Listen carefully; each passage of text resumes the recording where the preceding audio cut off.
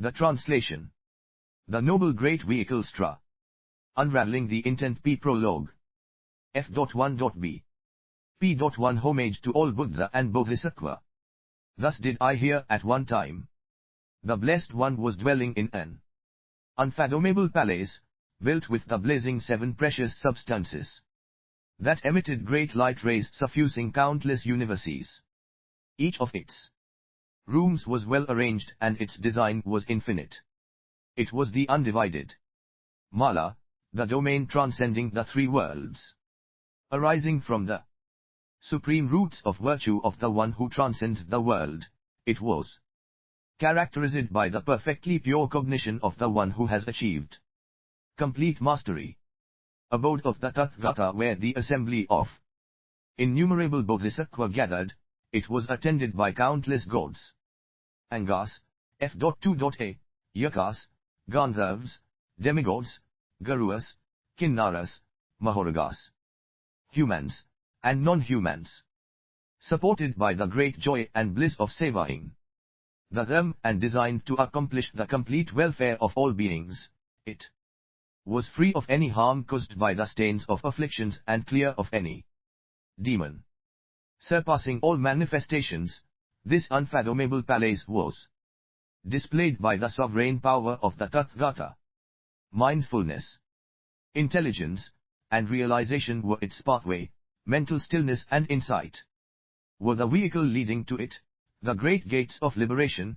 Emptiness, appearancelessness, and wishlessness were its entrance. It was set on foundations adorned with an infinite accumulation of excellent quality, which were like great kings of jeweled lotuses. 34, 35, 36, 37, 38, 39, 40. P.2 The Blessed One had a perfectly realized mind and was free from dualistic behavior, absorbed in the realm of the non-existence of defining characteristics. He was residing in the domain of the Buddha. He had attained equality with all Buddha. His realization was unobstructed and his qualities were irreversible. He could not be overcome by objects of experience. His abode was inconceivable. Perfectly skilled in the 41, 42, 43 sameness of the 3 times, his 5 bodies were present in all worlds. His knowledge of all phenomena was free from doubt. He understood all practices. His knowledge of phenomena was without uncertainty. F.2.b, his body was unimaginable. He possessed the gnosis bodhisattva vow to accomplish. He had attained the non-dual abode of the Buddha, the sublime perfection, the supreme indivisible gnosis of the Tathagata's liberation. He had realized the sameness of all phenomena, the state of a Buddha in which there is neither a center nor a periphery, and reached the ultimate within the domain of truth, the point where the sphere of space ends. 44, 45, 46, 47, 48. P.3 The Blessed One was accompanied by the entire immeasurable assembly of hearers. Children of noble family, they were the heirs of the Buddha. Their minds were liberated, their wisdom was emancipated, and their discipline was completely pure.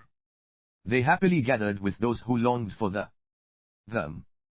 They had heard much, kept in mind what they had heard, and accumulated merit from what they had heard. They excelled in thought, speech, and deeds. Their wisdom was swift, quick, sharp, emancipating, discerning, vast, extensive, profound, and unequaled. They possessed the jewel of wisdom and the 3 forms of knowledge. They had attained the supreme state of happiness in this life. The purity of their merit, the excellence of their peaceful conduct, their patience, and their gentleness were vast. They were fully engaged in the teaching of the Tathagata. 49, 50, 51, 52. P.4 The Blessed One was also accompanied by all the innumerable Bodhisattva assembled from various Buddha realms. Firmly settled and engaged in a vast state, they had gone forth through the term of the great vehicle. Impartial toward all beings, they were free from all conceptions, conceptualizations, and fabrications. Victorious over all demons and opposition, they were not involved with the considerations of the hearers and solitary realizers. F.3.A. Steadfast through the great joy and happiness of savoring the Dhamma, they were free from the 5 great fears. Solely progressing toward the stages from which there is no regression, they had perfectly actualized the stage in which one pacifies the torment of beings. Among them were thus the Bodhisattva Mahasattva Gamrta Sandhinirmocana, Vidhivakparipkaka, Dharmodvita, Suvisuddhamati, Vilamte, Gokara, Paramtha, Samudvita, Rivalokaitvra, Makreya, and Majur. 1 Chapter 1. 1.1 At that time, the Bodhisattva Vidhivakparipkaka questioned the Bodhisattva Gamrta Sandhinirmocana on the ultimate whose defining characteristic is inexpressible and non-dual, O son of the victorious one. When it is said that all phenomena are non-dual, what are these phenomena? In what way are they non-dual? 53. Gamrta Sandhinirmocana replied, Noble son, all phenomena, what we refer to as all phenomena, are of just 2 kinds, conditioned and unconditioned. With respect to these, the conditioned is neither conditioned nor unconditioned. The unconditioned is neither unconditioned nor conditioned. 1.2 Vidhivakparipkaka inquired, O son of the victorious one, why is the conditioned neither conditioned nor unconditioned and the unconditioned neither unconditioned nor conditioned? Gamrta Sandhinirmocana answered, Noble son, the term conditioned is a word, a label used by the teacher. Words that are labels used by the teacher are conventional expressions arising from imagination. These conventional expressions arising from imagination are always unreal. Conventional expressions arising from imagination in its diversity. Therefore, the term conditioned is not the conditioned. F.3.B. Noble son, the term unconditioned is also included within conventions, just as expressions other than conditioned and unconditioned are and will always be. One might object that there is, however, no expression in the absence of the object to which it refers. What is then this object? It is the complete and perfect awakening to inexpressible reality through the sublime gnosis and vision of the noble ones. But in order to lead others to the perfect realization of this very inexpressible nature of phenomena, the teacher labels this object with the term conditioned. 54, 55, 56, 57. 1.3 Noble son, the term unconditioned is also a word, a label used by the teacher. Words that are labels used by the teacher are conventional expressions arising from imagination. These conventional expressions arising from imagination are always conventional expressions deprived of any actuality that arise from imagination in its diversity. Therefore, the term unconditioned is not the unconditioned. Noble son, the term conditioned is also included within conventions, just as expressions other than conditioned and unconditioned are and will always be. One might object that there is, however, no expression in the absence of the object to which it refers. What is then this object? It is the complete and perfect awakening to inexpressible reality through the sublime gnosis and vision of the noble ones. But in order to lead others to the perfect realization of this very inexpressible nature of phenomena, the teacher labels this object with the term unconditioned. 58. 1.4 Vidhivakparipkaka asked, O son of the victorious one, as the noble one's complete and perfectly awakened to inexpressible reality, through their sublime gnosis and perception, why do they, f.4.a, label this object with the terms conditioned and unconditioned in order to lead others to the perfect realization of this very inexpressible nature of phenomena? Gamrtha Sandhinirmocana replied, Noble son, it is like the following example: a magician or his skillful apprentice, finding himself at the juncture of four great roads, assembles grass, leaves, twigs, pebbles, or stones and produces all kinds of magic illusions, such as regiments of elephants, horses, chariots, and soldiers, or collections of jewels, pearls, beryl, seashells, crystal, and coral, as well as an abundance of wealth and grain in treasuries and granaries. At that time, in the presence of these illusions, those who are naive, slow-witted, or confused, not perceiving the grass, leaves, twigs, pebbles, or stones, see and hear those magical tricks and think that whatever appears exists, that these regiments of elephants, horses, chariots, and soldiers, or collections of jewels, pearls, beryl, seashells, crystal, and coral, as well as this abundance of wealth and grain, treasuries and granaries, exist. Clinging to these magical illusions according to the way they see and hear things, and strongly believing in them, they express themselves through conventions, such as, this one is true but the other is false. They still need to examine these illusions. Those who are not naive or confused but have wisdom perceive the grass, leaves, twigs, pebbles, or stones. They see and hear those magical tricks and understand that whatever appears does not exist, that these regiments of elephants, horses, chariots, and soldiers, or collections of jewels, pearls, beryl, seashells, crystal, and coral, as well as this abundance of wealth and grain, treasuries and granaries, do not exist.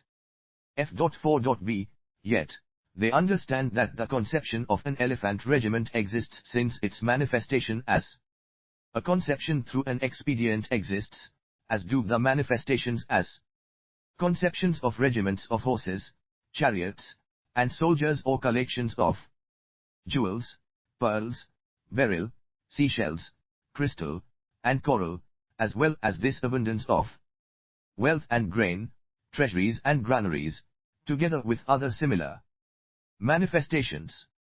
So they understand that all those magical illusions, these magic illusions deceiving the eye, exist, in the way magical illusions do. Thinking in this way, these wise beings do not express themselves through conventions, such as, this one is true but the other is false, on account of clinging to these magical illusions in the way they see and hear things, and thus strongly believing in them. However, they do express themselves through conventions in order to convey the true nature of these illusions to others, although they do not need to further examine these illusions. 59, 60, 61, 62, 63.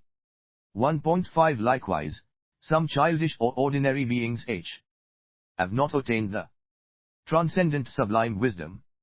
They have not understood that the nature of all phenomena is inexpressible. When those beings perceive conditioned and unconditioned phenomena, they believe that whatever appears as a conditioned or unconditioned phenomenon exists, and they express themselves through conventions, such as, this one is true but the other is false, on account of clinging to these appearances according to the way they see and hear things, and thus strongly believing in them. They still need to examine these appearances. With regard to this, some beings who are not childish and have seen the truth have attained the transcendent sublime wisdom. They have understood that the nature of all phenomena is inexpressible.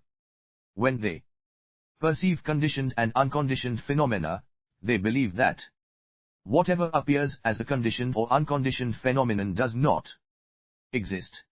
However, with respect to these appearances, they think that the conceptions in terms of conditioned and unconditioned, f.5.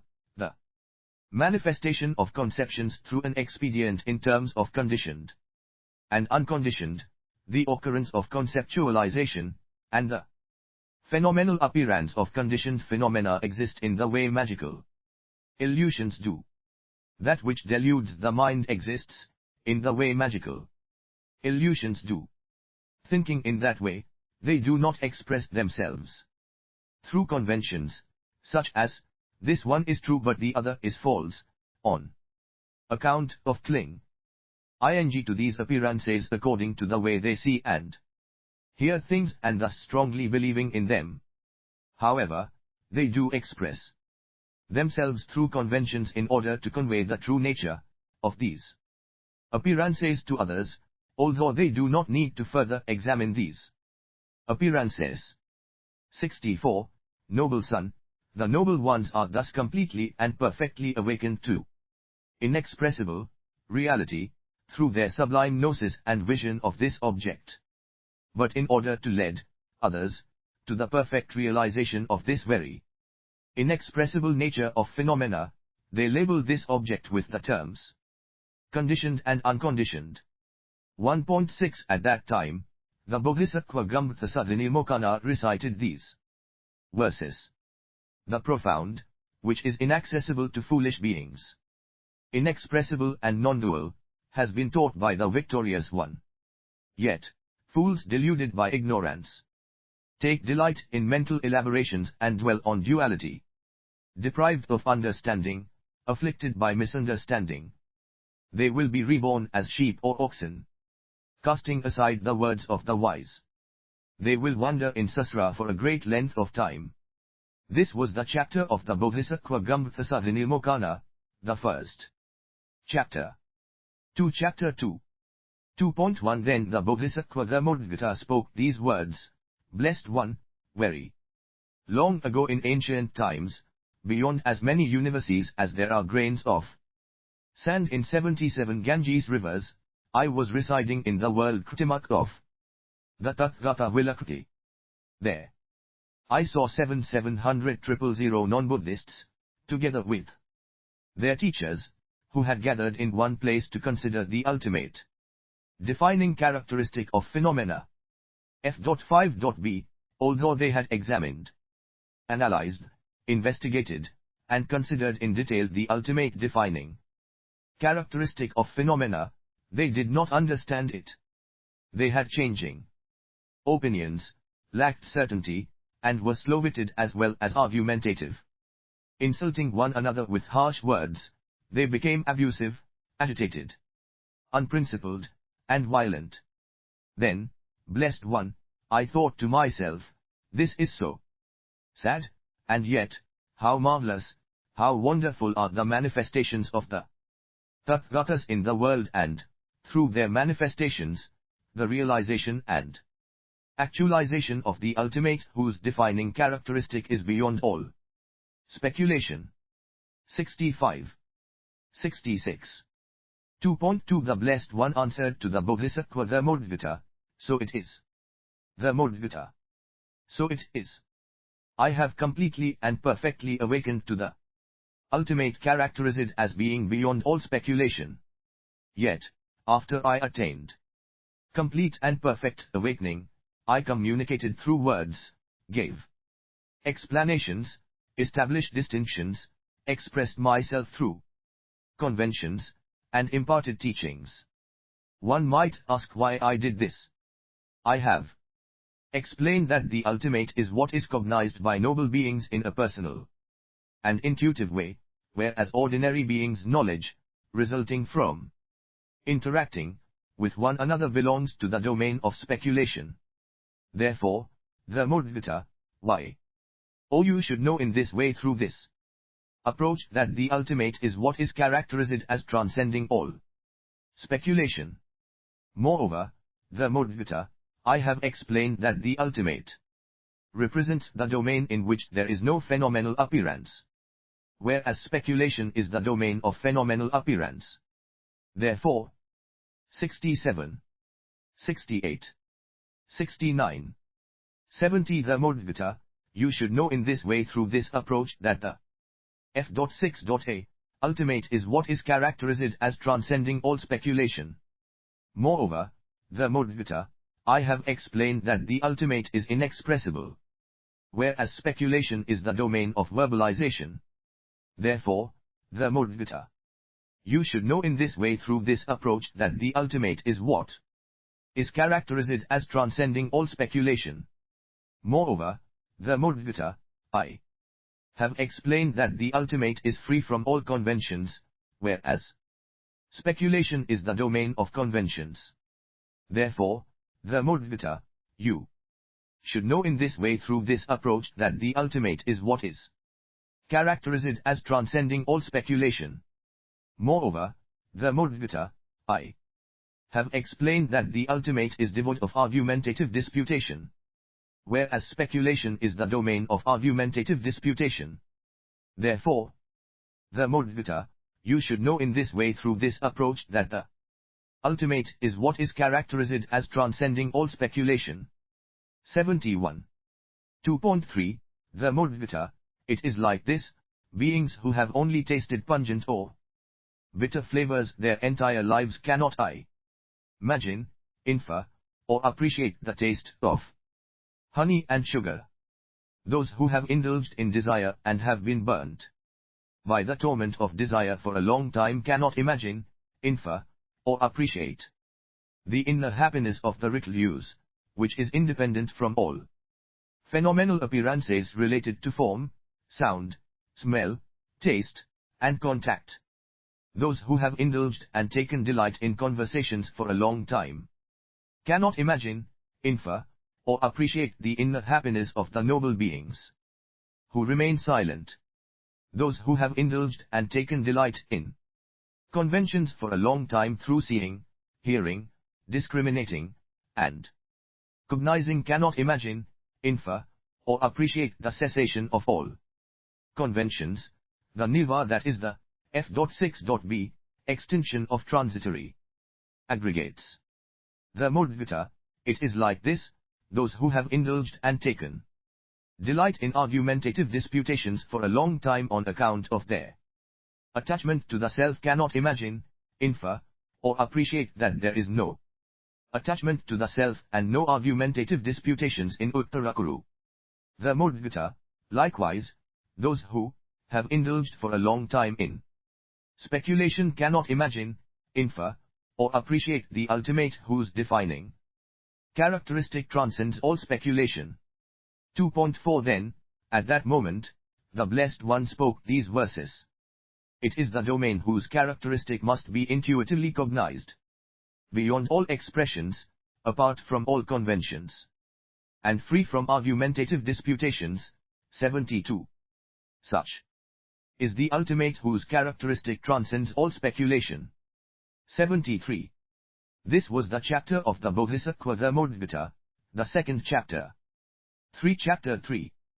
3.1 Then the Bodhisattva Suvisuddhamati addressed the Blessed One, Blessed One, at an earlier time, you spoke these words, the ultimate is subtle and profound, characterized as transcending what is distinct or indistinct from conditioned phenomena. It is difficult to understand. How wonderful indeed are these words of yours, Blessed One. Regarding this point, I once saw many bodhisattvas who, having attained the stage of engagement through aspiration, assembled in one place to discuss in the following way: whether conditioned phenomena and the ultimate are distinct or indistinct. Among them, some declared, the defining characteristic of conditioned phenomena and the defining characteristic of the ultimate are indistinct.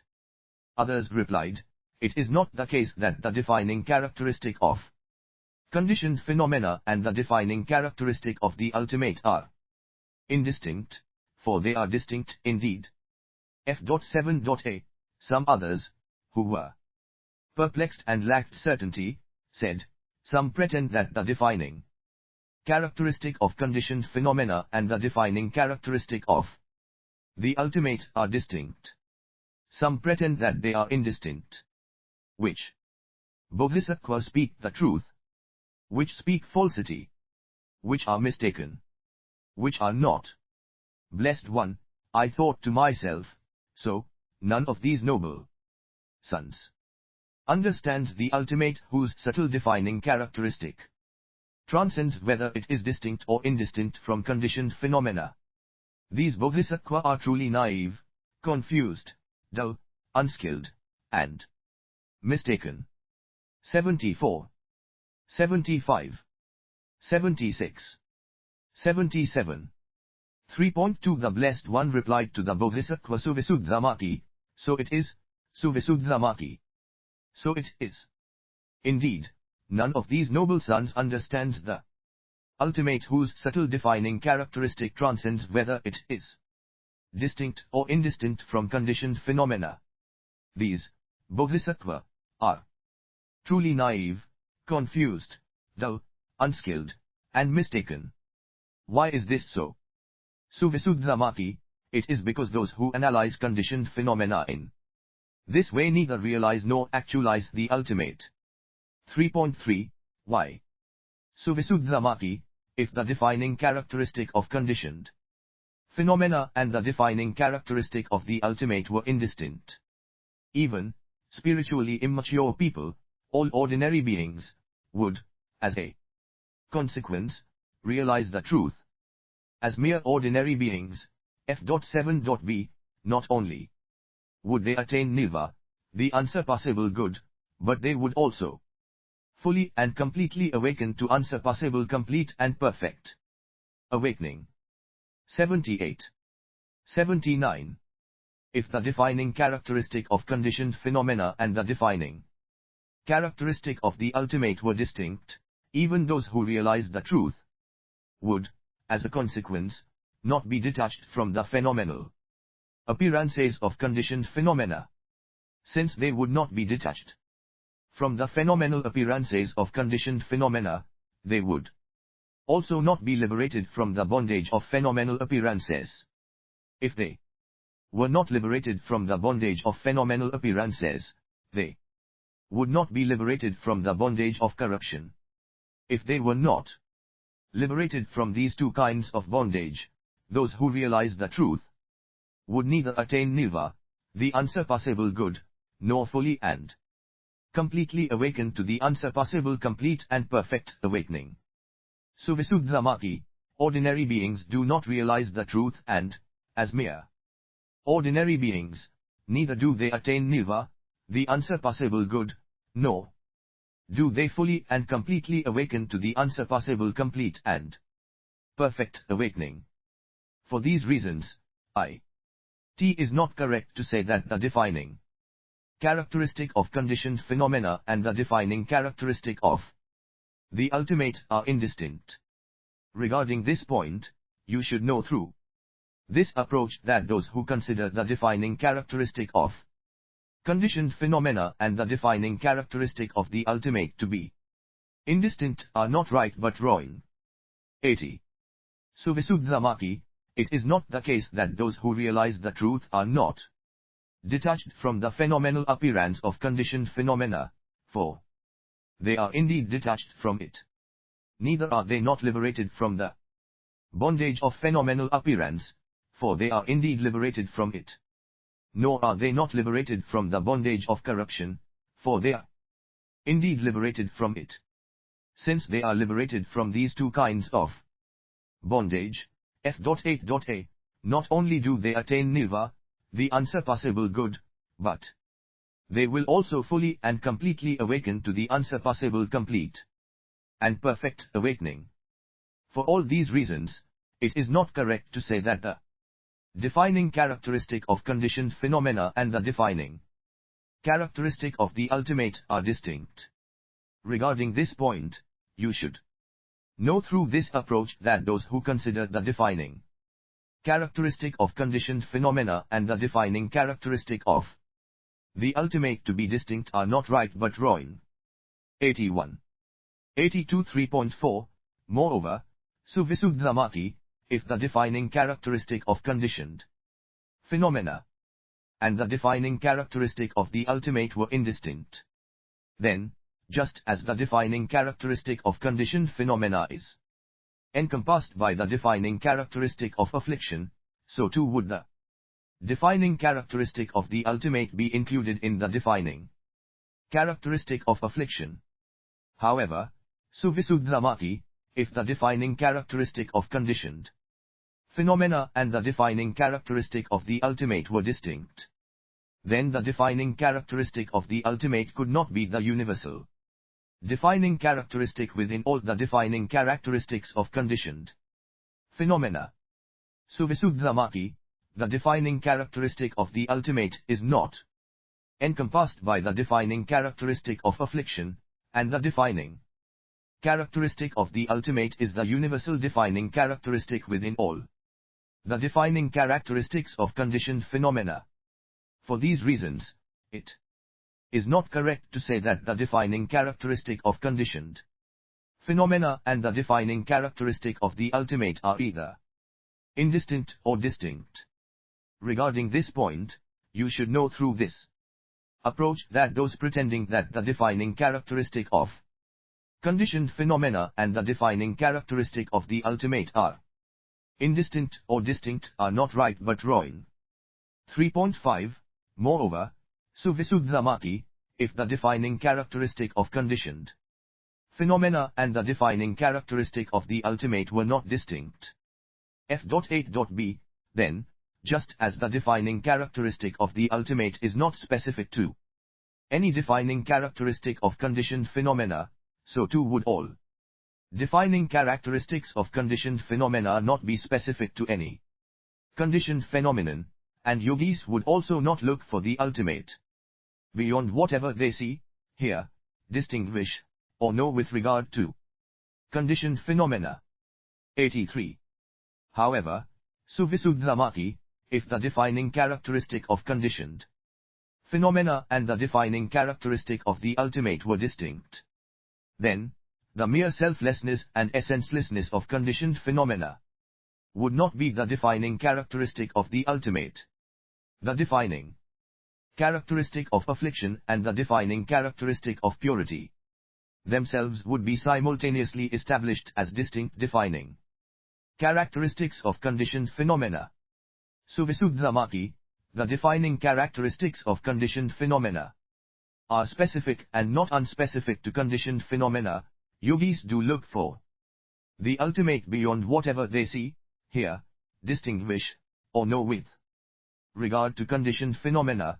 The ultimate is indeed characterized by the mere selflessness and essencelessness of conditioned phenomena, and the defining characteristic of affliction and the defining characteristic of purity also are not simultaneously established as distinct defining characteristics of conditioned phenomena. For all these reasons, it is not correct to say that the defining characteristic of conditioned phenomena and the defining characteristic of the ultimate are neither indistinct nor distinct. Regarding this point, you should know through these approaches that those pretending that the defining characteristic of conditioned phenomena and the defining characteristic of the ultimate are indistinct or distinct are not right but wrong. 3.6. Suvisuddhamati, it is like this, it is not easy to decide whether the whiteness of the conch is distinct or indistinct from the defining characteristic of the conch, likewise with the yellowness of gold. It is not easy to decide whether the quality of the sound produced by a Macron is F.9.a distinct or indistinct from the defining characteristic of sound, likewise with aloe and its fragrance, pepper and its heat, myrobalan and its astringency, cotton and its softness, and clarified butter and butter. Thus it is not easy to decide whether the impermanence of all conditioned phenomena is distinct or indistinct from the defining characteristic of conditioned phenomena. Likewise with the suffering of all beings without flows and the defining characteristic of beings without flows, as well as the selflessness of all phenomena and the defining characteristic of phenomena. 84. Suvisuddhamaki, it is like this, it is not easy to decide whether the defining characteristic of restless desire and the defining characteristic of afflictions are distinct or indistinct from the defining characteristic of desire. You should know it is just like this with anger and delusion too.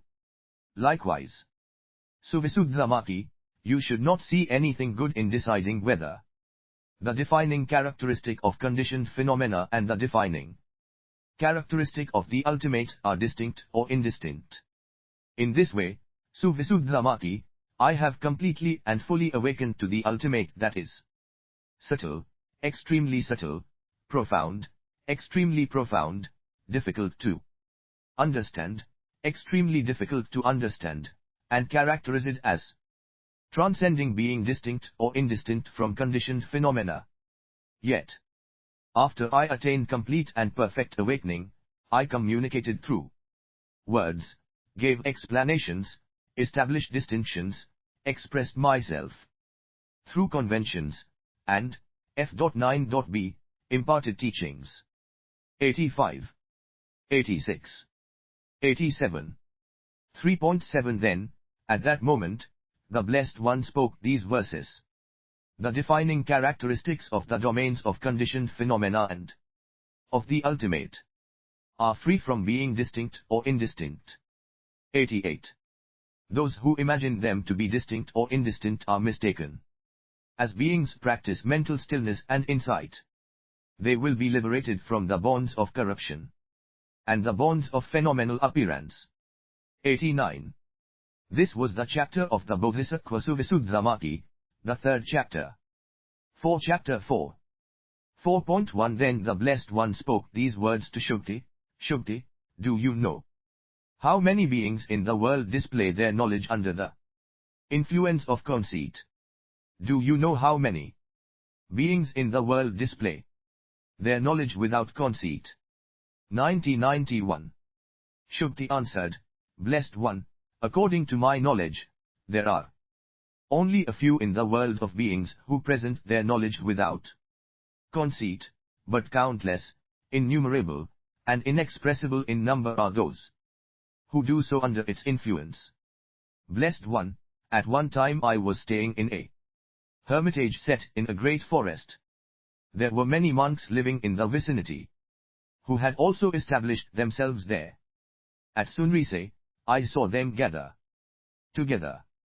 They showed their knowledge and revealed their understanding by taking various aspects of phenomena as referential objects. 92.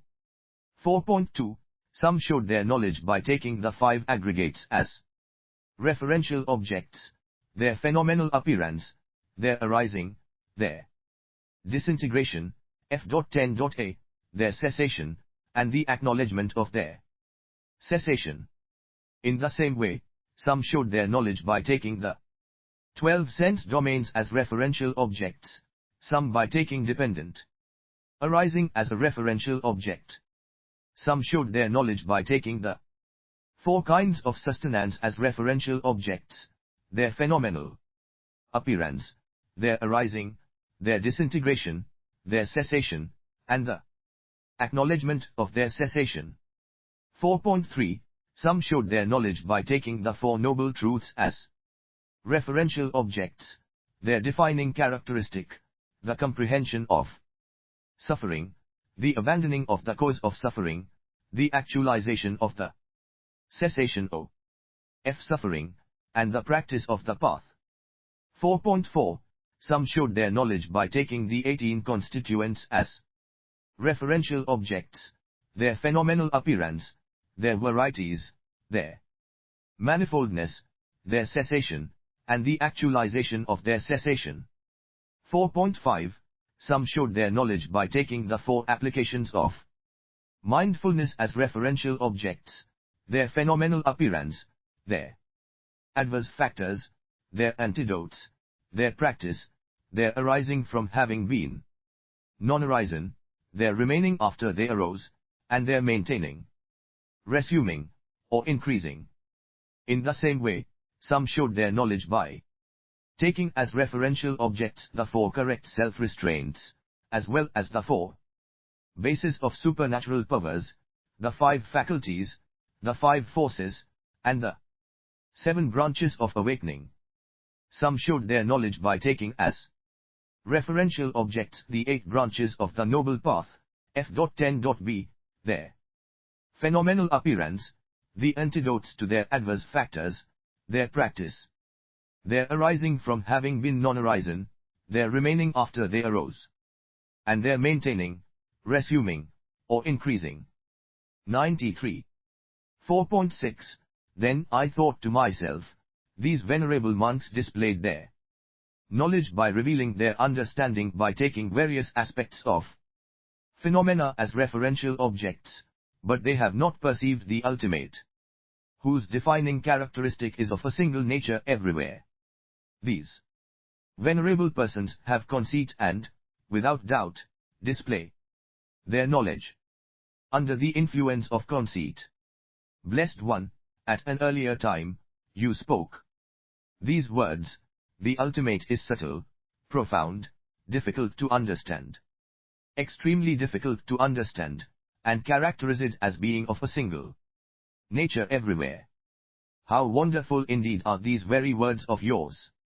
Blessed One, if even those who practice your teaching, such as these beings who became monks, find it difficult to understand in this way the ultimate, whose defining characteristic is of a single nature everywhere, what need is there to mention how difficult it is for those outsiders who do not follow your teaching? 94. 4.7 The Blessed One replied, so it is, Shukti. So it is. I have completely and fully awakened to the ultimate that, being characterized as being of a single nature everywhere, is subtle, extremely subtle, profound, extremely profound, difficult to understand, and extremely difficult to understand. Yet, after I attained complete and perfect awakening, F.11.a, I communicated through words, gave explanations, established distinctions, expressed myself through conventions, and imparted teachings. One might ask why I did this. 4.8 Shukti, it is because I teach that the ultimate is the referential object, conducive to purification within the aggregates, as well as within the sense domains, dependent arising, the sustenances, the truths, the constituents, the applications of mindfulness, the self-restraints, the basis of supernatural PO was, the faculties, the forces, the branches of awakening, and, Shukti, the eightfold path.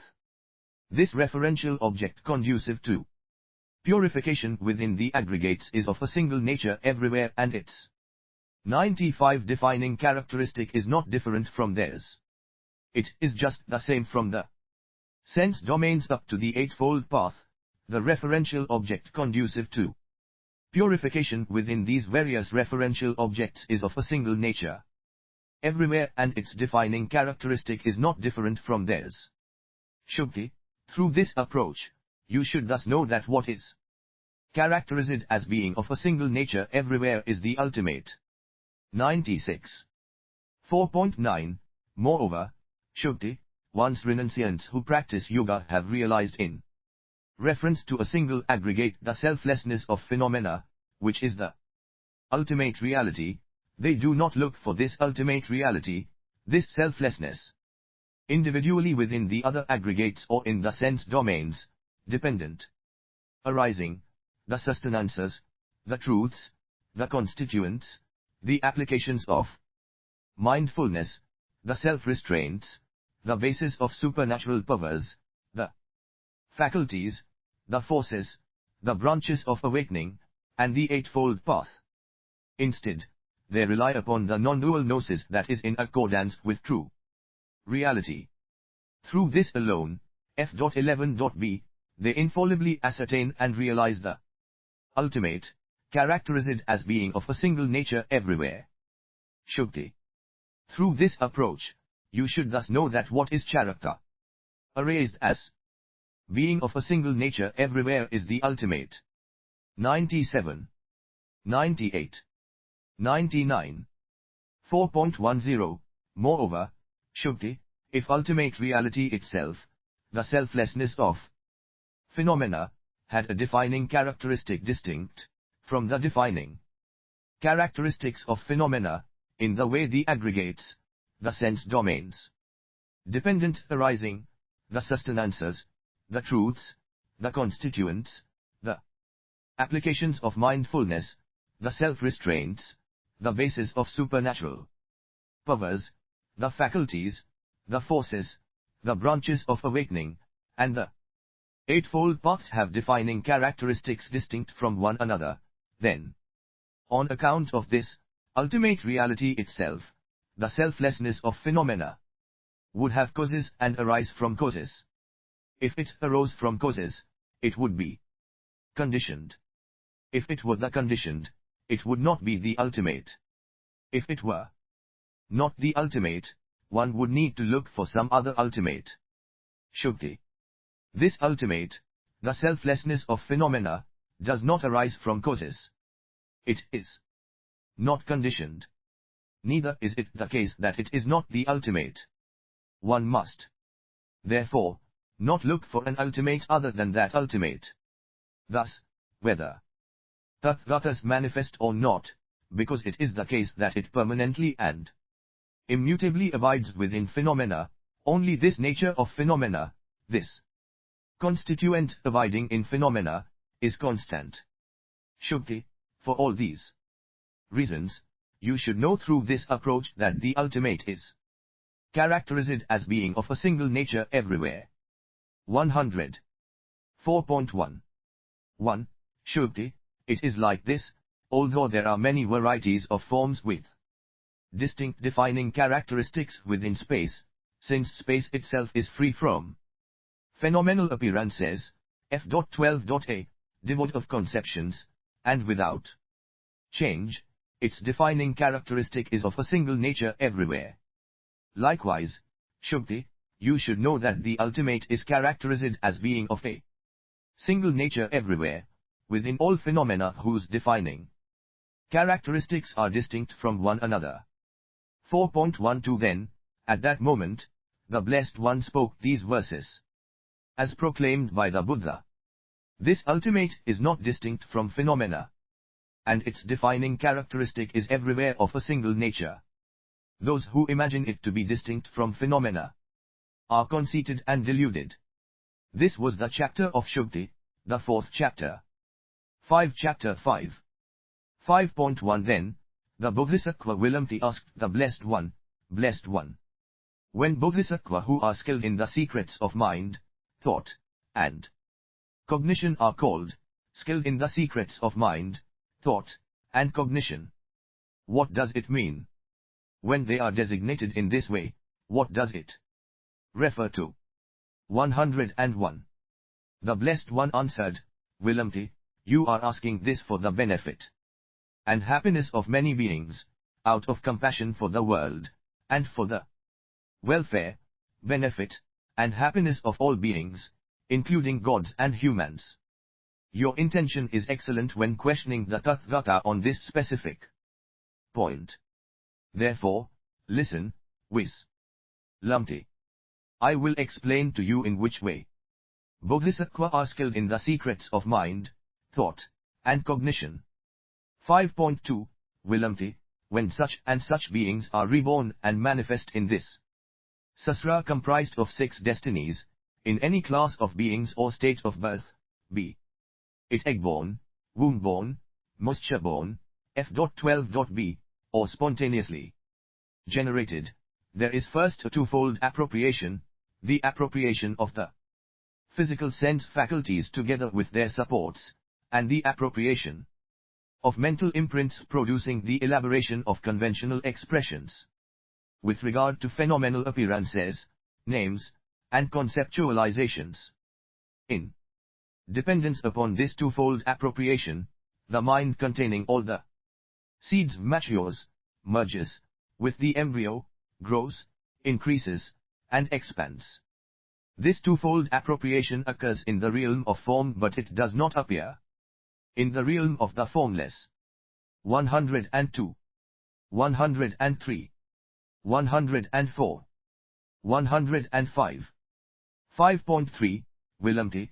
This cognition is also called appropriating cognition, because it grasps and appropriates the body.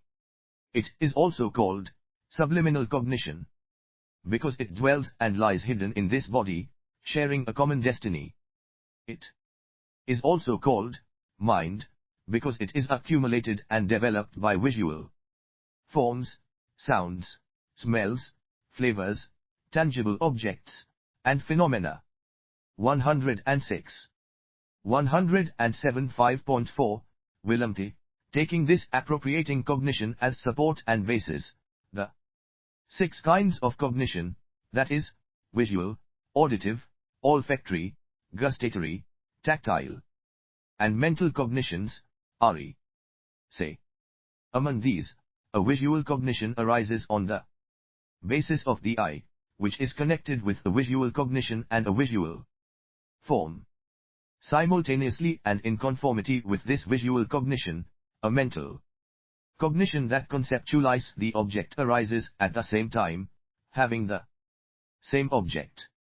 Likewise, Vilamti, an auditive, olfactory, gustatory, or tactile cognition arises on the basis of a sense faculty connected to a cognition, such as the ear, nose, tongue, or body, and a sound, smell, flavor, or tangible object. Simultaneously and in conformity with this auditive, olfactory, gustatory, or tactile cognition, a mental cognition that conceptualizes the object arises at the same time, having the same object. If only one visual cognition arises at one time, f.13.a, then only one mental cognition that conceptualizes the object arises simultaneously, having the same object. If 2, 3, 4, or 5 cognitions arise simultaneously, then also in that case, having the same object as the group of 5 cognitions, only one mental cognition that conceptualizes this object arises simultaneously. 108. 109. 5.5 Vilamti. It is like this, if the conditions for the arising of a single wave in a large stream of water are present, then only one wave arises. If the conditions for the arising of 2 or many waves are present, then 2 or many waves arise. However, the river itself neither stops as a stream of water nor becomes exhausted. If the conditions for the arising of a single reflection in a perfectly polished mirror are present, then only one reflection arises. If the conditions for the arising of 2 or many reflections are present, then 2 or many reflections arise. However, the mirror neither transforms itself into the object corresponding to the reflection nor manifests reflections by being in close contact with the reflected objects. Vilamti. Similarly, taking this appropriating cognition as support and basis, as in the examples of the river and the mirror, if the conditions for the arising of one visual cognition are present, then only one visual cognition arises. If the conditions for the simultaneous arising of up to 5 cognitions are present, then up to 5 cognitions simultaneously arise. 110. 111. 112. 113. 114. 5.6 Vilamti. Taking in this way the knowledge of this doctrine as a support and basis, Bodhisattvas are skilled in the secrets of mind, thought, and cognition. Yet, when the Tathagata designates f.13.b, the Bodhisattva as skilled in the secrets of mind, thought, and cognition, they are not designated as completely skilled merely on account of this. Vilamti, I call Bodhisattva skilled in the ultimate, as soon as they, by themselves and in their own experience, neither perceive the appropriation nor the appropriating cognition but, instead perceive, in accordance with the truth, as soon as they neither perceive the subliminal nor the subliminal cognition. 115. 116. 117. Neither the accumulated nor the mind, neither the eye, nor the form, nor the visual cognition, neither the ear, nor the sound, nor the auditive cognition, neither the nose, nor the smell, nor the olfactory cognition, neither the tongue, nor the flavor, nor the gustatory cognition, and neither the body, nor the tangible object, nor the tactile cognition. Vilamti, I call Bodhisattva, skilled in the ultimate, as soon as they, by themselves and in their own experience, neither perceive thought, nor phenomena, nor mental cognition but instead perceive in accordance with the truth. Vilamti, the Tathagata designates as skilled in the secrets of mind, thought, and cognition the Bodhisattva who are skilled in the ultimate. Vilamti, for this reason, Bodhisattva are skilled in the secrets of mind, thought, and cognition. Also, when the Tathagata designates them as such, it is for this reason. 118. 5.7 Then, at that moment, the Blessed One spoke these verses. Profound and subtle is the appropriating cognition. Containing all the seeds, it flows like a stream of water. I did not teach it to the immature, lest they would imagine it to be a self. 119. This was the chapter of Vilamti, F.14. The 5th chapter. 6 Chapter 6. 6.1 Then, the Bodhisattva Gokara asked the Blessed One, when Bodhisattva who are skilled in the defining characteristics of phenomena are called skilled in the defining characteristics of phenomena, what does it mean? Moreover, when the Tathagata designates them as such, what does it refer to? 6.2 The Blessed One replied to the Bodhisattva Gokara, for the benefit and happiness of many beings, out of compassion for the world, for the welfare, benefit, and happiness of all beings, including gods and humans, you are asking this. Your intention is excellent when questioning the Tathagata on this specific point. Therefore, listen, Gokara, I will explain to you in which way Bodhisattva are skilled in the defining characteristics of phenomena. 6.3 Gokara, the defining characteristics of phenomena are three. What are these three?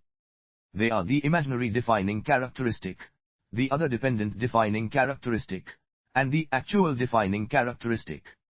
120. 6.4 Gokara, what is the imaginary defining characteristic of phenomena? It is what is nominally and conventionally posited as the essence or the distinctive characteristic of phenomena, even just in order to designate them. 121. 122. 123. 124. 6.5 Gokara, what is the other dependent defining characteristic of phenomena? It is the dependent arising of phenomena. It is like this, when this is, that arises, because this arises, that arises. It is also from, in dependence upon ignorance as a condition, conditioning mental factors arise, up to, thus, the whole great mass of suffering comes to be. F.14.b. 6.6 Gokara, what is the actual defining characteristic of phenomena? It is their true reality, namely, the unsurpassable, complete and perfect awakening that is finally attained by Bodhisattva as they realize this true reality through their diligence and correct application of mind, and then become perfectly familiar with the realization of this true reality. 125. 126. 6.7 Gokara, it is like this, you should consider the imaginary defining characteristic to be just like the falsity of the visual aberrations perceived by someone suffering from the Timira visual disorder. 127. Gukara, it is like this, you should consider the other dependent defining characteristic to be just like the phenomenal appearances manifesting to this very person suffering from the Timira disease, such as actually non-existent hairs, flies, sesame seeds, or patches of blue, yellow, red, or white in their visual field. Gukara, it is like this, you should consider the actual defining characteristic to be just like the original and unerring visual object seen by the same person when their vision is healthy and free from the visual aberrations resulting from the Timira disease. 6.8. Gukara, it is like this, when a pure crystal is in contact with something blue, it appears to be a sapphire. Because people perceive it by mistake as a sapphire, they are deceived by it. When this pure crystal is in contact with something red, green, or yellow, it appears to be a ruby, an emerald, F.15.A, or gold. Because people perceive it by mistake as a ruby, an emerald, or gold, they are deceived by it. 6.9. Gukara, it is like this, you should consider the mental imprint of conventions in terms of an imaginary defining characteristic upon the other dependent defining characteristic to be just like the contact of colors with the pure crystal. Thus, you should consider the perception of an imaginary defining characteristic superimposed on the other dependent defining characteristic to be just like the mistaken perception of a sapphire, ruby, emerald, or gold superimposed on the pure crystal. 128. Gukara, it is like this, you should consider the other dependent defining characteristic to be just like this pure crystal itself.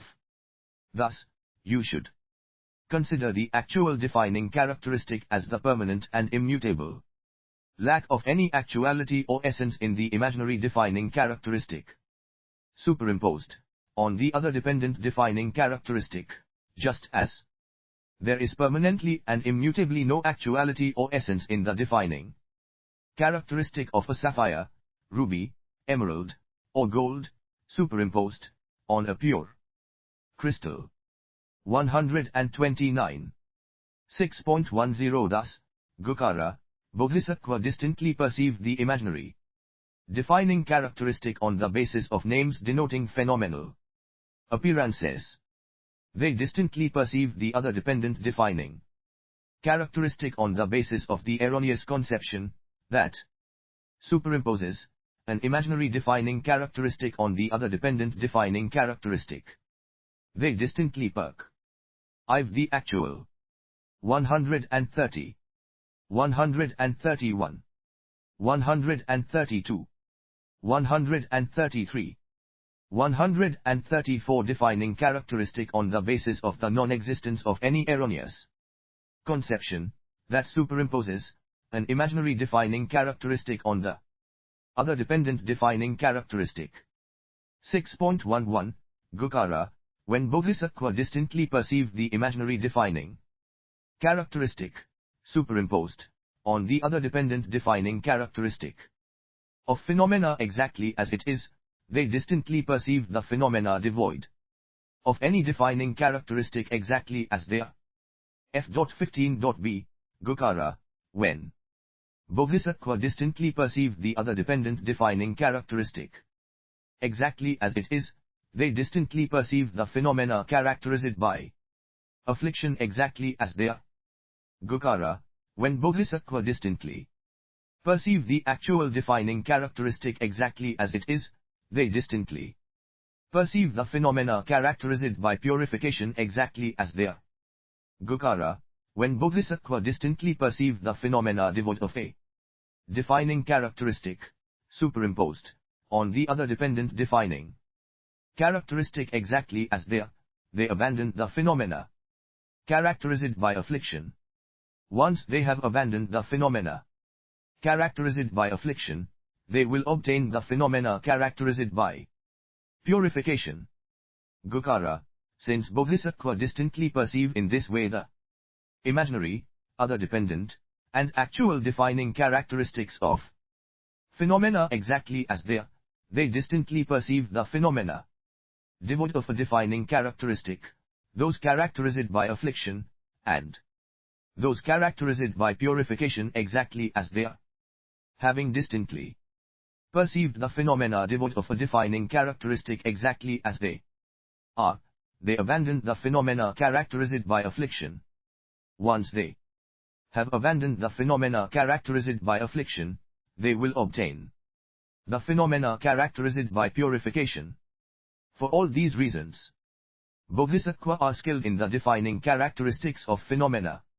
Moreover, when the Tathagata designates the Bodhisattva as skilled in the defining characteristics of phenomena, it is for these reasons. 135. 6.12 Then, at that moment, the Blessed One spoke these verses.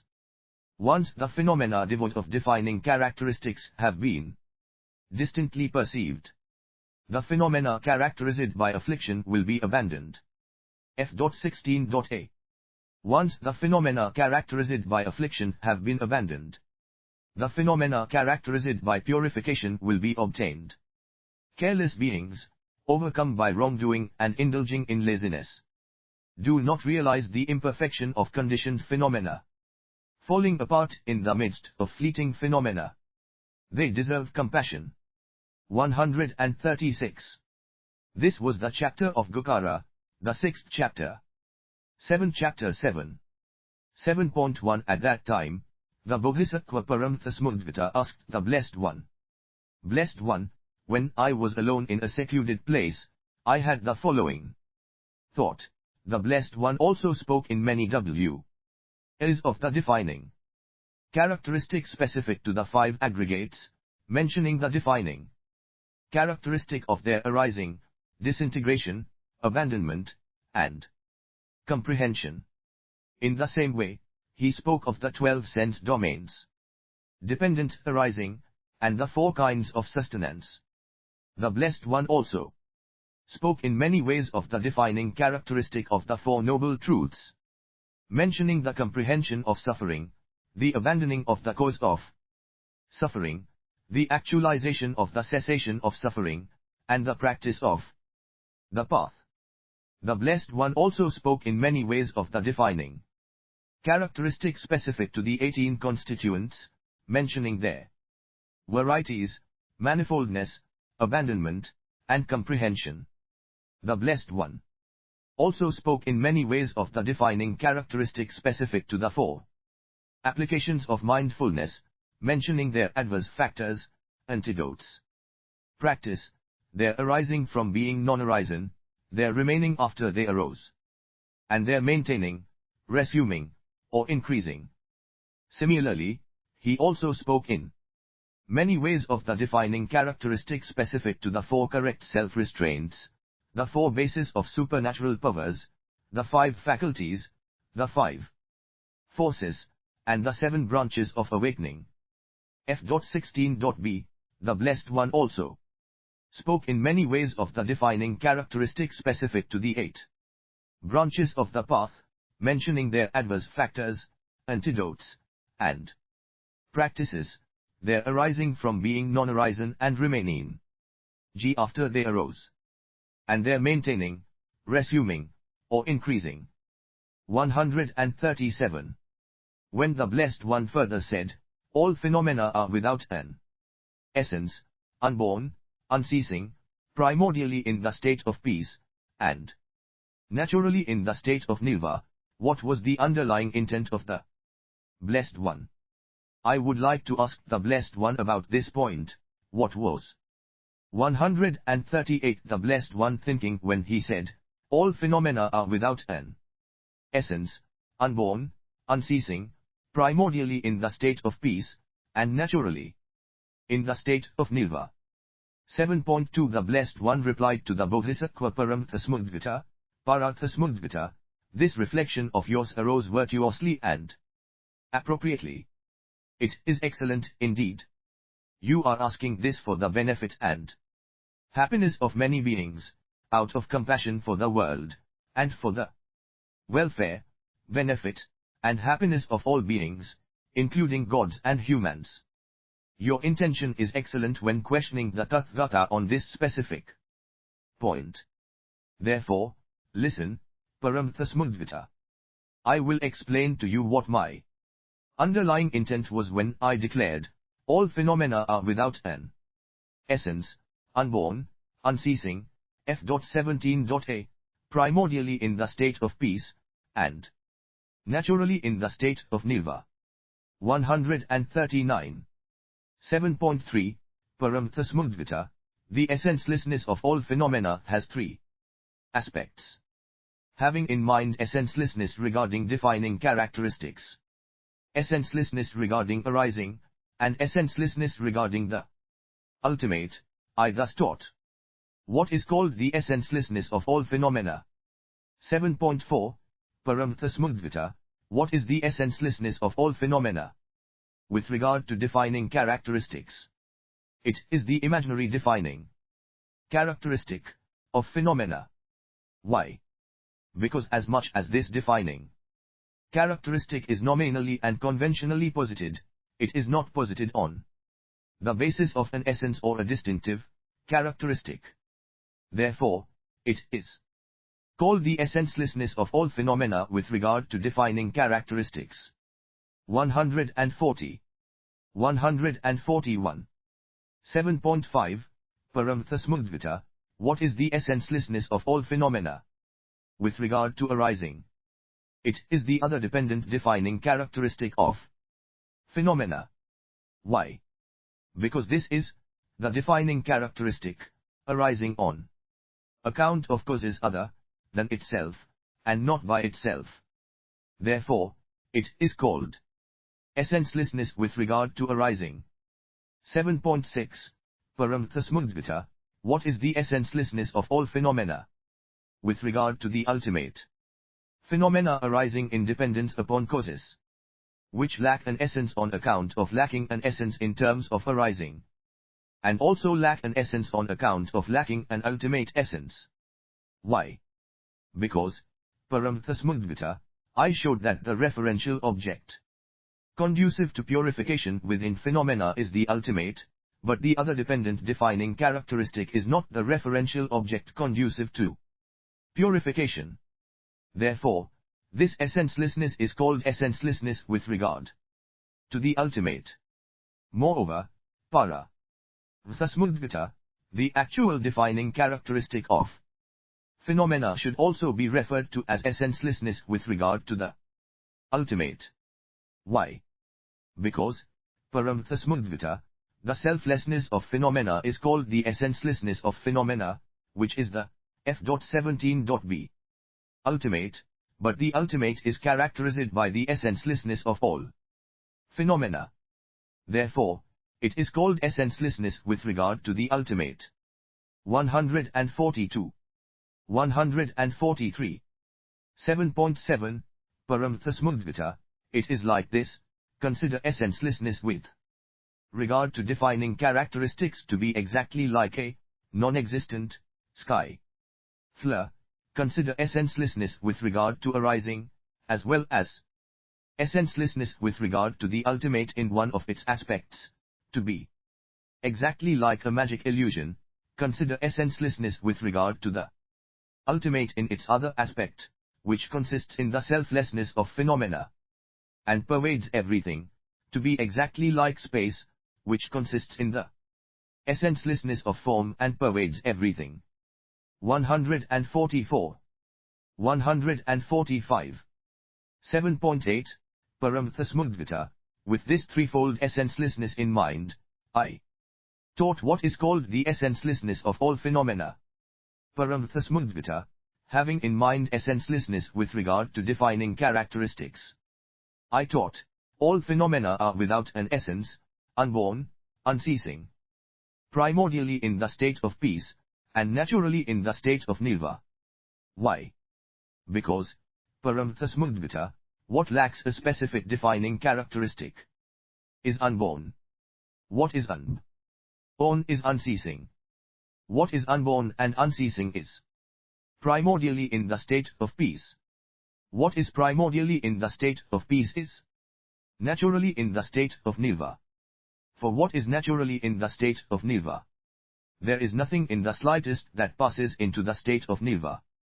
Therefore, having in mind essencelessness with regard to defining characteristics, I taught, all phenomena are without an essence, unborn, unceasing, primordially in the state of peace, and naturally in the state of nirva.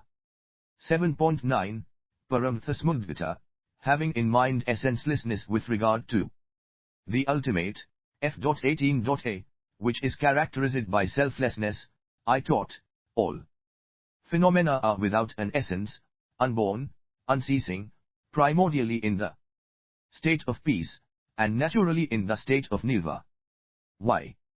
Because essencelessness with regard to the ultimate, which is characterized by selflessness, indeed abides permanently and immutably. As the nature of phenomena, it is unconditioned and free from all afflictions.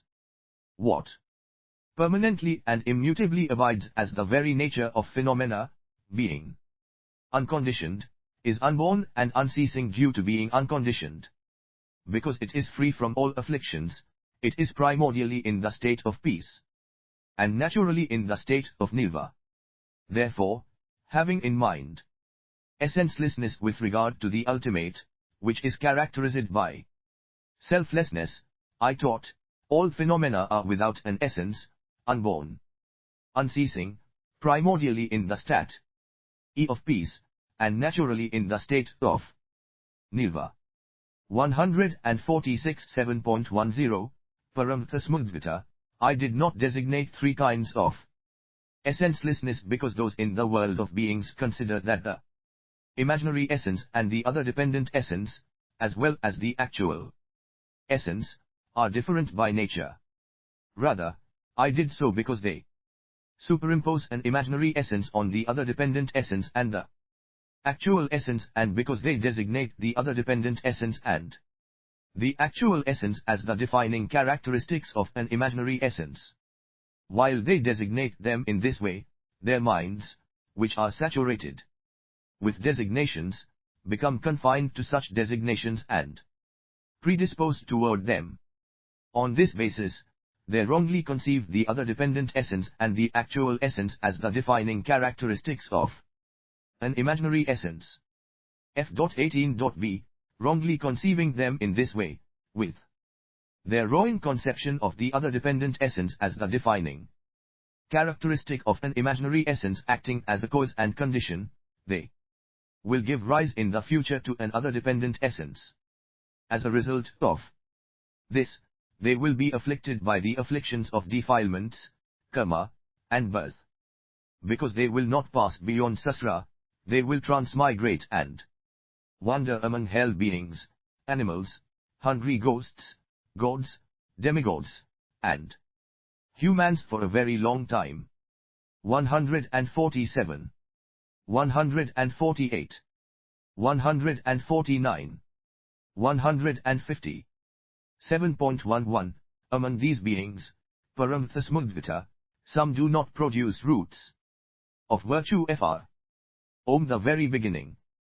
They do not clear obstructions or bring their mental continuums to maturity.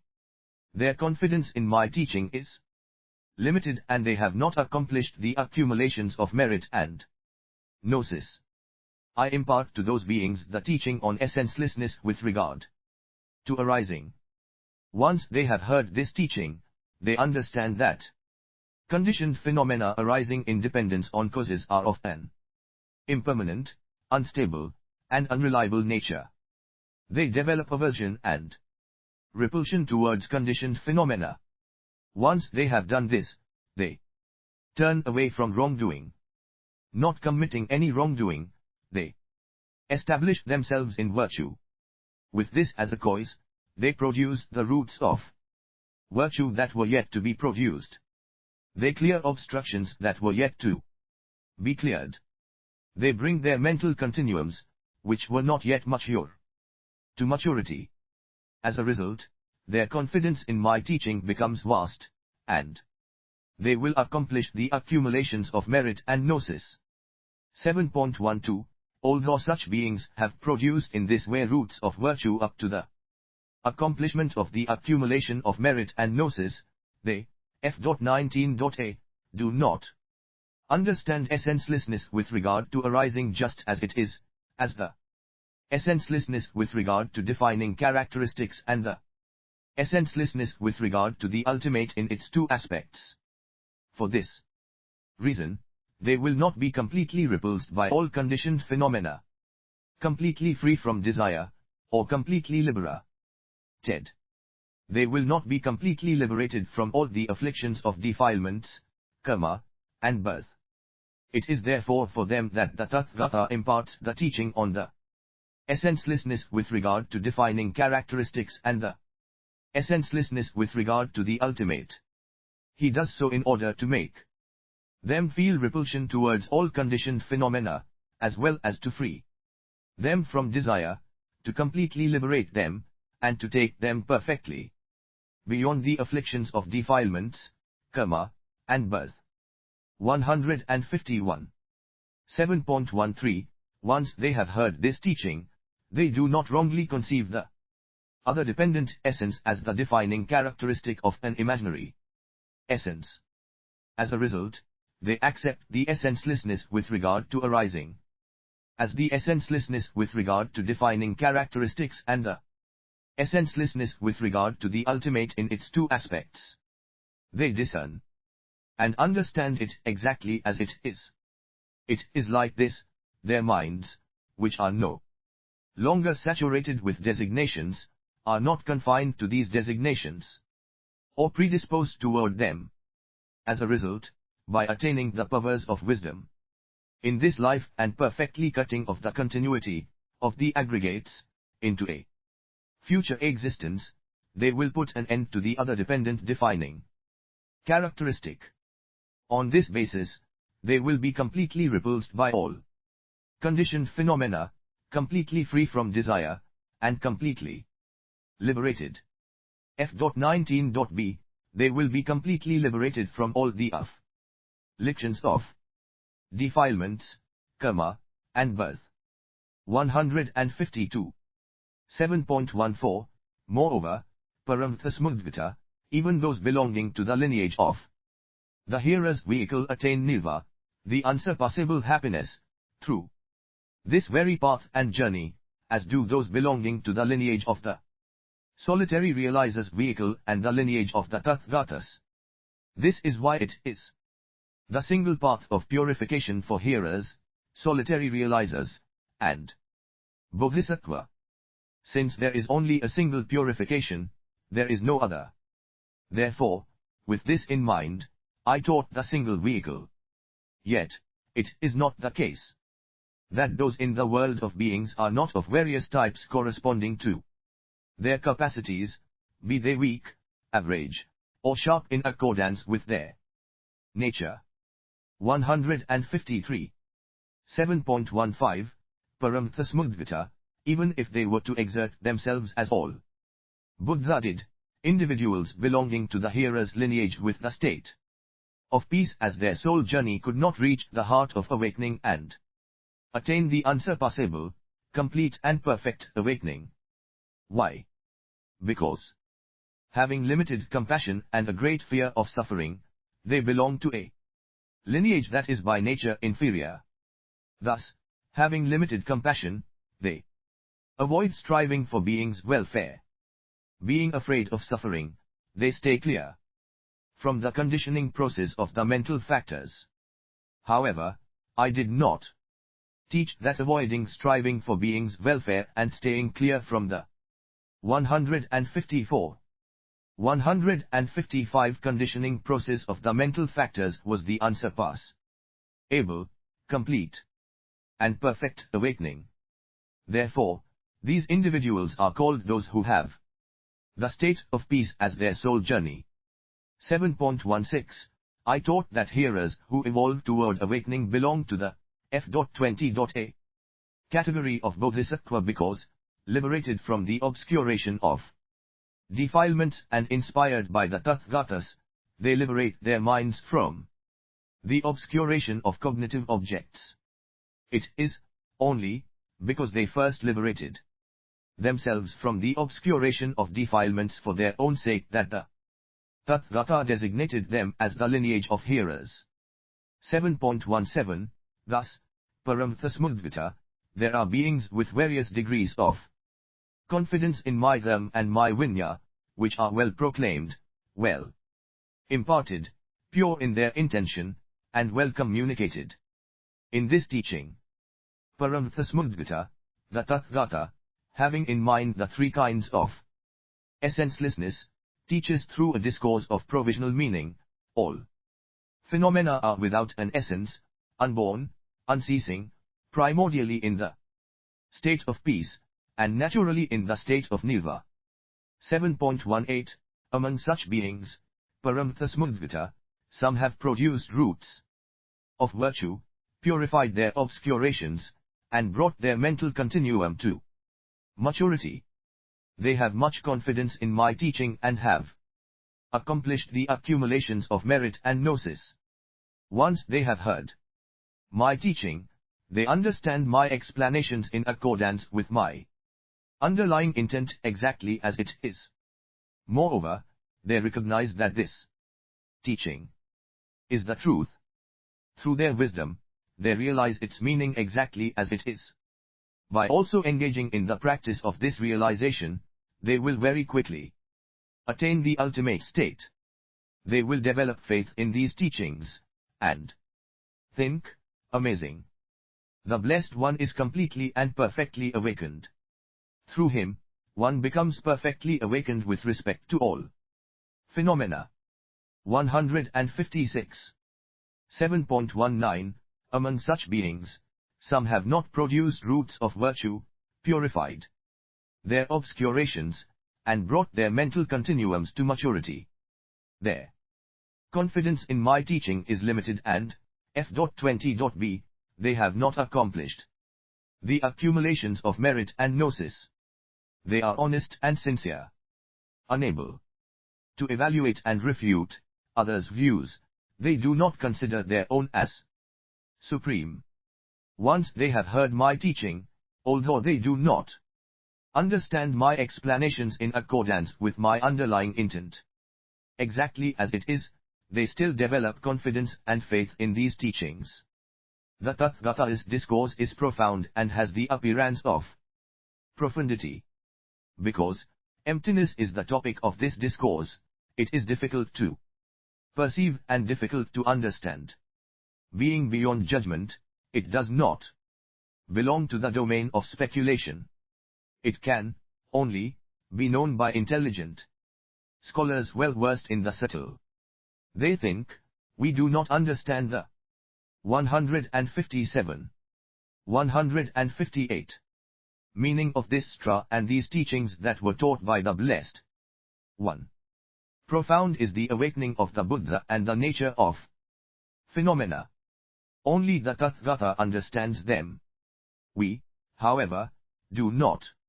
The dharma taught by the Tathagatas arises according to the various inclinations of beings. Their gnosis and perception are infinite, whereas ours are merely like the shallow hoofprints left by a cow. Filled with devotion for these discourses, they also write them down. Having written them down, they also keep them in mind, read them, propagate them, venerate them, expound them, recite them, and chant them aloud. However, because they do not understand these profound teachings in accordance with my underlying intent, they are unable to engage themselves in the various aspects of practice. As a consequence of this, they will further develop their accumulation of merit and gnosis, and those whose mental continuums are still immature will bring them to maturity. 159. 7.20 Other beings have not perfectly completed these stages up to the great accumulation of merit and gnosis. F.21a They are dishonest and insincere. Capable of evaluating and refuting others' views, they consider their own as supreme. Once they have heard my teaching, they do not understand my profound explanations in accordance with my underlying intent exactly as it is. Although they have confidence in this teaching, they wrongly conceive it.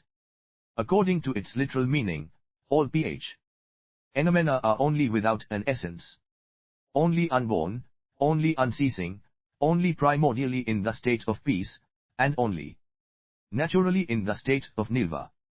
As a consequence of this, they acquire the view that all phenomena are inexistent and the view that they are without defining characteristics. Then, once they have acquired these views, they negate all phenomena by negating all defining characteristics, thereby negating the imaginary defining characteristic as well as the other dependent and actual defining characteristics. Why is it said that they negate all three defining characteristics? Because, paramthasmudgata, if the other dependent and actual defining characteristics are accepted, then the imaginary defining characteristic also will be distinctly perceived. Now, those who consider the other dependent and actual defining characteristics as inexistent have already negated the imaginary defining characteristic. This is why they are called those who negate all three defining characteristics. They consider my teaching to be the truth while considering some nonsense to be its meaning. Those who consider my teaching to be the truth while considering some nonsense to be its meaning cling to my teaching as the truth while at the same time clinging to some nonsense as its meaning. Since they have confidence in my teaching, they will progress by developing virtuous qualities. However, because they wrongly conceive some nonsense to be the meaning of my teaching, they will stray from wisdom. Straying from wisdom, f.21.b, they will stray from the vast and immeasurable virtuous qualities. 7.21, others hear from those beings that my teaching is the truth while some nonsense is its meaning. Then, delighted by this view, they accept that my teaching is the truth and some nonsense is its meaning.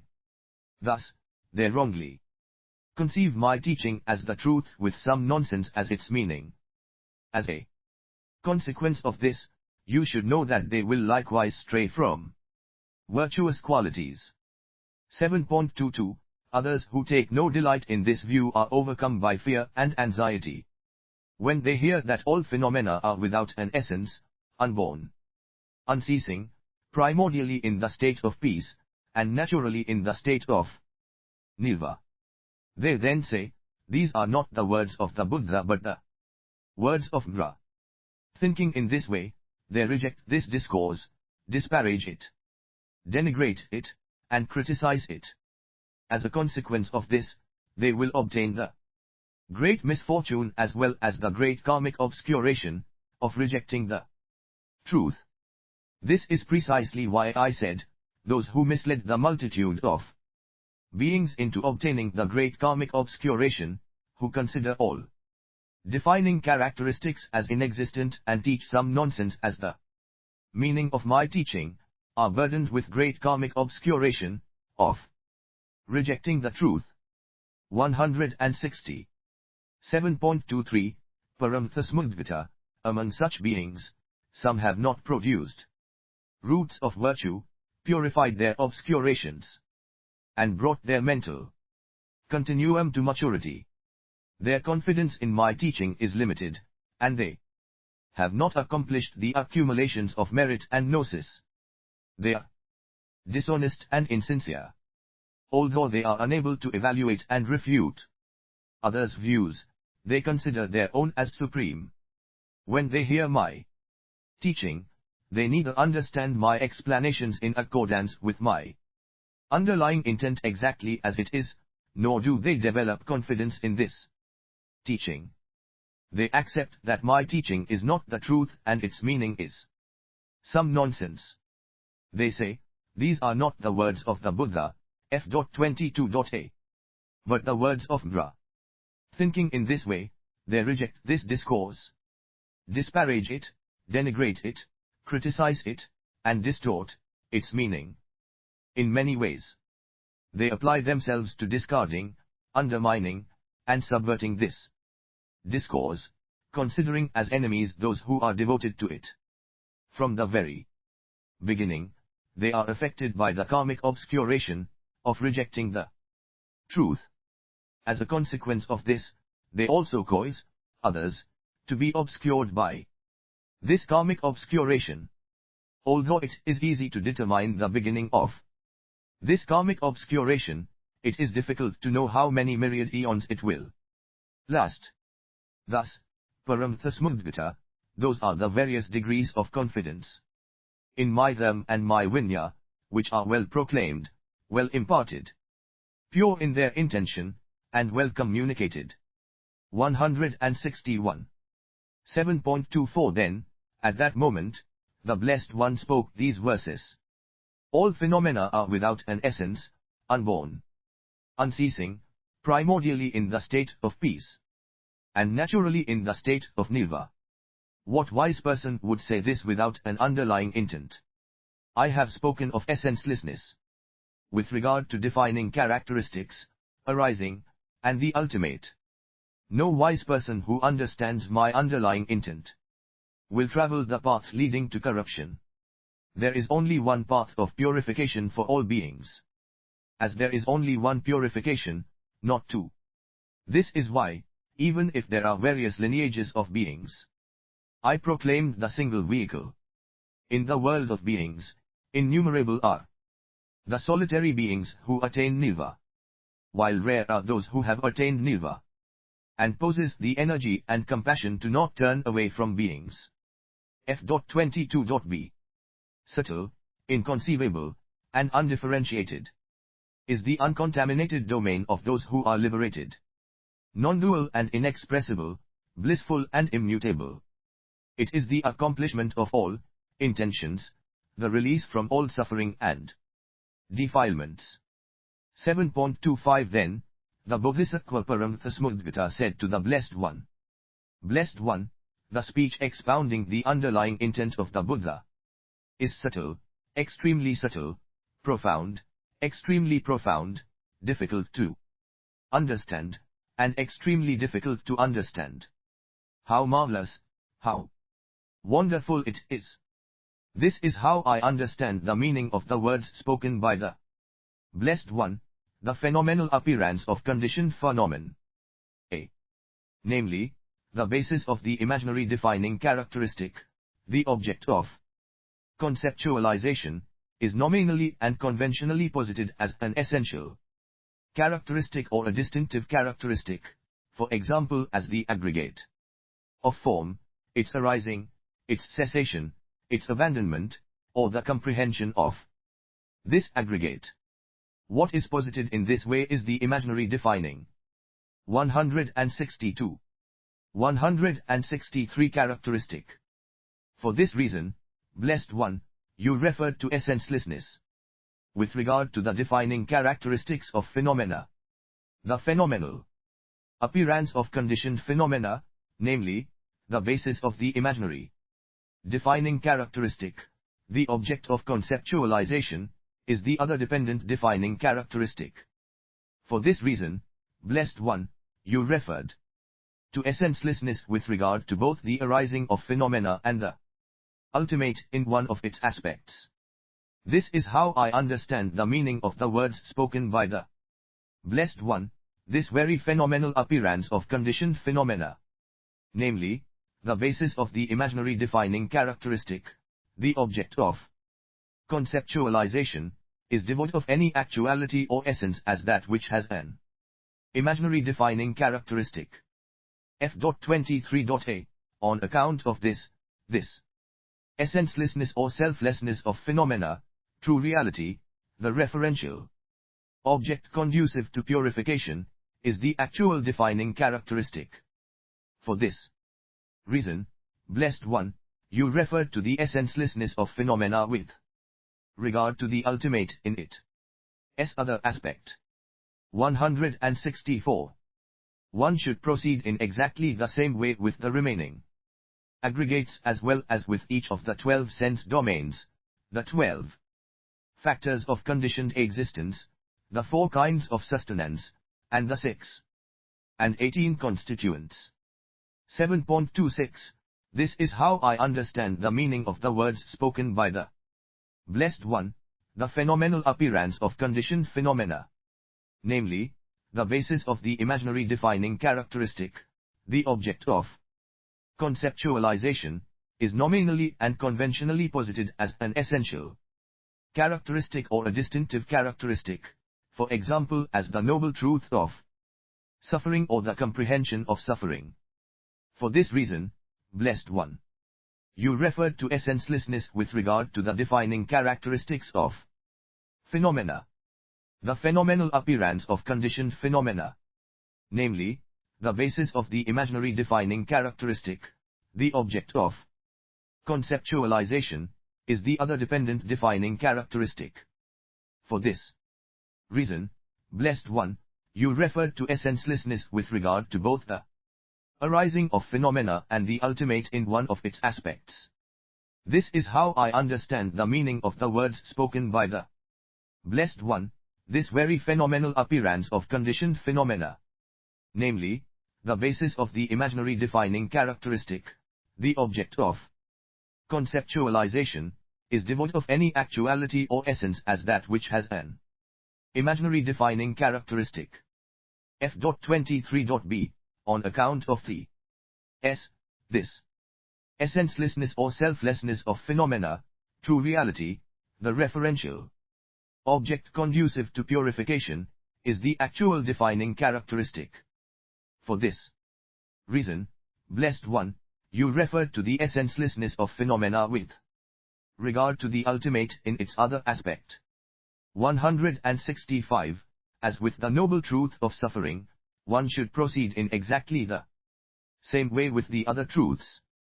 As with the truths, so one should proceed in exactly the same way with each of the applications of mindfulness, the self-restraints, the basis of supernatural powers, the faculties, the forces, the branches of awakening, and the branches of the path. 7.27. This is how I understand the meaning of the words spoken by the Blessed One, the phenomenal appearance of conditioned phenomena.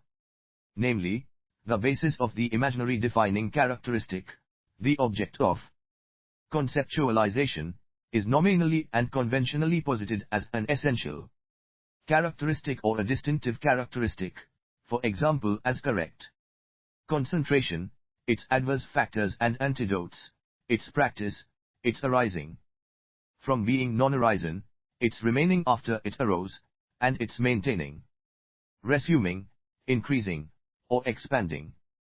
For this reason, Blessed One, you referred to essencelessness with regard to the defining characteristics of phenomena. The phenomenal appearance of conditioned phenomena.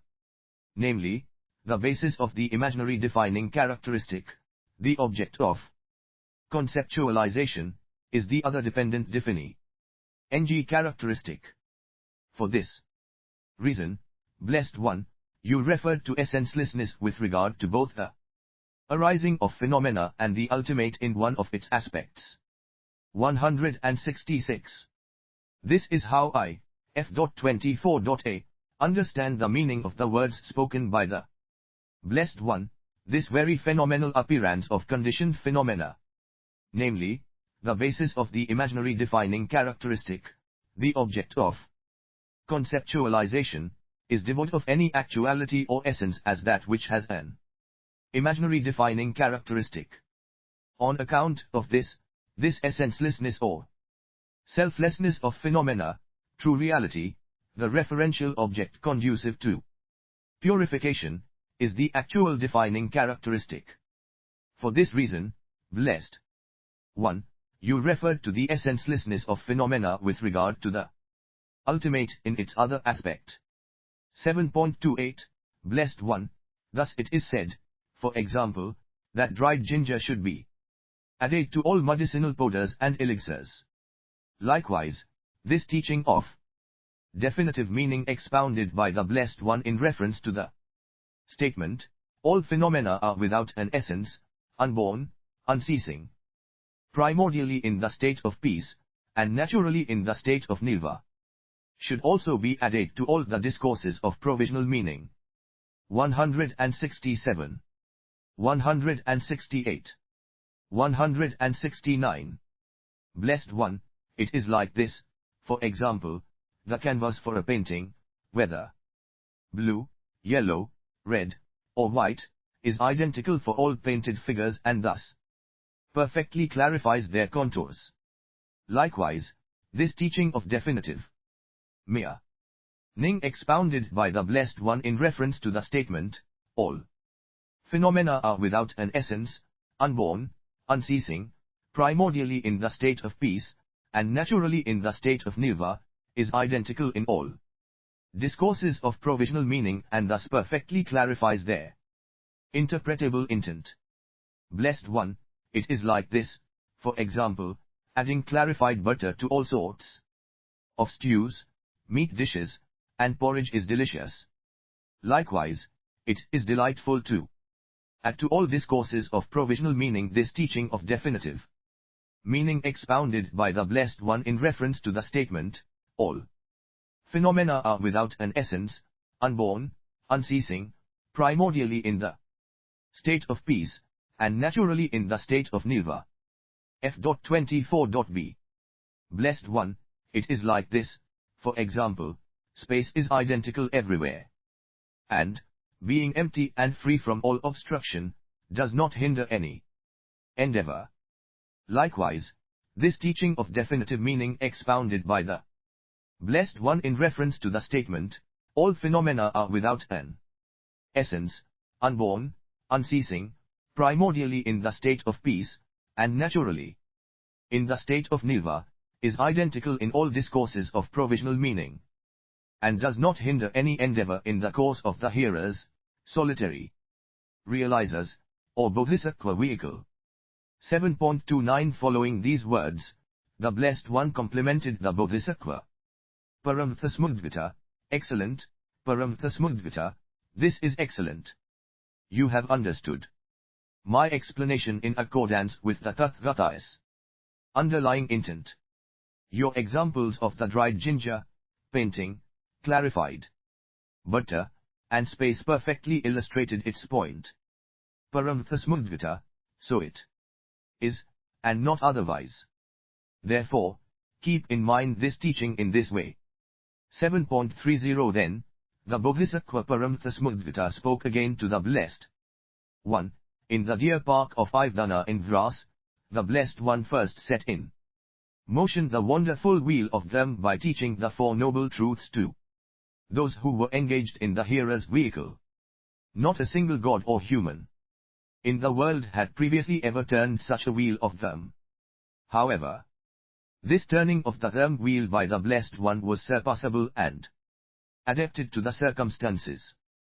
Being of provisional meaning, it became a topic of dispute.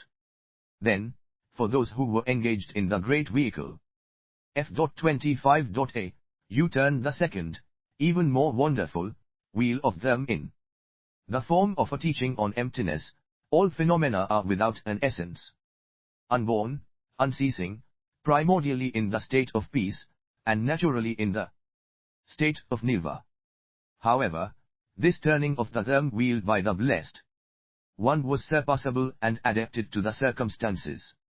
Being of provisional meaning, it became a topic of dispute.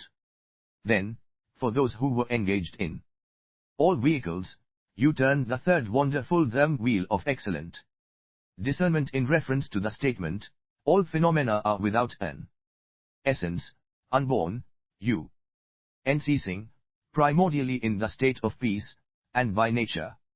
170. 171 In the state of nirvana. This turning of the them wheel by the Blessed One was unsurpassable and not limited to the circumstances. Being of definitive meaning, it did not become a topic of dispute. 172.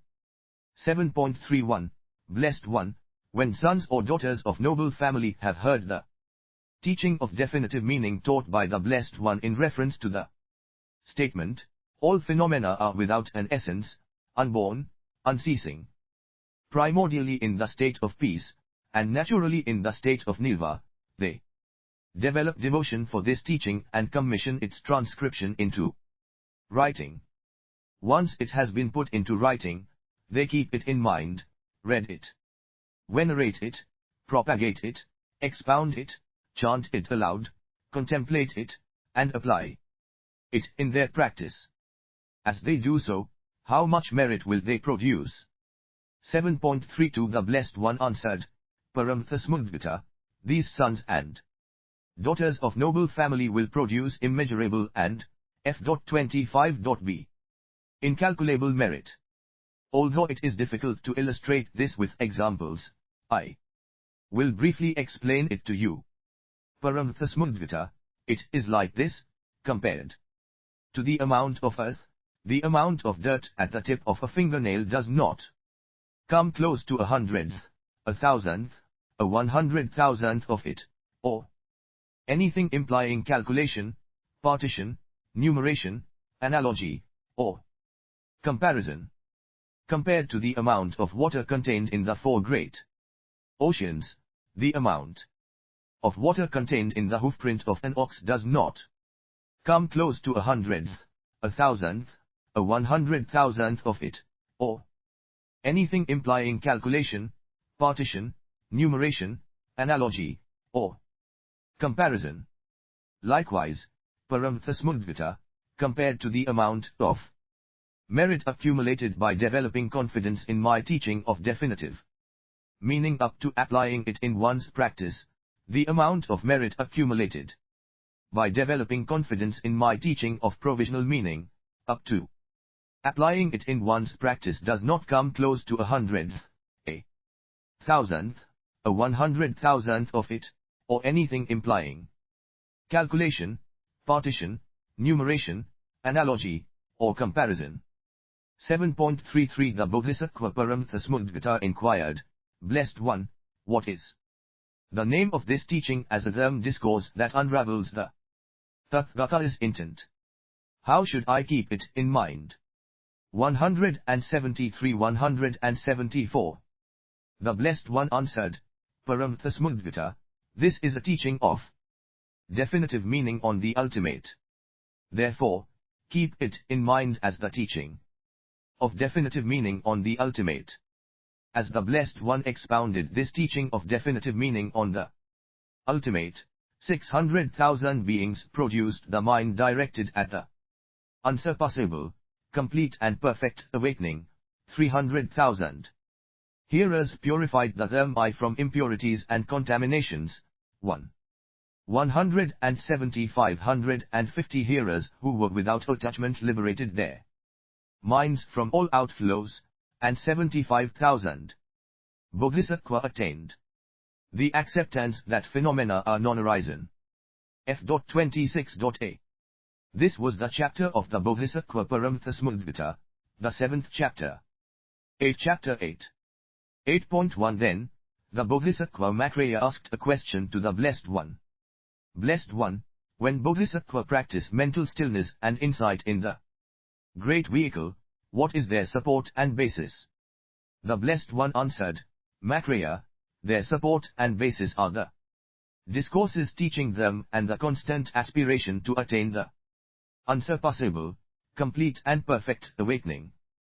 8.2 The Blessed One taught that four things are the referential objects of mental stillness and insight: the image with conceptualization, the image without conceptualization, the point where phenomena end, and the accomplishment of the goal.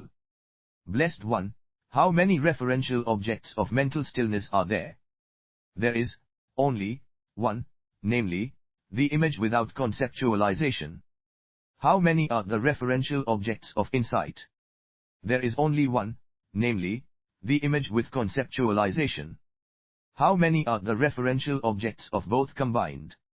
There are two, namely, the point where phenomena end and the accomplishment of the goal. 8.3 Blessed One, once Bodhisattva have taken as a support and basis these four things that are the referential objects of mental stillness and insight, How do they dedicate themselves to mental stillness? How do they become skilled in the practice of insight? Maitreya. I have given to the Bodhisattva discourses teaching them in the following 12 collections of teachings: Sutras, discourses in prose and verse, prophecies, poetic discourses, aphorisms, discourses for specific beings, narratives, parables, discourses on previous lives, extensive discourses, teachings on miracles, and instructions. F.26.b. Once Bodhisattva have properly heard these explanations, once they have memorized them well, recited them, examined them, and understood them, by means of discernment, they remain alone in seclusion and settle themselves in a state of inner absorption. Then, they direct their attention in that, 1. They direct their attention toward the teachings they have properly contemplated and, 2. Continuously direct their attention inwardly toward the mind that is directing attention. As they repeatedly engage themselves in this way, their bodies and minds become flexible. The occurrence of this physical and mental flexibility is what is called mental stillness. This is how Bodhisattva dedicate themselves to mental stillness. 176. 8.4. Once they have obtained this physical and mental flexibility, they settle in this very state and abandon some aspects of mind, corresponding to mental stillness. Then, they apply themselves to analyzing the image that is the object of their concentration according to the teachings they have properly contemplated, differentiating, discerning, considering, and examining in this way the cognitive aspects of the image that is the object of their concentration, accepting and wishing to do so, and distinguishing, scrutinizing, and investigating. This discerning mind in the same way is what is called the practice of insight. This is how Bodhisattva are skilled in insight. 177. 178. 8.5. Blessed One, when Bodhisattva direct their attention inwardly toward the mind that takes the mind as its referential object but have not yet attained physical and mental flexibility, what do you call their practice of directing attention? Maitreya, this is not yet mental stillness. So you should refer to it as a practice aspiring to mental stillness. Blessed One, when Bodhisattva direct their attention toward the image that is the object of their concentration according to the teachings they have properly contemplated, but they have not yet attained physical and mental flexibility, what do you call their practice of F.27.a, directing attention? Maitreya, this is not yet insight. So you should refer to it as a practice aspiring to insight. 8.6. Blessed One, should we refer to the path of mental stillness and the path of insight as being distinct or indistinct from one another? Maitreya, we should refer to them as neither distinct nor indistinct. Why are they not distinct? Because mental stillness takes mind, which is the referential object of insight, as its object. Why are they not indistinct? Because insight takes a conceptual image as its referente object. 8.7. Blessed One, what image do Bodhisattva focus on as their object of concentration? Should we consider it as distinct from mind or not? 179. Maitreya, we must consider that it is not distinct from mind. Why? Because this image is merely a representation. Maitreya, I have explained that cognition is constituted by the mere representation that is the referential object of this cognition. 180. 181. Blessed One, if this image that is the object of concentration is not distinct from the mind, how does this very mind investigate itself? Maitreya, ultimately, no phenomenon whatsoever investigates any phenomenon at all. However, the mind that arises as if it were conscious of an object, appears as if it were investigating itself. Maitreya, it is like this. Based on a form, in front of a mirror, you see that same form on the clear surface of this mirror and realize that you are seeing a reflection, an image in which this reflection and the form it is based on appear to be distinct objects. Likewise, the mind arising as if it were conscious of an object, and what is called its image, the object of concentration, appear as if they were distinct objects. 182. 8.8, Blessed One, should we say that mental images naturally present to beings, such as the appearance of material form and so forth, f.27.b, are also not distinct from mind? 183. Maitreya, we should say that they are not distinct. However, foolish beings with erroneous ideas do not understand just as it is that mental images are mere representations. As a consequence, their minds are mistaken. 8.9, Blessed One, when do the Bodhisattva practice only insight? Whenever they direct their attention toward mental appearances, without interruption. 184-185. When do the Bodhisattva practice only mental stillness? Whenever they direct their attention toward the unimpeded mind, without interruption. When do they combine both insight and mental stillness and unite them evenly? Whenever they direct their attention toward the one-pointedness of mind. Blessed One, what is a mental appearance? Maitreya, this is the referential object of insight, the conceptual image. That is the object of concentration. What is the unimpeded mind? Maitreya, it is the referential object of mental stillness, the mind that takes the image as an object. What is one-pointedness of mind? One-pointedness of mind is realizing in regard to the image that is the object of concentration. This is merely a representation, and, on realizing that, directing one's attention toward true reality. 186.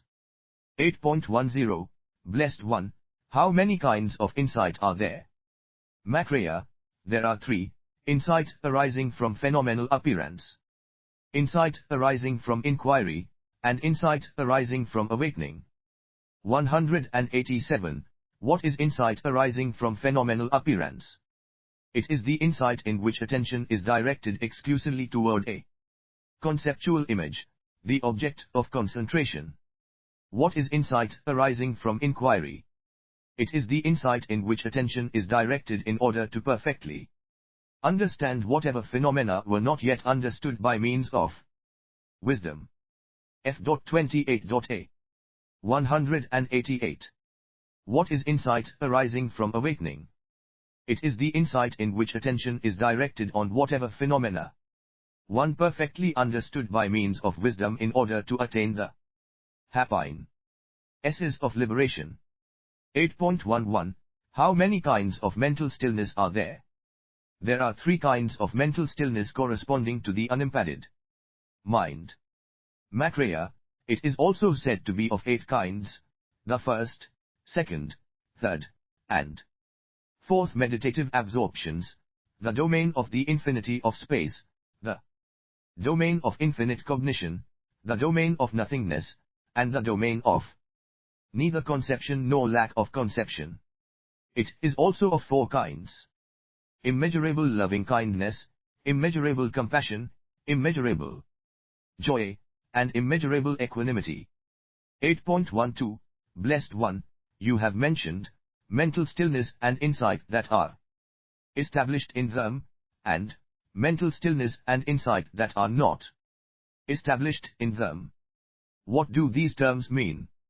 Maitreya, the mental stillness and insight that are established in them are the mental stillness and insight whose object is in agreement with phenomenal appearance as presented in the teachings that Bodhisattva have understood and contemplated.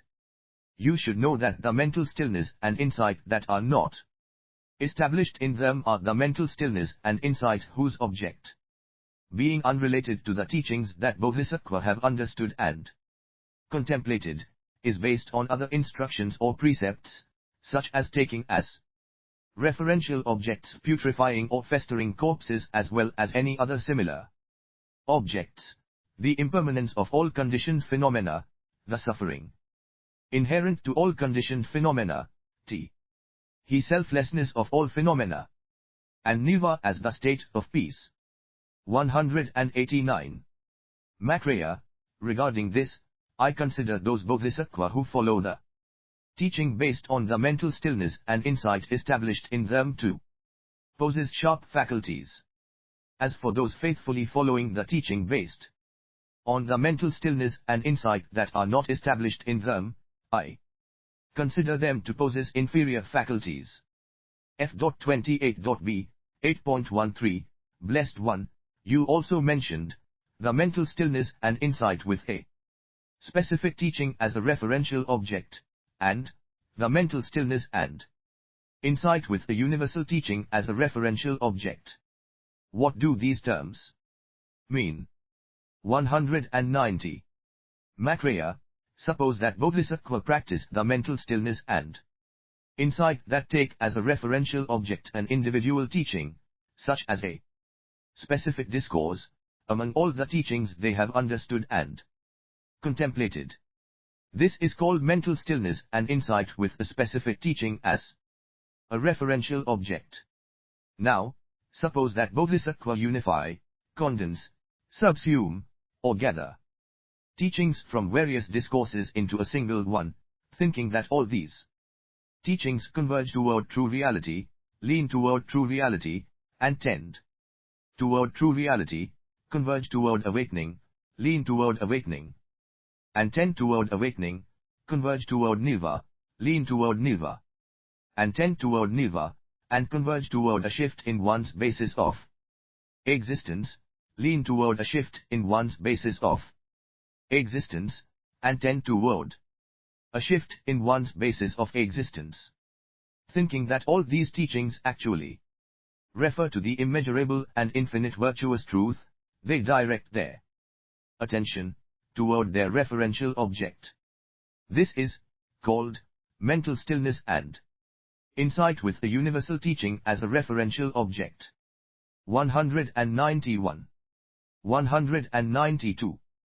8.14, Blessed One, you also mentioned mental stillness and insight, with a fairly universal teaching as a referential object, with a highly universal teaching as a referential object, and with an infinitely universal teaching as a referential object. What do these terms mean? Maitreya, suppose the Bodhisattva gather together the meaning of each of the 12 collections of my teaching, from the Sutras up to the extensive discourses, the teachings on miracles, and the instructions. F.29.a. Having done so, they direct their attention toward this referential object. This should be known as the mental stillness and insight with a fairly universal teaching as a referential object. When the Bodhisattva gather together all the teachings or discourses they have understood and contemplated and then direct their attention onto this referential object, this should be known as the mental stillness and insight with a highly universal teaching as a referential object. 193.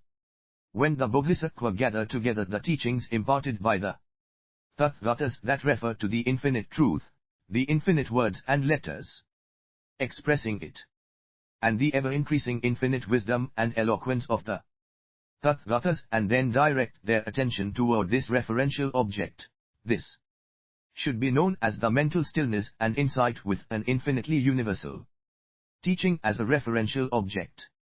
194. 8.15, Blessed One, how do Bodhisattva obtain mental stillness and insight with a universal teaching as a referential object? Maitreya, you should know that they obtain them through 5 causes. 1. At the time of directing their attention, they destroy all supports of corruption in every moment. 2. After giving up the variety of conditioned phenomena, they rejoice in the joy of them. 3. They perfectly know the immeasurable and unceasing brilliance of them in the 10 directions. 4. They bring together, without conceptualizing them, the phenomenal appearances that are imbued with the accomplishment of the goal and in harmony with the element conducive to purification. 5. In order to attain, perfect, and accomplish the truth body, they seize the most supreme and auspicious cause. 8.16. Blessed One, how should we know at which point the Bodhisattva cognize and obtain the mental stillness and the insight that have a universal teaching as a referential object? Maitreya, you should know that they cognize them on the first Bodhisattva stage, utmost joy, and obtain them on the third stage, illuminating. Maitreya, in spite of this, even beginners among Bodhisattva should not abstain from training in them and directing their attention toward their referential object. 8.17. Blessed One, in what way do mental stillness and insight become a concentration associated with mental engagement and investigation? F.29.b. In what way do they become a concentration not with mental engagement but with investigation only? In what way do they become a concentration without either mental engagement or investigation? 195. Maitreya, when mental stillness and insight attend to experiences of the manifest and coarse phenomenal appearances mentioned in the teachings, the Bodhisattva have understood, investigated, and examined. This is the concentration associated with mental engagement and investigation. 196. When mental stillness and insight do not consist in attending the experiences corresponding to the manifest and coarse phenomenal appearances mentioned in their teachings but consist in being merely mindful of appearances, namely, in attending the experience of subtle phenomenal appearances, this is a concentration not with mental engagement but with investigation only. 197. When mental stillness and insight consist in practicing by directing one's attention toward the experience of the effortless them with regard to each and every phenomenal appearance mentioned in these teachings, this is a concentration without either mental engagement or investigation. Moreover, Maitreya, mental stillness and insight arising from inquiry consist in a concentrati on associated with mental engagement and investigation. The mental stillness and insight arising from awakening is a concentration not with mental engagement but with investigation only. The mental stillness and insight taking a universal teaching as its referential object consist in a concentration without either mental engagement or investigation. 198. 8.18. Blessed One, what is the cause of mental stillness? What is the cause of setting the mind? What is the cause of equanimity? Maitreya, when one feels excited or feels one might become excited, one directs one's attention toward phenomena that induce sorrow and the unimpeded mind. This is what is called the cause of mental stillness. 199.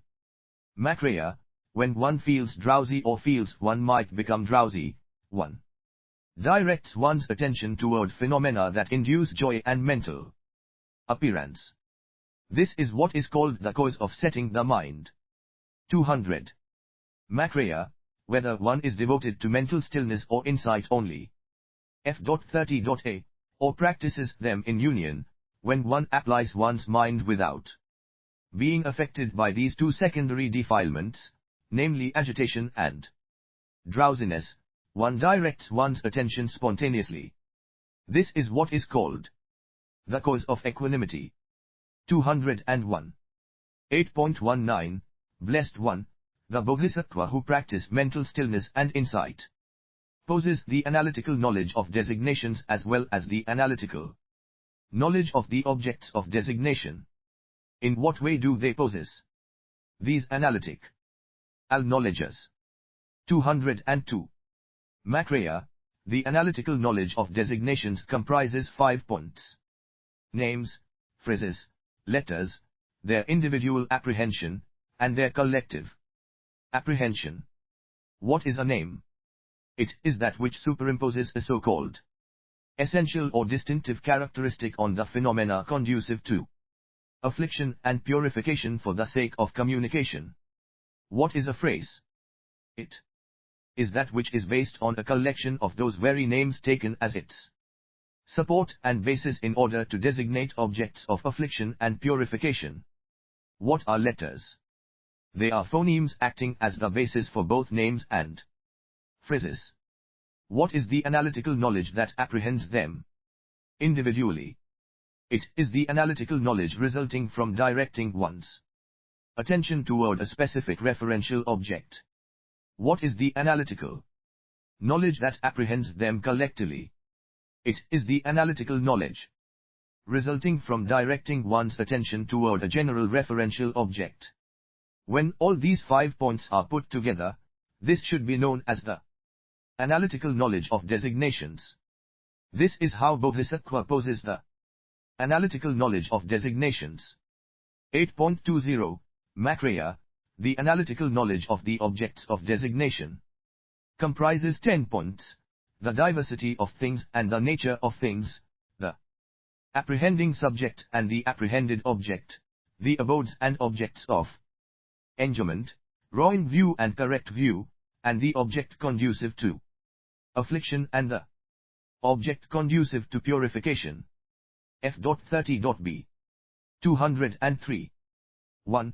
Macraya, all the various divisions of phenomena conducive to affliction and purification according to their aspects represent the diversity of things, namely, the fivefold enumeration of the aggregates, the sixfold enumeration of the internal sense domains, the sixfold enumeration of the external sense domains, and so on. 204. 2. Macraya, the true reality of all these very phenomena conducive to affliction and purification is the nature of things itself. It has 7 aspects. I. The true reality of arising in the sense that all conditioned phenomena are without beginning and end. 2. The true reality of defining characteristics in the sense that everything, person or phenomenon, is without a self. 3. The true reality of representations in the sense that all conditioned phenomena are mere representations. 4. The true reality of existence in the sense of the truth of suffering that I have taught. We. The true reality of mistaken action in the sense of the truth of the origin of suffering that I have taught. 6.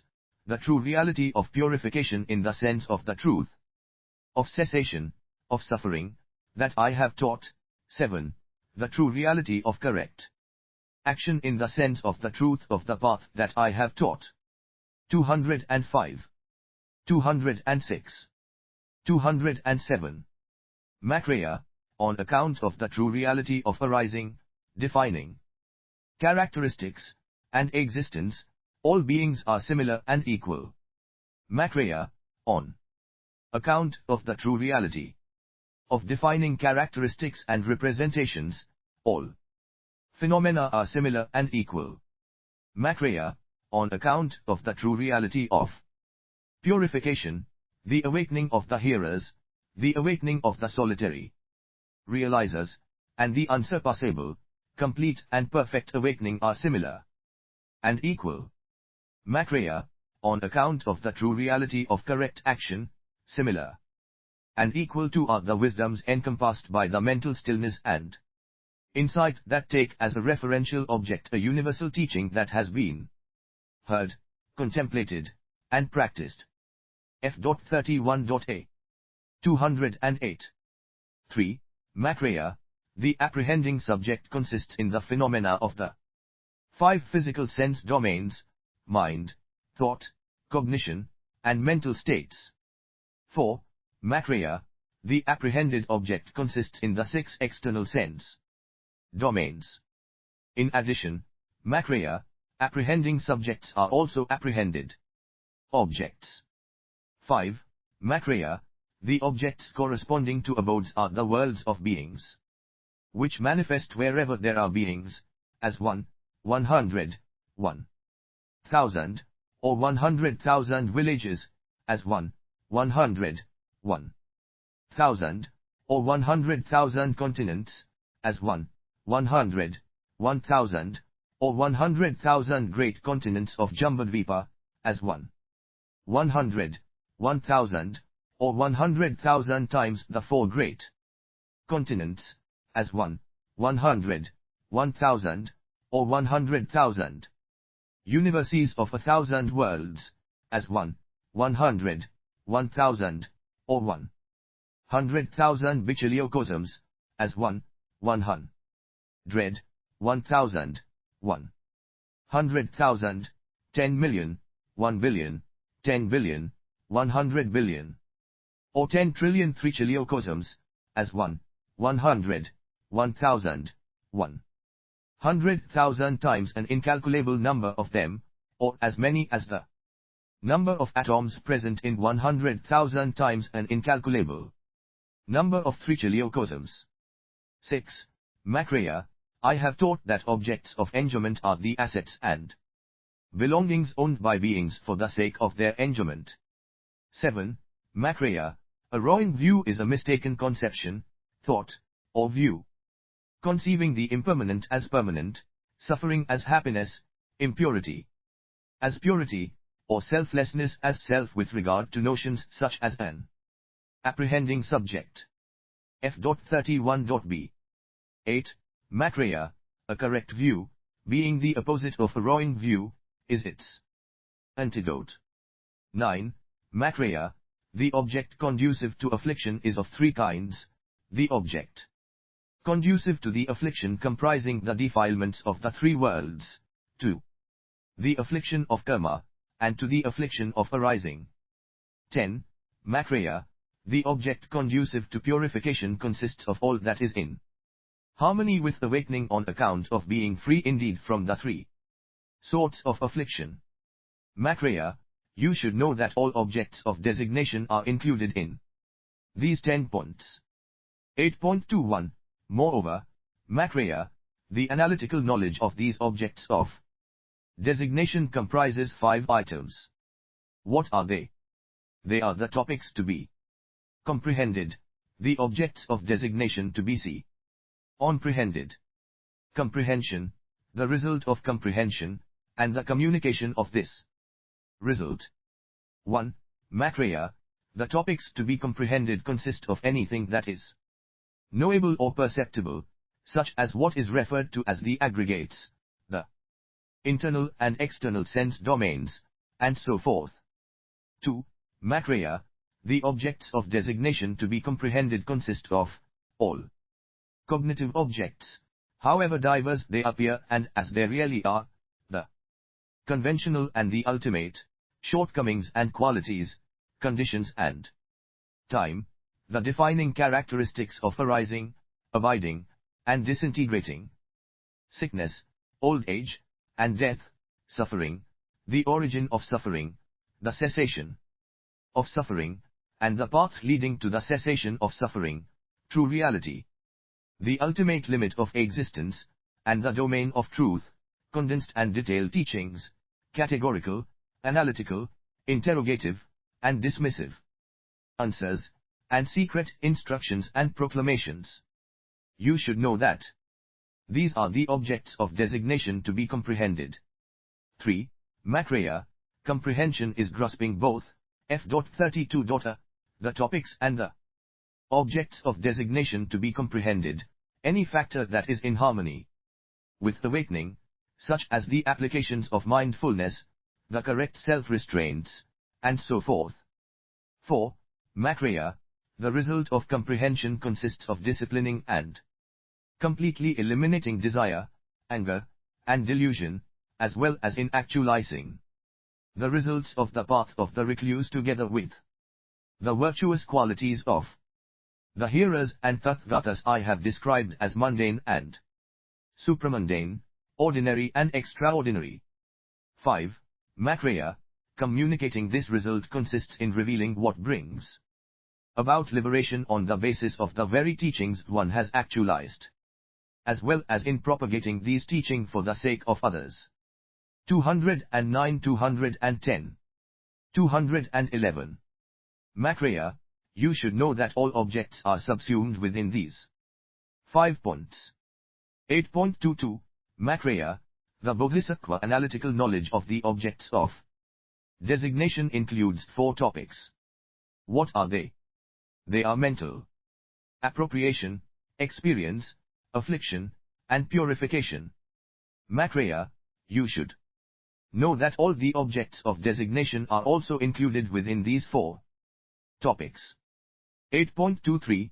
Maitreya, the Bodhisattva analytical knowledge of the objects of designation is also presented according to 3 topics. What are they? They are letters, meanings, and contexts. 1. Maitreya, you should understand the letters as forming collections of names. 2. Maitreya, meanings comprise 10 aspects, the defining characteristic of true reality, the defining characteristic of comprehension, the defining characteristic of abandonment, the defining characteristic of realization, the defining characteristic of practice, the defining characteristic consisting of these very 5 defining characteristics, the defining characteristic of the relation between the support and the supported, F.32.b, the defining characteristic of the phenomena undermining comprehension and so forth. The defining characteristic of the phenomena in harmony with comprehension, and the defining characteristic of the benefits and shortcomings resulting respectively from having comprehension or not. 3. Maitreya, there are 5 contexts: the context of the surrounding universe, the context of beings, the context of them, the context of discipline, and the context of methods of discipline. Maitreya, you should know that all objects of designation are also included within these 3 topics. 8.24. Blessed One, what differences are made between the comprehension of the objects of designation that is produced by the wisdom arising from hearing the them, the comprehension of the objects of designation that is produced by the wisdom arising from contemplating the them, and the comprehension of the objects of designation that is produced by the wisdom arising from practicing mental stillness and insight. Maitreya, through the wisdom arising from hearing the them, the Bodhisattva rely on the literal meaning of words but not on their underlying intent, which they do not understand, although they are in harmony with liberation. Their comprehension is limited to the objects of designation that do not liberate them. Maitreya, through the wisdom arising from contemplating the them, the Bodhisattva do not rely exclusively on the literal meaning of words but also on the underlying intent, which the why understand, although they are in great harmony with liberation. Their comprehension is still limited to the objects of designation that do not liberate them. Maitreya, through the wisdom arising from practicing mental stillness and insight, the Bodhisattva, relying on the literal meaning of words or not, rely on the underlying intent, which they understand by means of an image, an object of concentration corresponding to a cognitive object. They are in great harmony with liberation, and their comprehension includes the objects of designation that liberate them. Maitreya, such is the difference between them. F.33.a. 8.25. Blessed One, what is the gnosis of the Bodhisattva who practice mental stillness and insight and who comprehend designations as well as objects of designation? What is their perception? 212. Maitreya, I have explained their gnosis and perception in many ways, but I will give you a concise explanation. Gnosis consists in the mental stillness and insight that take a universal teaching as a referential object. Perception consists in the mental stillness and insight that take a specific Teaching as a referential object. 213. 8.26. Blessed One, as Bodhisattva practice mental stillness and insight, which kinds of phenomenal appearance do they discard? How do they direct their attention to achieve this? Maitreya, they discard the phenomenal appearance of designations and objects of designation by directing their attention on true reality. They discard names by not taking the essence of names as a referential object and by not paying attention to the phenomenal appearance that constitutes their basis. You should know that just as it is with names, so it is also with words, letters, and all objects of designation. Maitreya, they discard letters, meanings, and contexts by not taking their essence as a referential object, and by not paying attention to the phenomenal appearance that constitutes their basis. 214. 8.27. Blessed One, is phenomenal appearance also discarded with regard to the analytical knowledge of the object of designation corresponding to true reality? Maitreya, if the analytical knowledge of the object of designation corresponding to true reality does not have a phenomenal appearance and does not take a phenomenal appearance as its referential object, then what would be discarded in that case? Maitreya, the analytical knowledge of the object of designation corresponding to true reality disposes of all the phenomenal appearances of designations and objects of designation. But I did not teach that anything at all could dispose of this analytical knowledge. 8.28. Blessed One, you have explained by way of analogy that it is impossible to discern one's own appearance in a container filled with muddy water, a dirty mirror, or an agitated pond surface, f.33.b, but that it is possible in a container filled with clear water, a well-polished mirror, or a quiet pond. You have explained that, likewise, the mind of those who do not practice cannot know true reality exactly as it is, whereas the mind of those who do practice can indeed. In reference to this statement, what is this mental inspection? What true reality do you have in mind here, and what is the meaning of this statement? 215. 216. Maitreya, I spoke those words in reference to the three kinds of mental inspection: the mental inspection arising from hearing the Dharma, the mental inspection arising from contemplating the Dharma, and the mental inspection arising from practicing the Dharma. I taught this having in mind the true reality of representations. 217. 8.29. Blessed One, how many kinds of phenomenal appearances did you teach to the Bodhisattva who possesses the analytical knowledge of designations and objects of designation and who engage in eliminating phenomenal appearances? Maitreya, there are 10 kinds of phenomenal appearances, and these Bodhisattva eliminate them by means of emptiness. What are these 10? 1. The diverse phenomenal appearances in the way of words and letters, through which designations and objects of designation are analytically known. These phenomenal appearances are eliminated by means of the emptiness of all phenomena. 218. 2.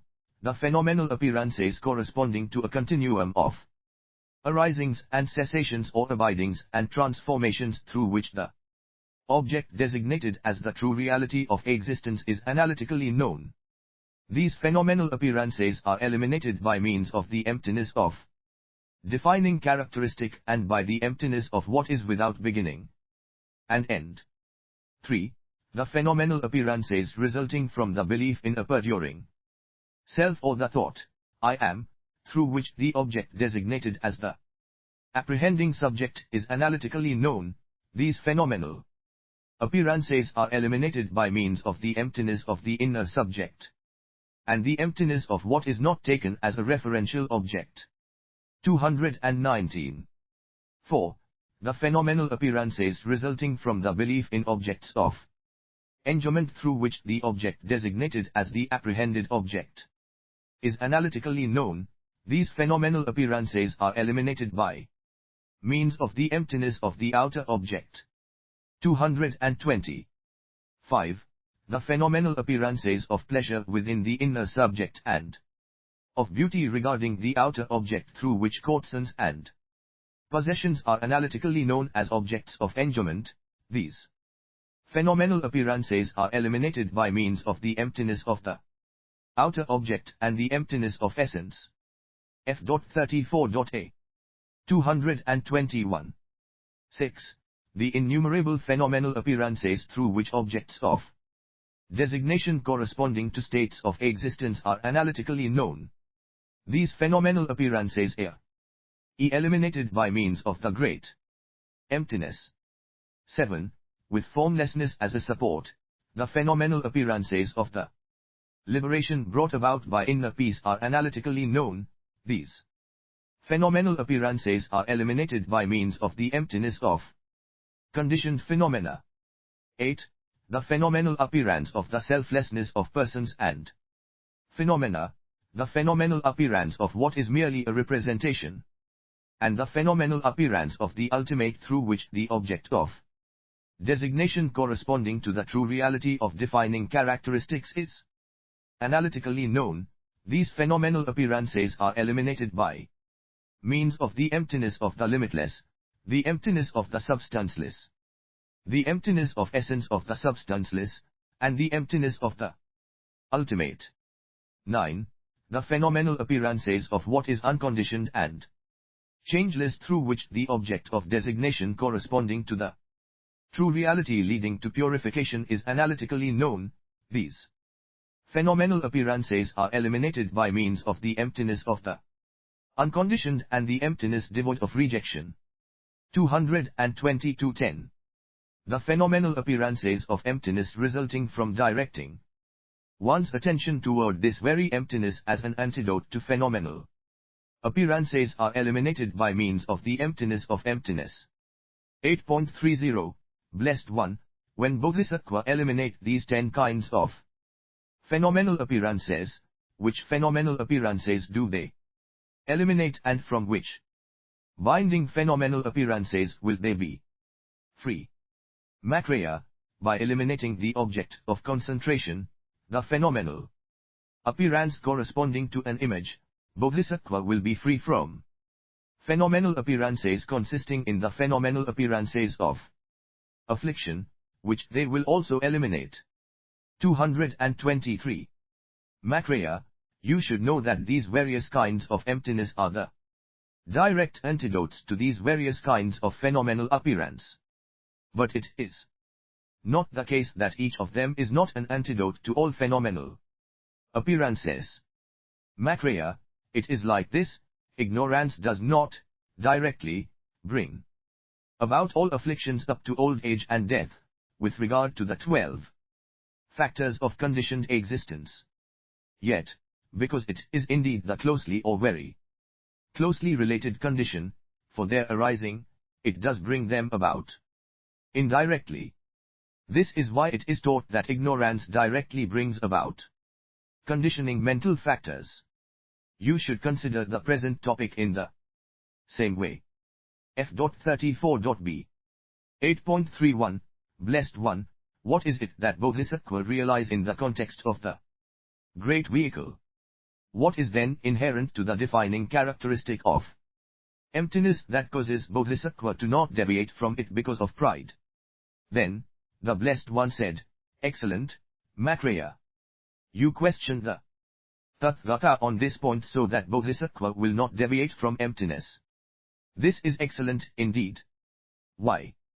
Because, Maitreya, Bodhisattva who deviate from emptiness will also deviate from the entire great vehicle. Therefore, listen well, Maitreya, and I will explain to you what is inherent to the defining characteristic of emptiness. Maitreya, emptiness as taught in the great vehicle means that the other dependent and actual defining characteristics are completely devoid of the imaginary defining characteristic of affliction and purification, and that Bodhisattva do not take this imaginary defining characteristic as a referential object. 224.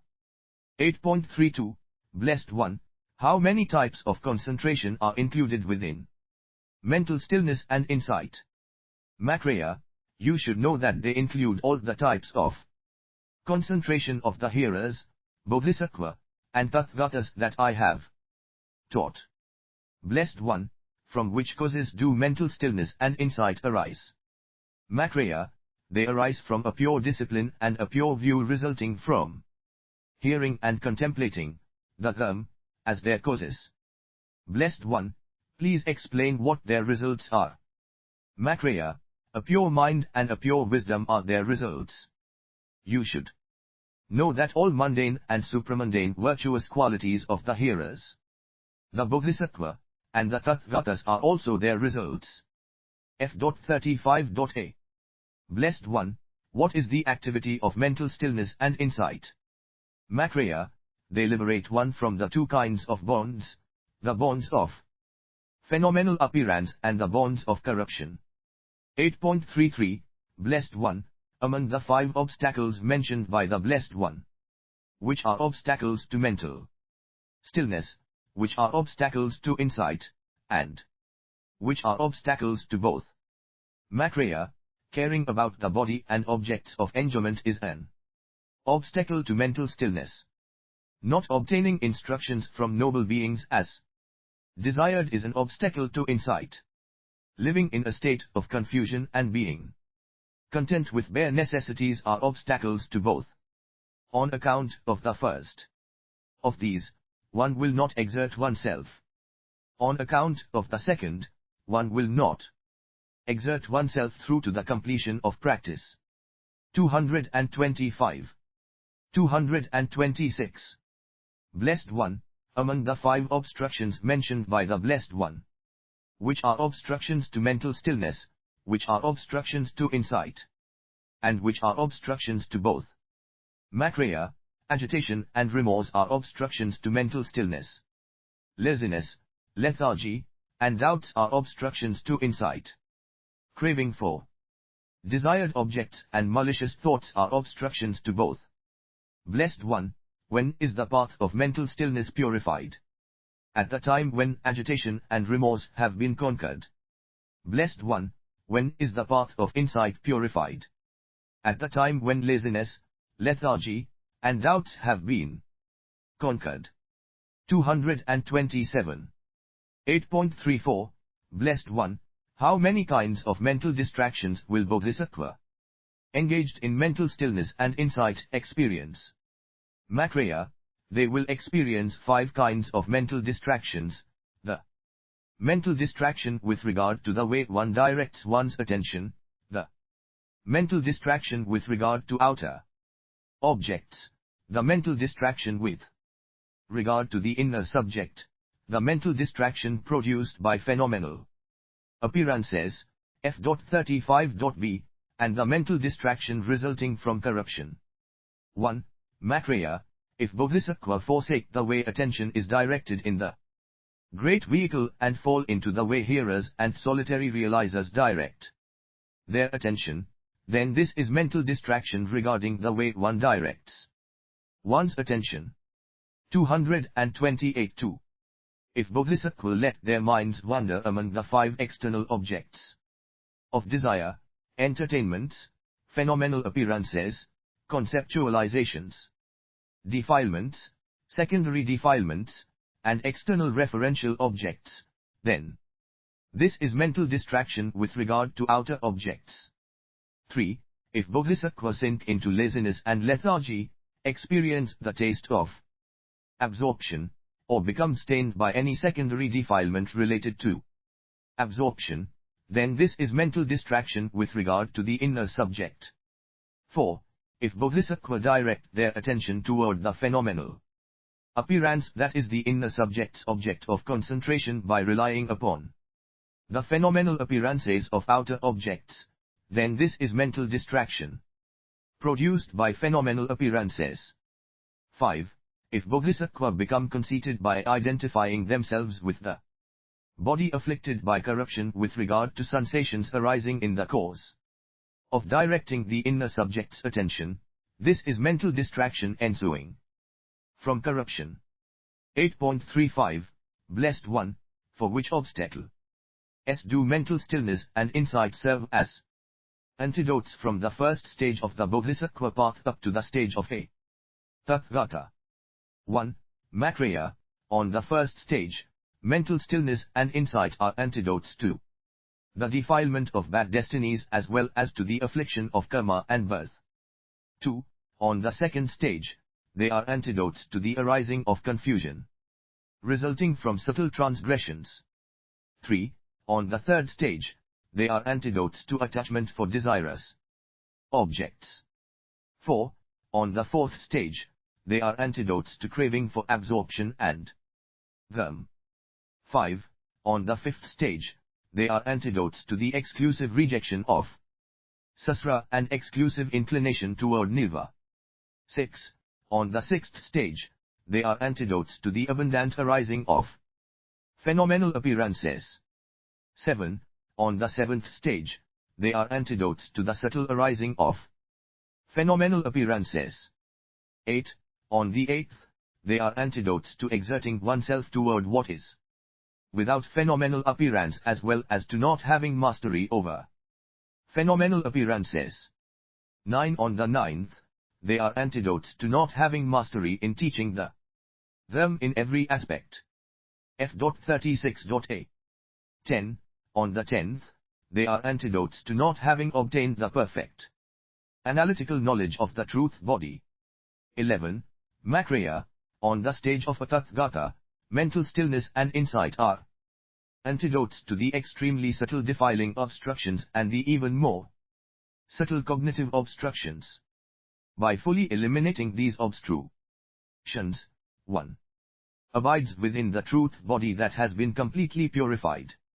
As a consequence, one obtains the realization of the object corresponding to the accomplishment of the goal, the gnosis and vision that are utterly free from attachment and hindrance. 229. 230. 8.36, Blessed One, in what way do Bodhisattva obtain mental stillness and insight, so that they will attain the unsurpassable complete and perfect awakening? 231. Maitreya, once Bodhisattva have obtained mental stillness and insight, they consider the seven aspects of true reality. With their minds concentrated on the doctrine that has been heard and contemplated, they direct their attention inwardly toward the true reality that has been well understood, contemplated, and focused upon. As they direct their attention in this way on true reality, their minds then remain in complete equanimity toward each and every subtle phenomenal appearance that manifests, not to mention coarse ones. 232. 233. 234. Maitreya, these subtle phenomenal appearances include the phenomenal appearances appropriated by mind, the phenomenal appearances of experiences, representations, affliction, and purification, the internal or external phenomenal appearances and those that are both internal and external, the phenomenal appearances related to the notion that one must act for the benefit of all beings, the phenomenal appearances of knowledge and suchness, the phenomenal appearances of the Four Noble Truths of suffering, the origin of suffering, the cessation of suffering, and the path, the phenomenal appearances of the conditioned, the unconditioned, the permanent, the impermanent, and the nature inherent to what is subject to suffering and change, F.36b, or what is not subject to change, the phenomenal appearance distinct or indistinct from the defining characteristic specific to the conditioned, the phenomenal appearance of everything as a result of having the notion of everything in reference to anything, and the phenomenal appearance of the selflessness of the person and of phenomena. The Bodhisattva's mind remains in complete equanimity toward all these phenomenal appearances as they manifest. 235. Continually practicing in this way, they will in due time purify their minds from obstacles, obstructions, and distractions. In the course of this practice, the 7 aspects of the cognition that is personal and intuitive, the gnosis that is the awakening to the 7 aspects of true reality, will arise. Such is the Bodhisattva path of seeing. By obtaining it, Bodhisattva have entered the faultless state of truth, are born into the lineage of 236, 237, 238 Tathagatas, and, upon obtaining the first stage, enjoy all the advantages of this stage. Because they have already obtained mental stillness and insight. They have attained their 2 referential objects, the image with conceptualization and the image without conceptualization. Thus, having obtained the path of seeing, they attain the point where phenomena end. 239. In the higher stages, they enter the path of practice and direct their attention toward their threefold referential object. It is like this, in the way one uses a smaller wedge to pull out a larger one and thus drives out a wedge. By means of a wedge, they eliminate all phenomenal appearances related to affliction by eliminating internal phenomenal appearances. When they eliminate them, they also eliminate corruption. By getting rid of phenomenal appearance and corruption, they gradually purify their minds. In the higher stages, in the way gold is refined, they will attain the unsurpassable, complete and perfect awakening and also obtain the realization of the object corresponding to the accomplishment of the goal. Thus, Maitreya, f.37.a, once Bodhisattva have achieved mental stillness and insight in this way, they will attain the unsurpassable, complete and perfect awakening. 240. 241. 8.37. How do Bodhisattva practice so that they accomplish the great powers of a Bodhisattva? Maitreya, the Bodhisattva who are skillful with regard to these 6 topics accomplish the great powers of a Bodhisattva. 1. The arising of the mind. 2. The underlying condition of the mind. 3. The emergence from the mind. 4. The increase of the mind. 5. The decrease of the mind.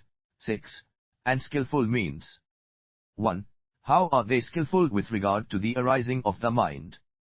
They are skillful with regard to the aris ing of the mind as it is if they know the 16 ways in which mind arises, I, the representation that is a support and receptacle, for example, the appropriating cognition.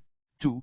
The representation that is a variegated image of a referential object, for example, the mental cognition of conceptualizations that simultaneously apprehends forms and so on, or that simultaneously apprehends outer and inner objects, or that in a single instant simultaneously settles in several states of concentration, perceives numerous Buddha fields, or sees many Tathagatas, being nothing but the mental cognition of conceptualizations.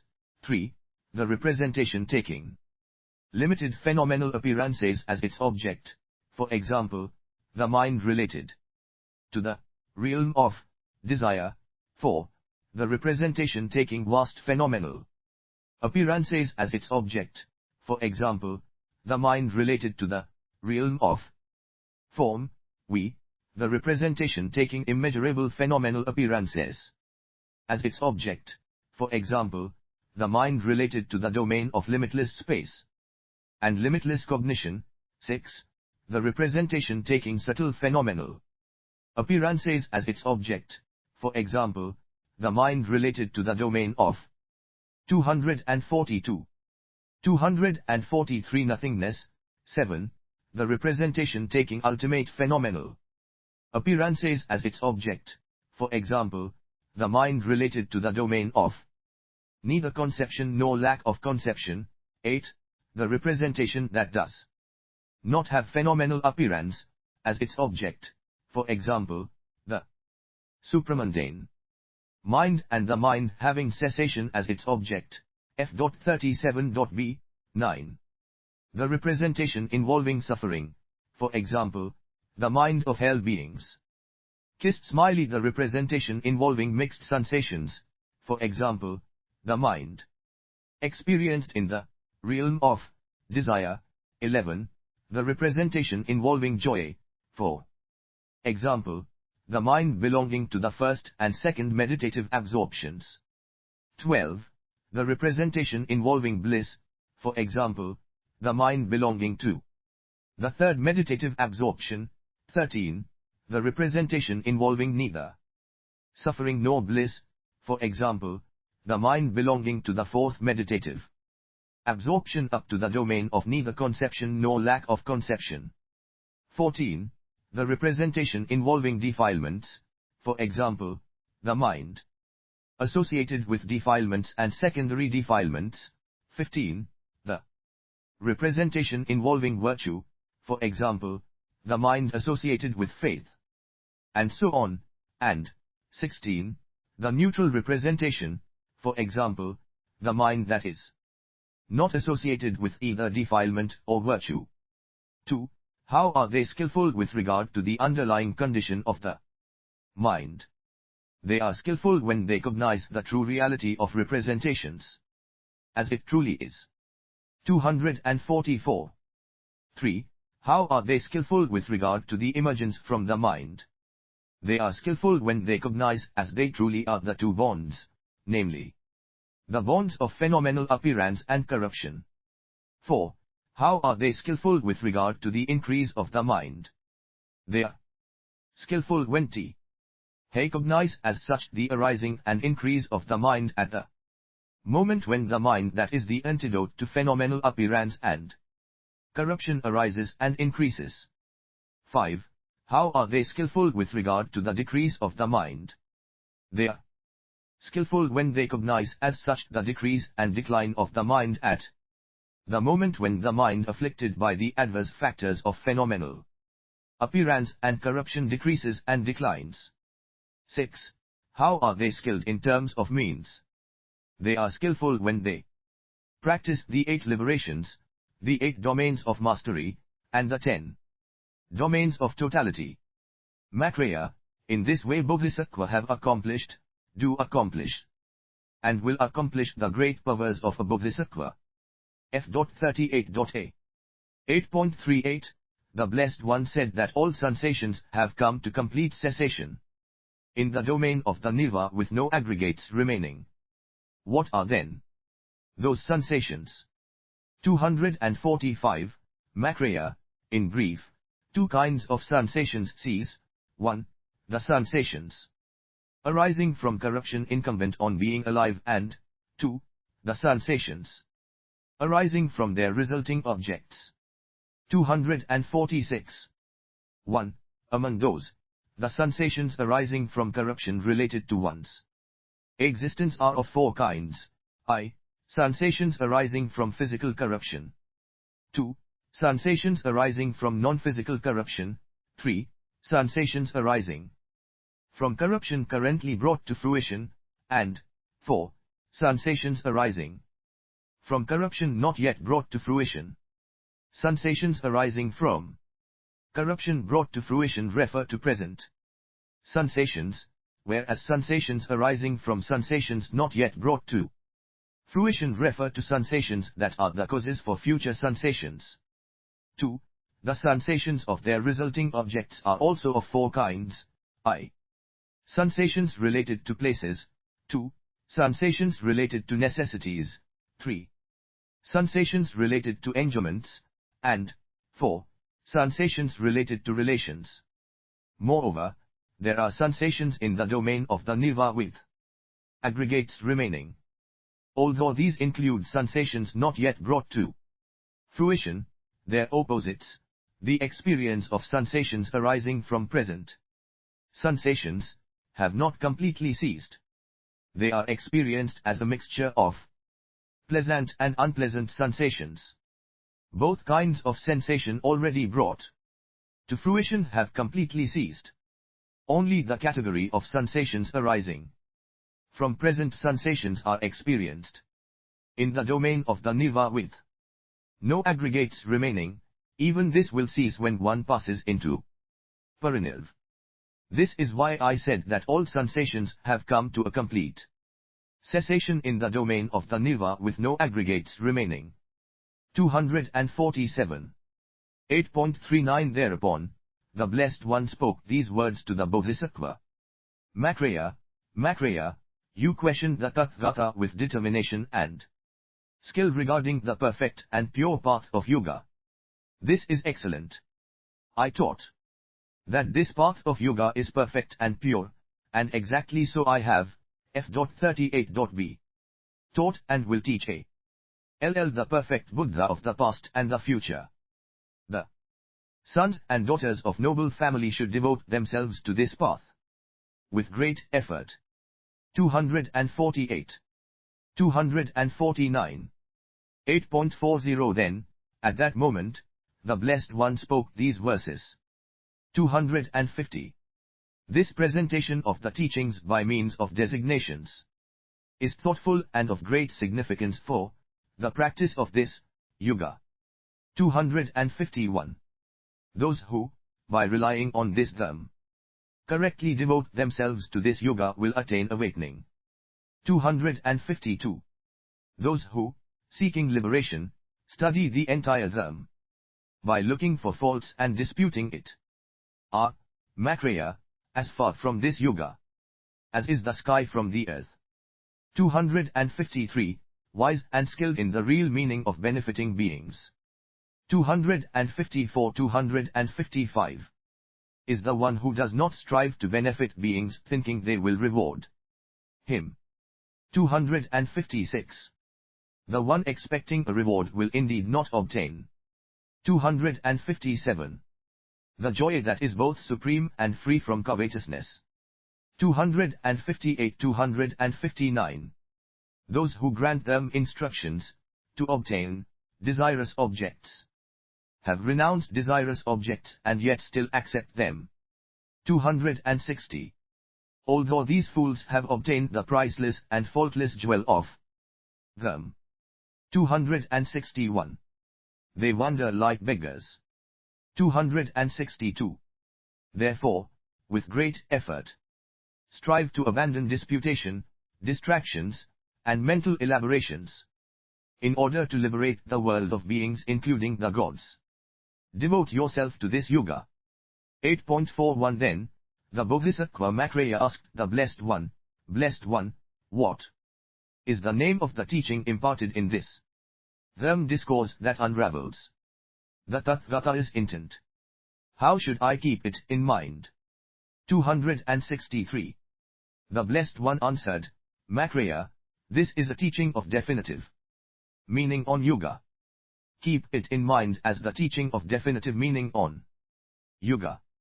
As the Blessed One expounded this teaching, 600,000 beings produced the mind directed at the unsurpassable, complete and perfect awakening. 300,000 hearers, F.39.a, purified the dharma from impurities and contaminations. 150. Hearers who were without attachment liberated their minds from all outflows, and 75,000 bodhisattva attained the state wherein their attention was directed toward the great yoga. 264. This was the chapter of the Bodhisattva Maitreya, the 8th chapter. 9. Chapter 9. 9.1 Then the Bodhisattva Avalokitesvara addressed the Blessed One, Blessed One. The 10 stages of the Bodhisattva are called 1. Utmost joy, 2. Stainless, 3. Illuminating, 4. Radiant, 5. Hard to conquer, 6. Manifest, 7. Far reaching, 8. Immovable, 9. Excellent intelligence, and 10. Cloud of them. When taken together with the 11th, called Buddha stage, in how many kinds of purification and subdivisions are they included? 9.2 The Blessed One answered, Avalokitesvara, you should know that they are included in 4 kinds of purification and 11 subdivisions. Avalokitesvara, you should know that the first stage is included in the purification of intenti. On the second, in the purification of superior discipline. And the third, in the purification of superior mind, while stages 4 to 11 are included in the purification of superior wisdom, which gradually leads to perfection from stage to stage. These stages are thus included in 4 kinds of purification. 9.3 What are the 11 levels, the subdivisions including the 10 stages of the Bodhisattva and the Buddha stage? 1. On the first level, consisting of actions based on superior devotion, Bodhisattva cultivates superior devotion and patience by engaging in the 10 practices related to them. Once they have passed beyond this stage, they will enter the faultless state of truth of the Bodhisattva. 265, 266, 267, 268. 2. Although the first level is accomplished by these practices, f.39b, the second level is not, because the Bodhisattva are still unable to act while being aware of confusion resulting from subtle transgressions. By striving to accomplish this level, they will succeed. 3. Although the second level is accomplished by this practice, the third level is not, because the Bodhisattva are still unable to settle into a perfect mundane concentration and recollect what they have heard. By striving to accomplish this level, they will succeed. 4. However, the fourth level is not thereby accomplished, because the Bodhisattva, who frequently engage in practicing the awakening factors in the way they obtain them, are still unable to settle their minds due to attachment to states of absorption and the teaching. By striving to accomplish this level, they will succeed. 269, 270. 5.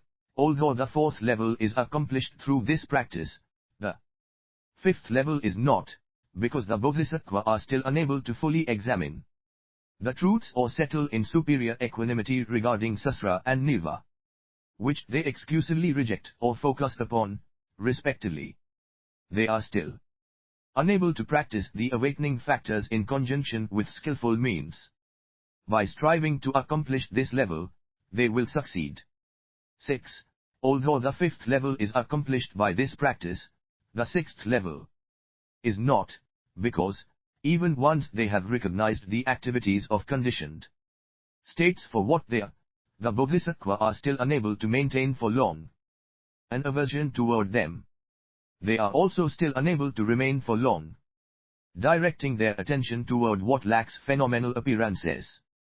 By striving to accomplish this level, they will succeed. 7.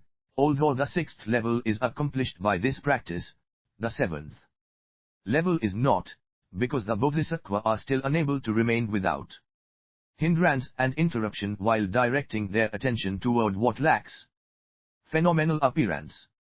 By striving to accomplish this level, they will succeed. F.40.a. 8. Although the seventh level is accomplished by this practice, the eighth level is not, because the Bodhisattva are still unable to rest in equanimity while striving to abide in what lacks phenomenal appearance. They are also still unable to attain mastery over phenomenal appearance. By striving to accomplish this level, they will succeed. 9. Although the eighth level is accomplished by this practice, the ninth level is not, because the Bodhisattva are still unable to masterfully teach them in all its aspects by using synonyms, definitions, explanations, and categories. By striving to accomplish this level, they will succeed. 10. Although the ninth level is accomplished by this practice, the 10th level is not, because the Bodhisattva are still unable to obtain the analytical knowledge of the perfect truth body.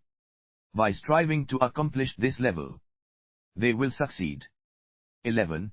Although the 10th level is accomplished by this practice, The 11th level is not because the bodhisattva are still unable to obtain the gnosis and vision that are utterly free from attachment and hindrance regarding all cognitive objects.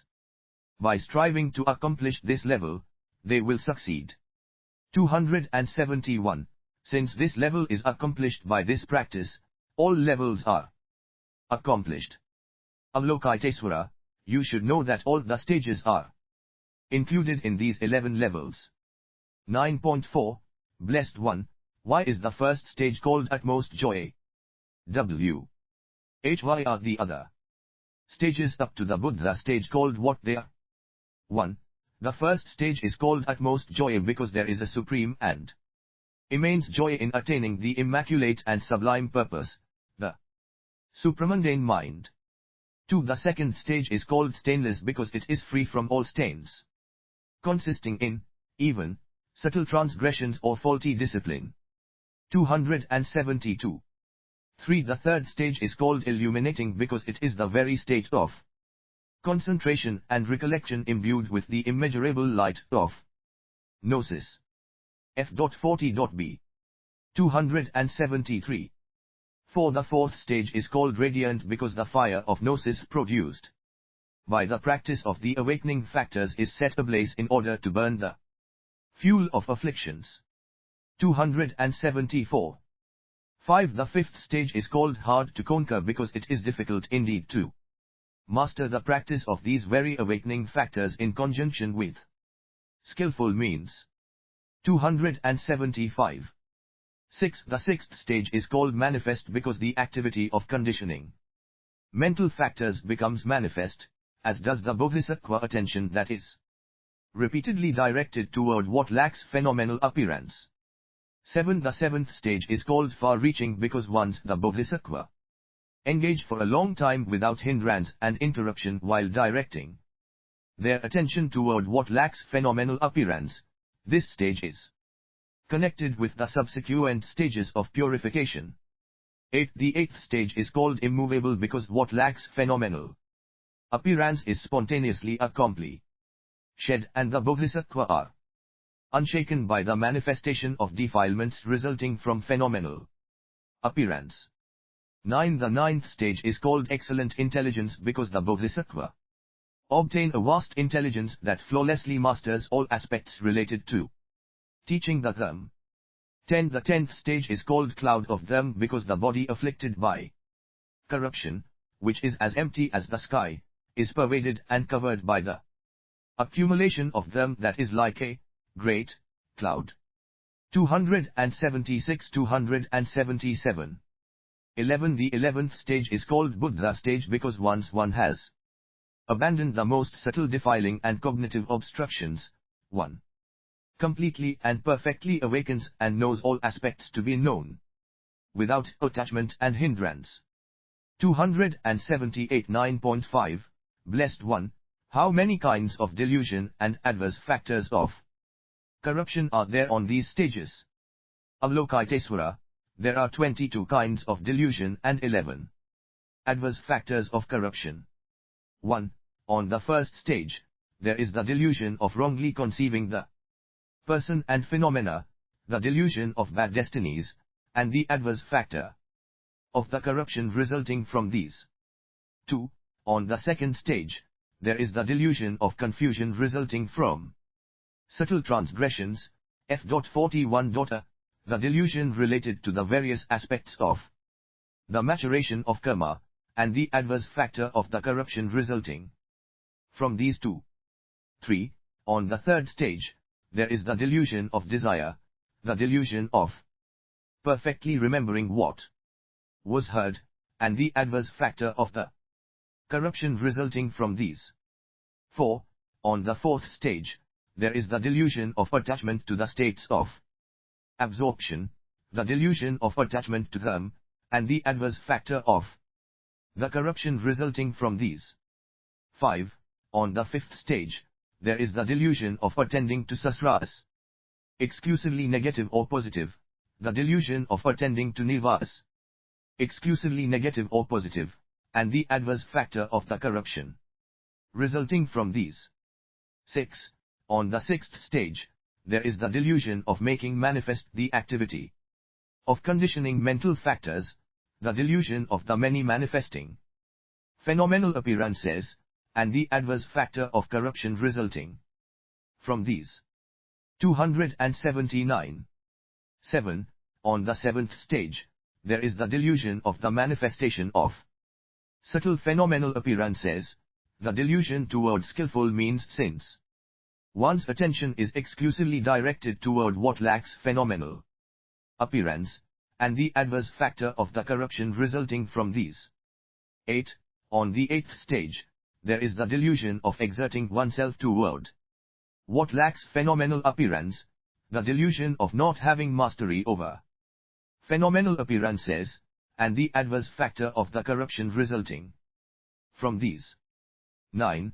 On the ninth stage, there is the delusion of having mastery in the boundless teaching and expression of them, the delusion of having mastery in continuously keeping it in mind in terms of wisdom and eloquence, the delusion of having command of eloquent speech, and the adverse factor consisting in the corruption resulting from these two types of delusion. 280-10. On the 10th stage, there is the delusion with regard to the sublime superior knowledge, the delusion of engaging in what is secret and subtle, and the adverse factor consisting of the corruption resulting from these two. 11.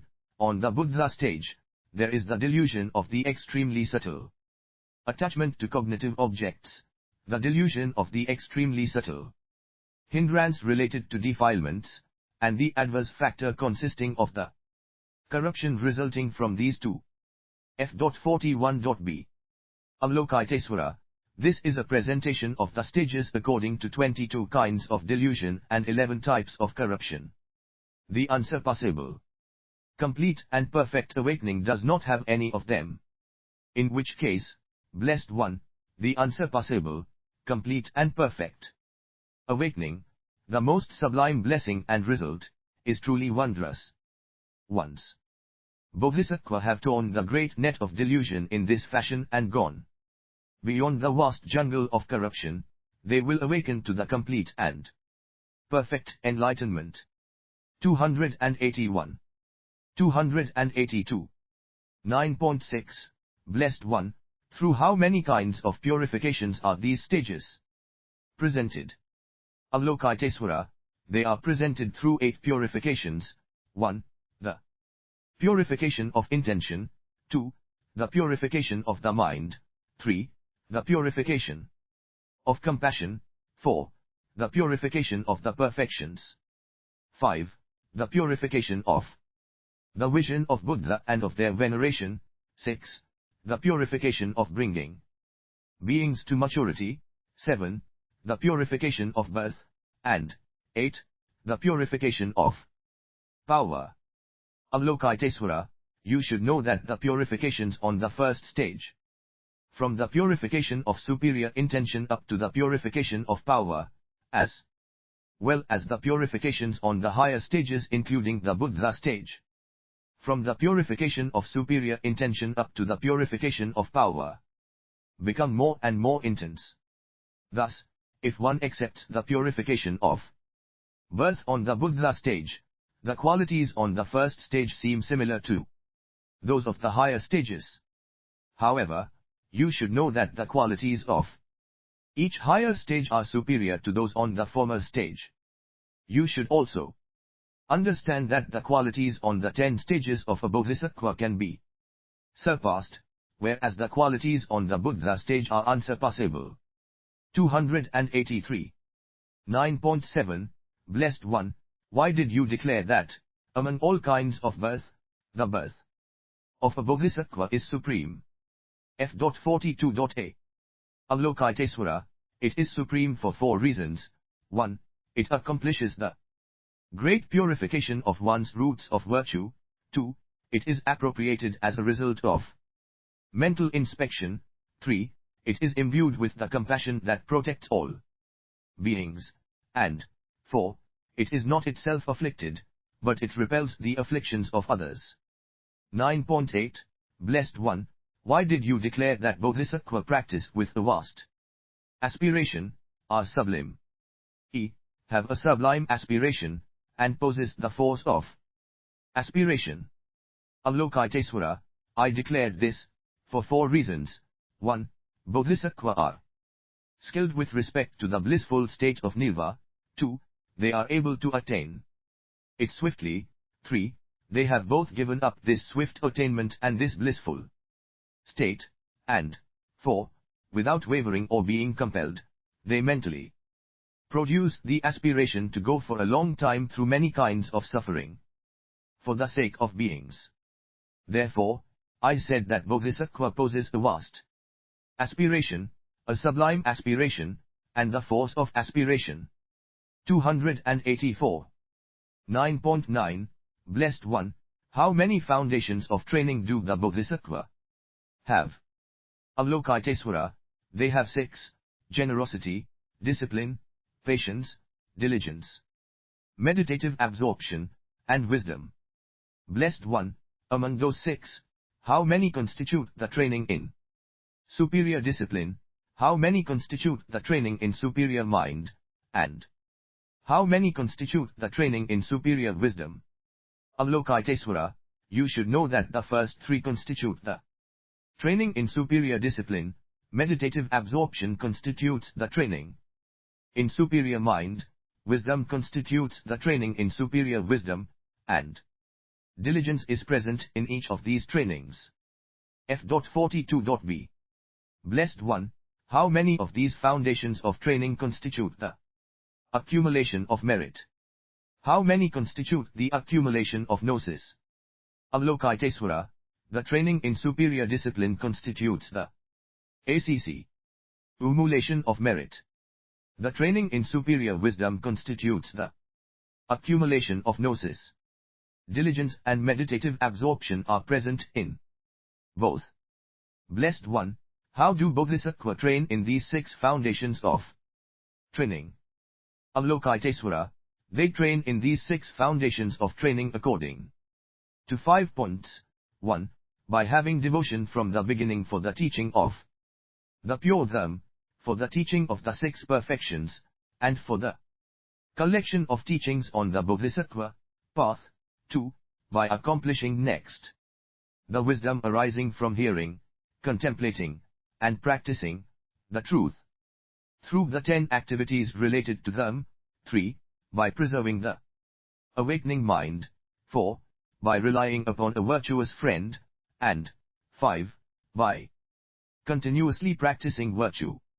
Blessed One, why are the foundations of training known in terms of a 6-fold classification? Avalokitesvara, there are 2 reasons. 1. They benefit beings, and 2. They are antidotes to defilements. You should know that, among them, 3 benefit beings while 3 are antidotes to defilements. 1. Through their generosity, Bodhisattva benefit beings by providing them with what is necessary to life. Through their discipline, they benefit beings by not impoverishing them, harming them, or ridiculing them, and through their patience, they benefit beings by enduring impoverishment, harm, and ridicule. Thus, they benefit beings through these 3 foundations of training. 2. Through their diligence. See, they apply themselves to the virtue that completely overcomes defilements and eliminates them, since defilements are unable to deflect them from this practice. Through their meditative absorption. F.43.a. They destroy defilements, and through their wisdom they put an end to their latent dispositions. Thus, these 3 foundations of training are antidotes to defilements. 9.10. Blessed One, why are the other perfections known in terms of a 4-fold classification? Avalokitesvara, it is because they assist these 6 perfections. 1. With the first 3 perfections, Bodhisattva benefit beings. Then, they establish beings in virtue through the skillful means consisting of the 4 methods of conversion. Therefore, I taught that the perfection of skillful means assists the first 3 perfections. 2. Avalokitesvara, suppose the Bodhisattva are unable to practice at all times in this life as a result of their many defilements. Suppose they are unable to focus their minds within due to the weakness of their superior intention as a result of their limited experience and aspiration. Suppose they are unable to accomplish the supramundane wisdom because they did not practice the meditative absorption based on the referential objects corresponding to the teachings on the Bodhisattva path they have heard. However, since they have accumulated merit, even to a limited extent, they produce with their minds the aspiration that their defilements will decrease in the future.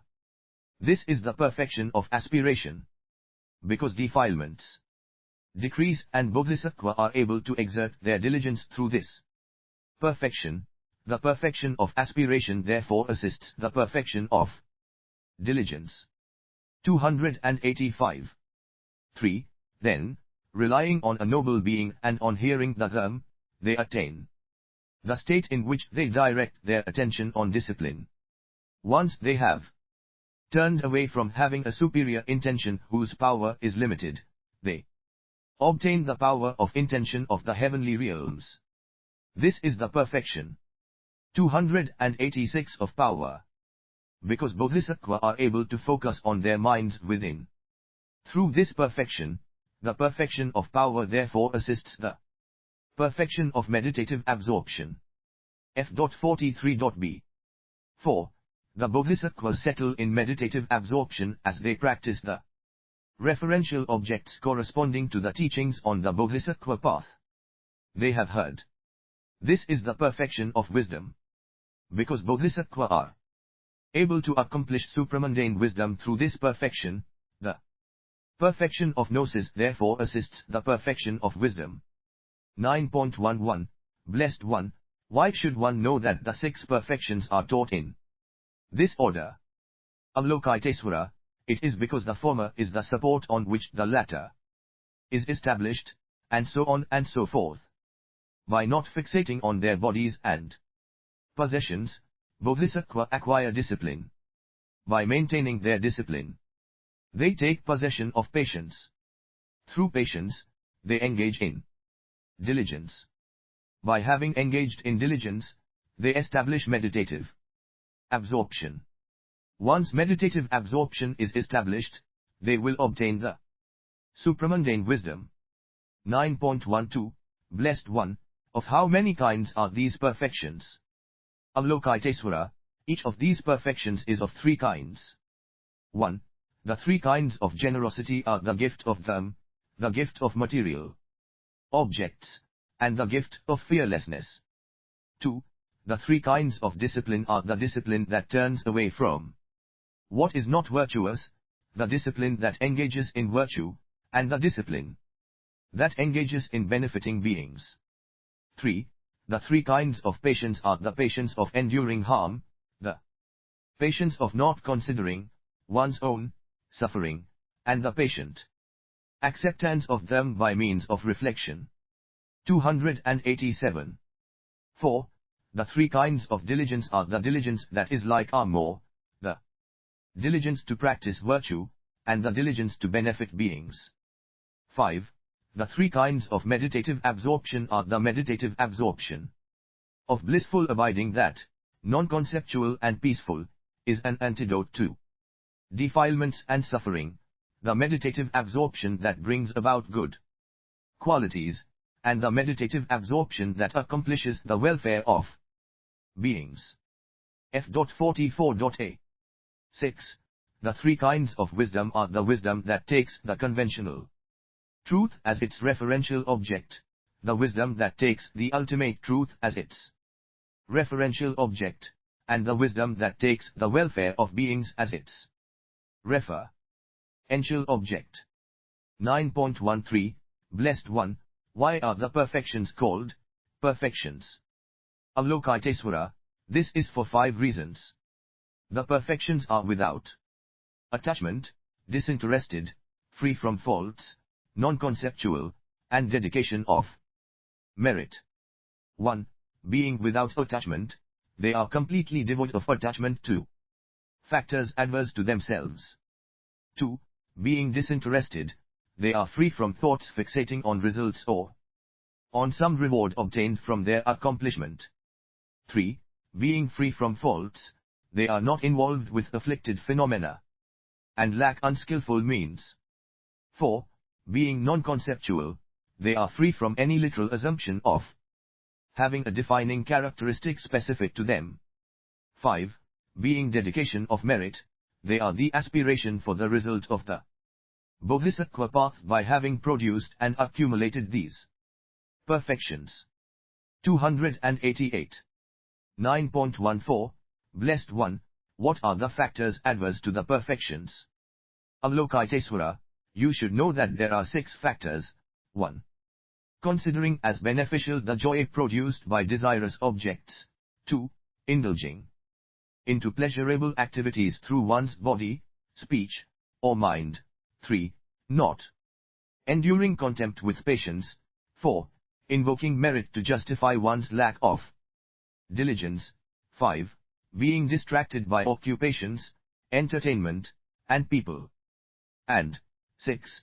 Considering as beneficial the conventional mental elaborations arising from what one sees, hears, thinks, or is conscious of. 9.15, Blessed One, what is the result of the maturation of these perfections? Avalokitesvara, F.44.b, you should know that there are 6. 1. Great wealth. 2. Rebirth in pleasant destinies. 3. Happiness and satisfaction from peace and concord. 4. Sovereignty over beings. 5. The absence of physical harm. And 6. The renown of having great powers. 9.16, Blessed One, how are these perfections involved with afflicted phenomena? Avalokitesvara, they are involved through 4 practices. 1. The practice of the perfections without compassion. 2. The improper practice of the perfections. 3. The irregular practice of the perfections.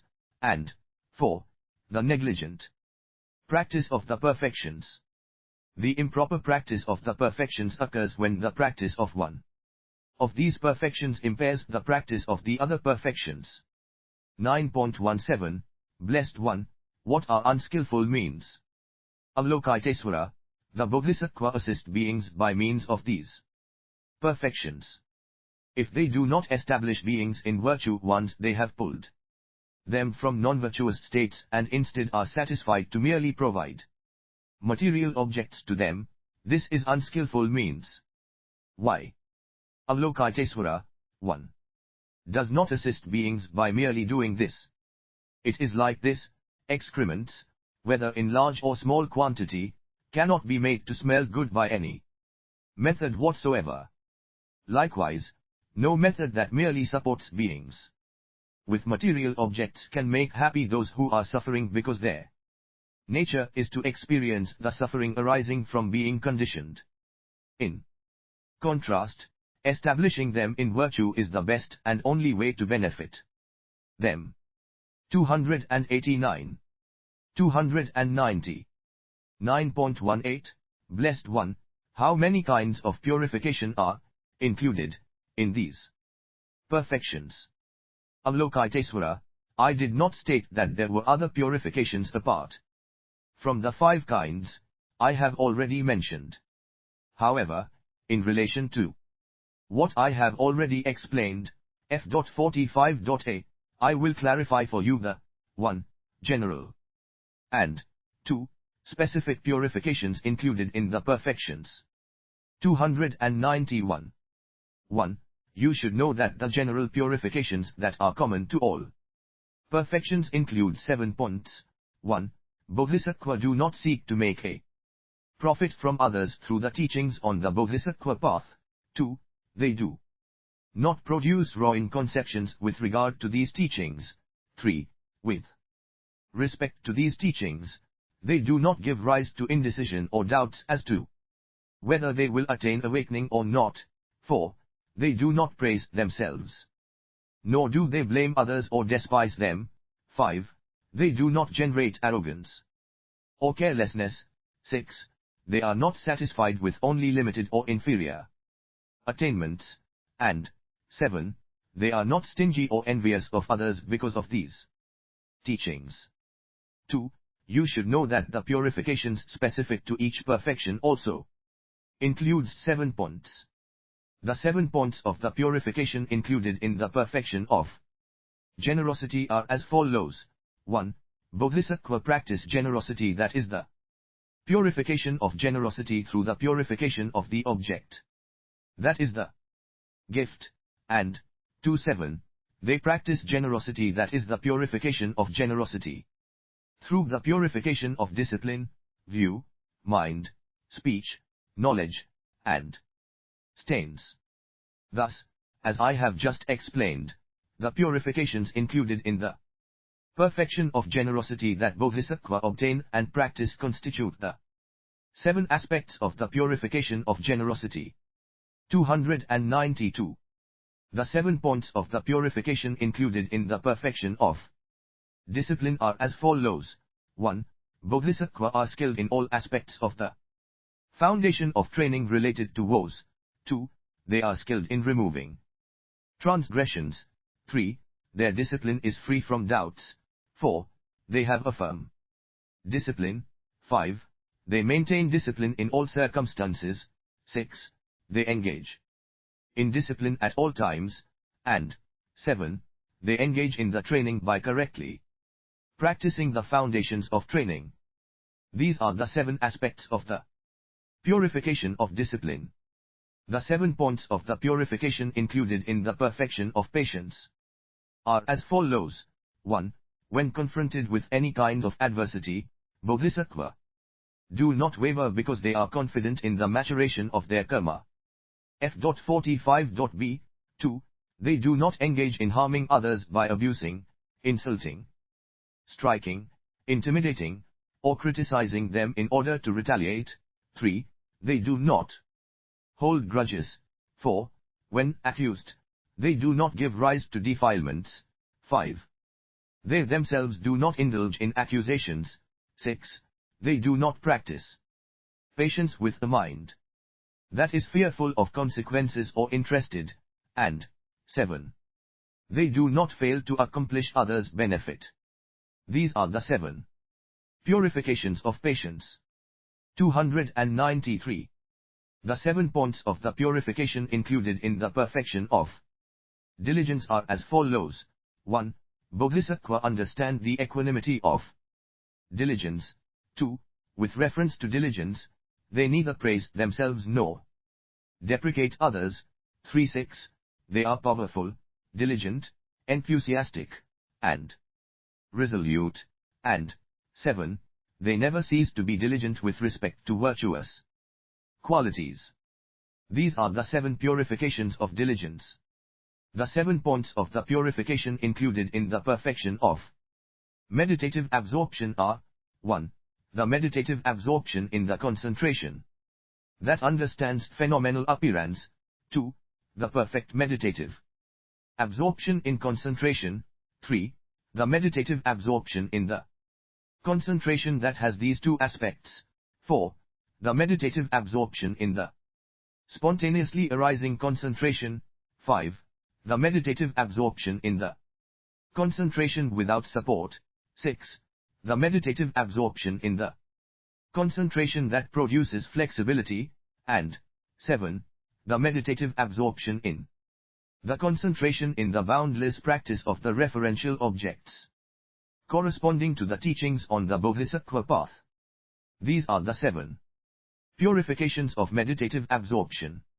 The 7 points of the purification included in the perfection of wisdom are as follows. 1.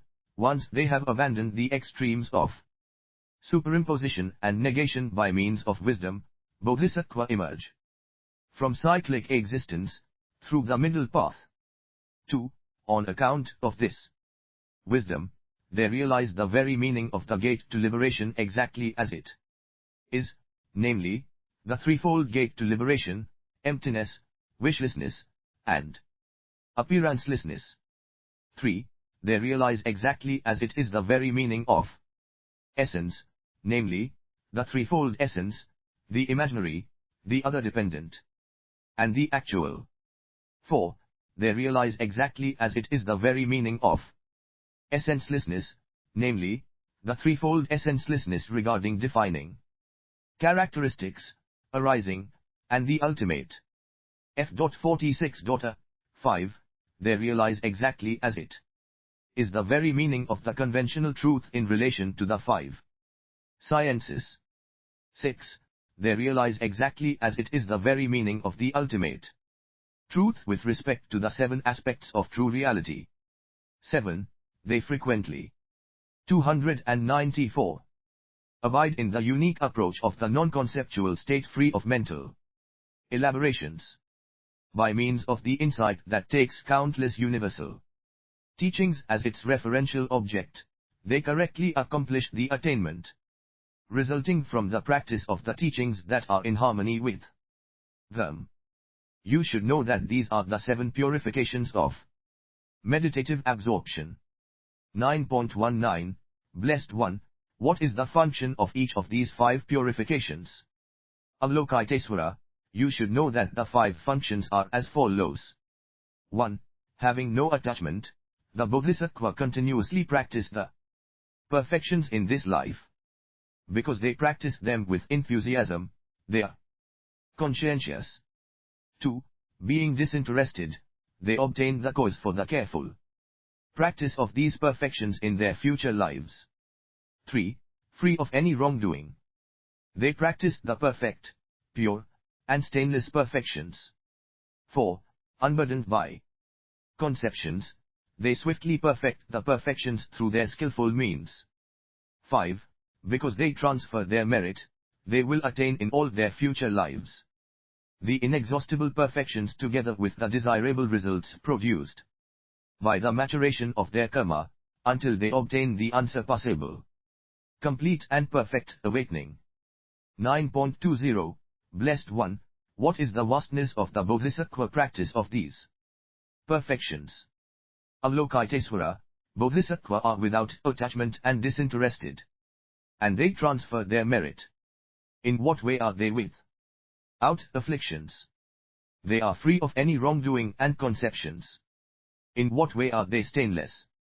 They act as they mentally inspect. In what way are they immovable? They are said to be immovable because this is the nature of those who have entered the stages of a Bodhisattva. F.46b. In what way are the perfections utterly pure? Avalokitesvara, they are included within the 10th stage and the Buddha stage. 9.21. Blessed One, why is the desirable result of the maturation resulting from the practice of the perfections always inexhaustible in the case of the Bodhisattva? Why do they obtain this inexhaustibility through the perfections? 295.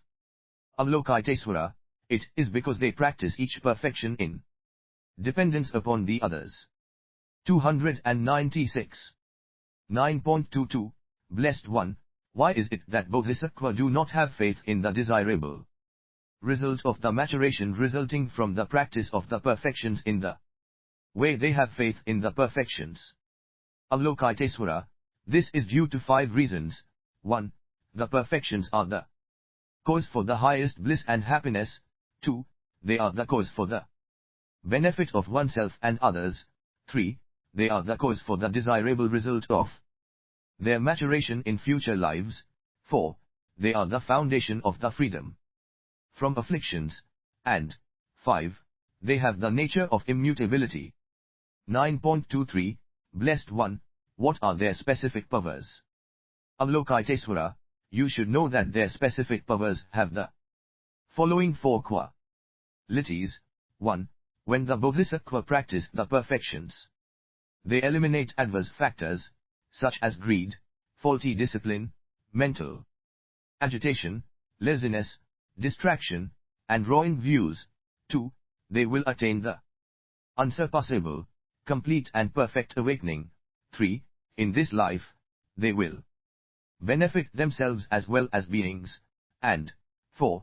in future lives they will attain the desirable result of their maturation, which is vast and inexhaustible. 9.24 Blessed One, from what cause do these perfections arise? What are their result and benefit? Avalokitesvara, the perfections have compassion as their cause. As result, they have the desirable result of their maturation and, F.47. The result, accomplishing the benefit of beings. As benefit, they have the great benefit of accomplishing the great awakening. 9.25 Blessed One, if the Bodhisattva have inexhaustible resources as well as compassion for beings, why are there poor people in the world? Avalokitesvara, this is nothing but the fault resulting from beings' own karma. If it were not so, if no obstruction were brought about by beings' own faults, Bodhisattva could at all times engage in compassionate activities toward them. As Bodhisattva have inexhaustible resources, how could the vision of suffering manifest? Avalokitesvara, it is like this: hungry ghosts, whose bodies are tormented by thirst, perceive the waters of the ocean as a dry and barren place. This is not the fault of the ocean but the fault resulting from the maturation of nothing but these hungry ghosts' own karma. Likewise, the absence of result is not the fault of the Bodhisattva generosity, which is like the ocean, but the fault of beings themselves, the fault resulting from the karma of those who are like hungry ghosts. 9.26 Blessed One, through which perfection do Bodhisattva apprehend essencelessness? 297 Avalokitesvara, they apprehend it through the perfection of wisdom. Blessed One, when they apprehend essencelessness through the perfection of wisdom, why then do they not apprehend that essencelessness has an essence? 298 Avalokitesvara, I did not declare that essencelessness is apprehended by means of an essence.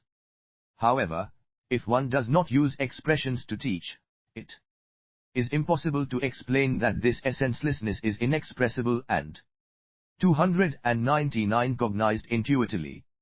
On this basis, I said that they perceive essencelessness. 9.27 Blessed One, what is called perfection, immediate perfection, and great perfection? F.47b 300 1. Avalokitesvara, Bodhisattva possess virtuous qualities, generosity, and so on, that they have practiced over immeasurable periods of time. But when defilements arise in them, they are unable to overcome them and instead are overcome by them. Thus, this inferior and intermediate aspiration on the stage where one proceeds by means of aspiration is called perfection. 2. Then, Bodhisattva possess virtuous qualities that they have practiced during her immeasurable periods of time. When defilements arise in them, these Bodhisattva overcome them and cannot be overcome by them. Thus, taking hold of these qualities beginning with the first stage is called immediate perfection. 3. Next, Bodhisattva possess virtuous qualities that they have practiced during even longer immeasurable periods of time. In the bearer of such qualities, no defilement arises at all. Thus, taking hold of these qualities beginning with the 8th stage is called great perfection. 301 9.28 Blessed One, how many kinds of latent dispositions toward defilements are there on the stages? Avalokitesvara, there are 3. 302 1. The latent dispositions that destroy the factors conducive to the manifestation of defilements are as follows. On the first 5 stages, the factors conducive to the manifestation of innate defilements are non-innate defilements. At that point, these factors do not manifest. As a consequence, these latent dispositions are called latent dispositions that destroy the factors conducive to the manifestation of defilements. 2. The latent dispositions of limited power are as follows. on the sixth and seventh stages, subtle aspects of the latent dispositions manifest and, through practice, are suppressed. Therefore, as a consequence of this subtle manifestation, these latent dispositions are called latent dispositions of limited power. 3. The subtle latent dispositions are as follows, on the eighth stage N. D. Above, defilements do not manifest at all because there only remain cognitive obstructions to be cleared. Therefore, these latent dispositions are called subtle latent dispositions. 9.29, Blessed One, how many kinds of elimination of corruption characterize these latent dispositions? 303, Avalokitesvara, there are three kinds. 1. The elimination of superficial corruption characterizes the first and the second type of latent dispositions. 2. The elimination of deeper corruption characterizes F.48.a. the third type of latent dispositions, and 3. Since the elimination of the innermost corruption is the state in which there are no latent dispositions at all, I have taught that it is the Buddha stage. 304. 305. 9.30, Blessed One, after how many eons are these types of corruption eliminated? Avalokitesvara, they are abandoned within 3 incalculable periods of time, within immeasurable eons, seasons, moons, half-moons, days and nights, days, half-days, hours, minutes, seconds, or split seconds. 9.31, Blessed One, how should the defining characteristic, the fault, and the positive quality of defilements arising in Bodhisattva be known? 1. Avalokitesvara, defilements arising in Bodhisattva have the defining characteristic of non-defilement. Why? Because they fully realize the domain of truth, which is only determined on the first stage. On account of this, the defilements of Bodhisattva arise only with full awareness, not unconsciously. Therefore, defilements arising in Bodhisattva have the defining characteristic of non-defilements. 2. Because they do not have the capacity to produce suffering in Bodhisattva own mental continuums, they are faultless. 3. Because they are the cause dispelling the suffering from the world of beings, they have boundless positive qualities. Blessed One, if even the defilements arising in this way in Bodhisattva outshine the roots of virtue produced by all beings, hearers, and solitary realizers to such an extent, what need is there to mention their other positive qualities? The supreme value of the Bodhisattva awakening is truly amazing. 306. 9.32, Blessed One, what was your underlying intention when you declared that the vehicle of the hearers and the great vehicle constitute the single vehicle? F.48.b. In the vehicle of the hearers, I taught the essence of various phenomena, such as the 5 aggregates, the 6 internal sense domains, the 6 external sense domains, and so forth. In the great vehicle, I presented exactly these same phenomena by teaching them in terms of a single principle, the domain of truth. Therefore, I did not declare that these two vehicles are distinct from one another. Those who conceptualize these teachings exclusively, according to their literal meaning, also conceptualize these two vehicles as being distinct, some by superimposing, others by negating. As a consequence, they think that the two vehicles are contradictory. Why, and thus refute one another. This is what I had in mind when I taught the single vehicle. 307. 9.33 Then, at that moment, the Blessed One spoke these verses. The very teachings on the nature of various phenomena, taught in the lower and higher vehicles, are teachings of a single principle. This is why I did not declare the vehicles to be distinct from one another. Those who conceptualize according to the literal meaning of the teachings think that these vehicles are contradictory, as a result of their superimpositions and negations. And so from delusion arise various opinions. The Buddha taught as the great vehicle. What is included within the stages of a Bodhisattva and a Buddha? The names of these stages, and their adverse factors, specific arising, aspiration, and training. Those who will exert themselves in this will become Buddha. Then, the Bodhisattva Avalokitesvara asked the Blessed One, Blessed One, what is the name of the teaching imparted in this Dharma discourse that unravels the Tathagata's intent? How should I keep it in mind? The Blessed One answered, Avalokitesvara, this is a teaching of definitive meaning on the stages and the perfections. Keep it in mind as the teaching of definitive meaning on the stages and the perfections. As the Blessed One expounded this teaching, 75,000 Bodhisattva obtained. The Bodhisattva's concentration, the light of the great vehicle. F.49.a. This was the chapter of the Bodhisattva Avalokitesvara, the 9th chapter. 10 Chapter 10. 10.1 Then the Bodhisattva Madhya addressed the Blessed One, Blessed One. When you mention the truth body of the Tathagatas, what is the defining characteristic of this truth body of the Tathagatas? The Blessed One answered, Madhya, the truth body of the Tathagatas is characterized when one has fully achieved a shift in one's basis of existence. The emergence from cyclic existence, through the practice of the stages and the perfections. Because of the two following reasons, you should know that this truth body is characterized by inconceivability. 1. It is beyond mental elaborations and is not produced by intentional action. 2. While beings are fixated on mental elaborations and produced by intentional action. 308. 309. 10.2, Blessed One, is the shift in the hearer's and solitary realizer's basis of existence also designated as the truth body?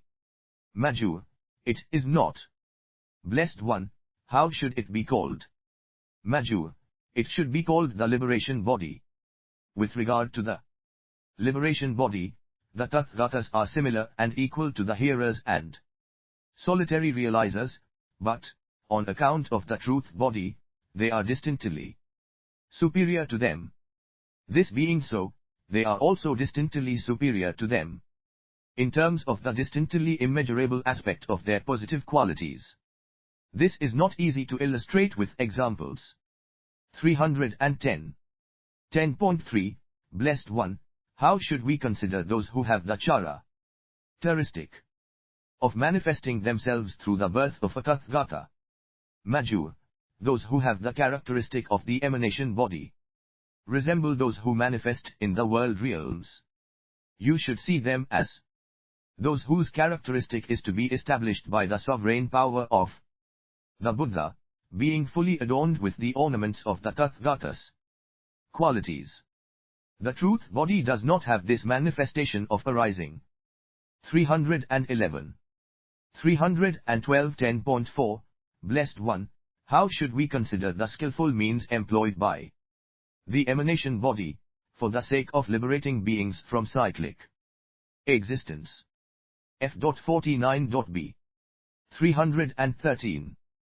Madhya, being conceived in a family renowned to be powerful or honorable in all the Buddha fields of the Trichiliocosm, taking birth, growing up, enjoying desirous objects, leaving home, displaying immediately the practice of austerities, renouncing them, and displaying all the stages of the complete and perfect awakening should be considered as the skillful means of the emanation body.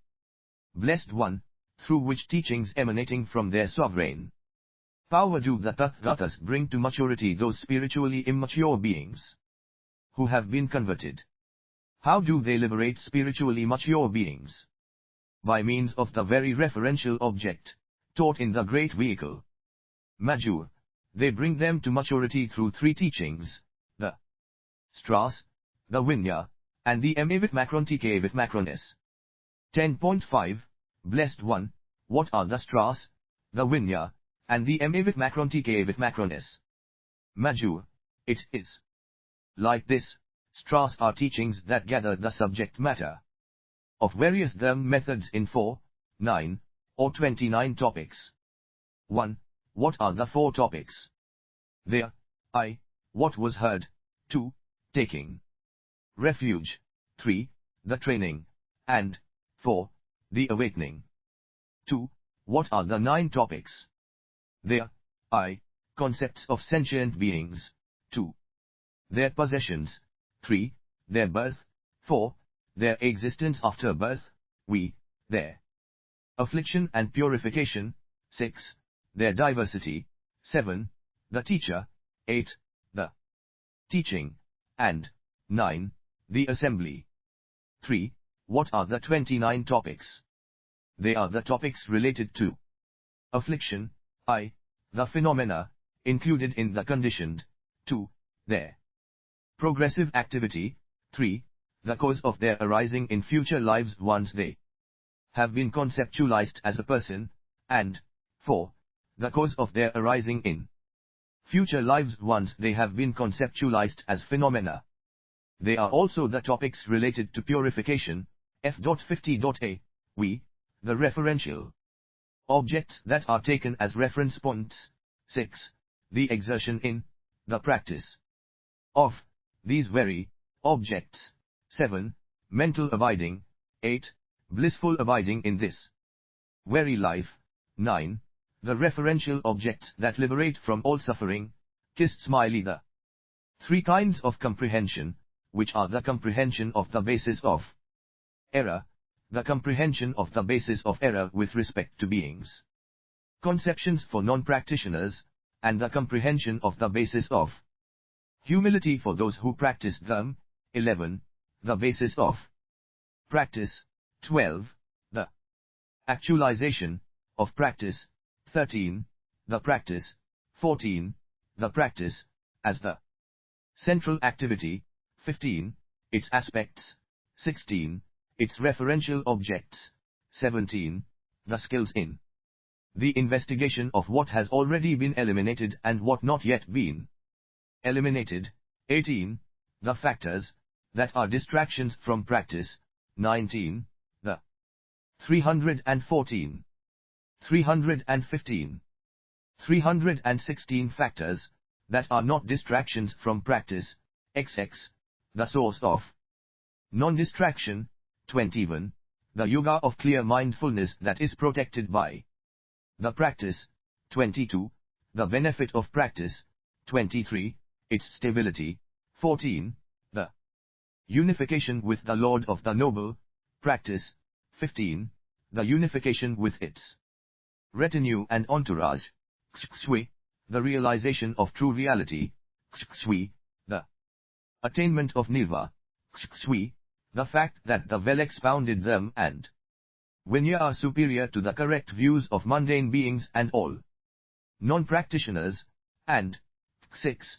The impairments resulting from not practicing.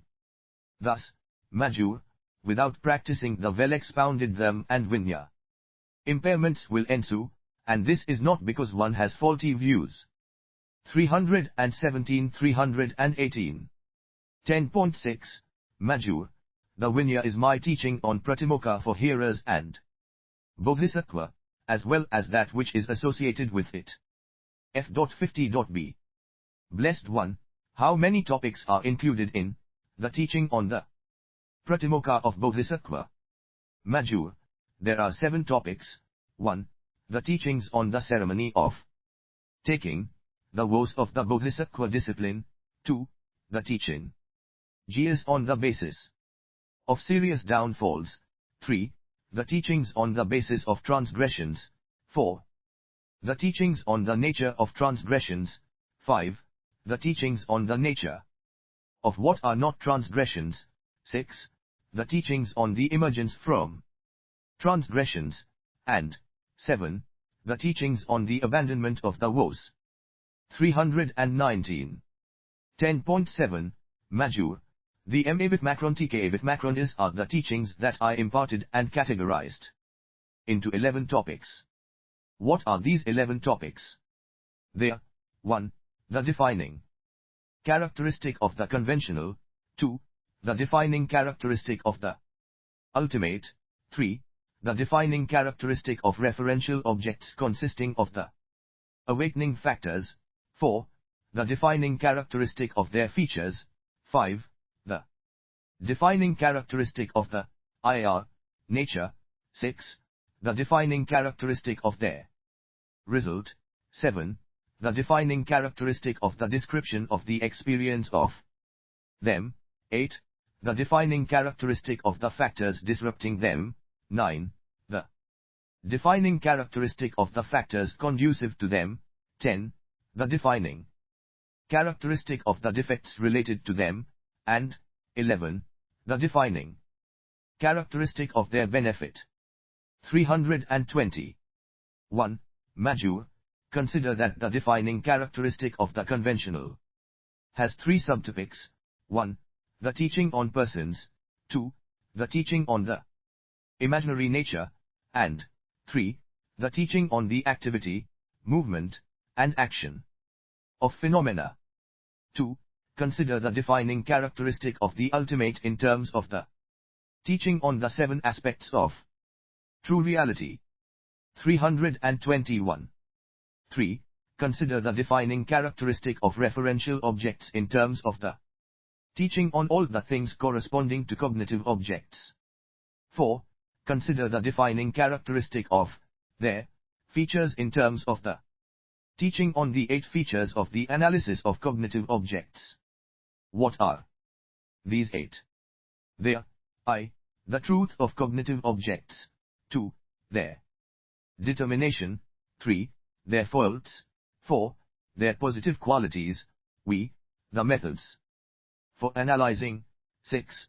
The processes related to them. 7. The principles of reason. And 8. The condensed and extensive presentations of cognitive objects. 322. I. With respect to these 8 points, the truth of cognitive objects is true reality. 2. The determination of cognitive objects consists in establishing the person or the imaginary essence, F.51.a, or in establishing categorical, analytical, interrogative, and dismissive answers as well as secret instructions. 323. 3. The faults of cognitive objects are the defects of phenomena related to affliction, which I have taught in several ways. 4. The positive qualities of cognitive objects are the benefits arising from phenomena related to purification, which I have taught in several ways. The methods for analyzing cognitive objects includes 6 points. A. The method for analyzing the meaning of true reality. B. The method for analyzing attainments. C. The method for analyzing explanations. D. The method for analyzing the elimination of the 2 extremes. E. The method for analyzing the inconceivable. And F.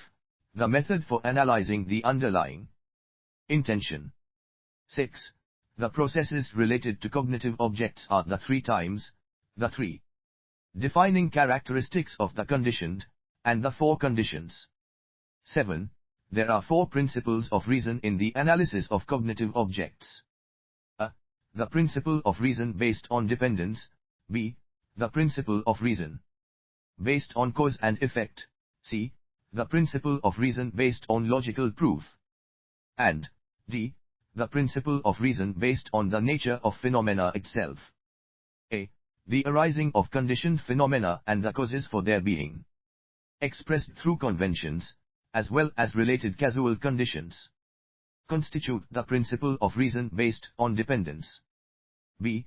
The causes that will bring about a result, a completion, or an action. Once phenomena have arisen, as well as related causal conditions, constitute the principle of reason based on cause and effect. 324. C.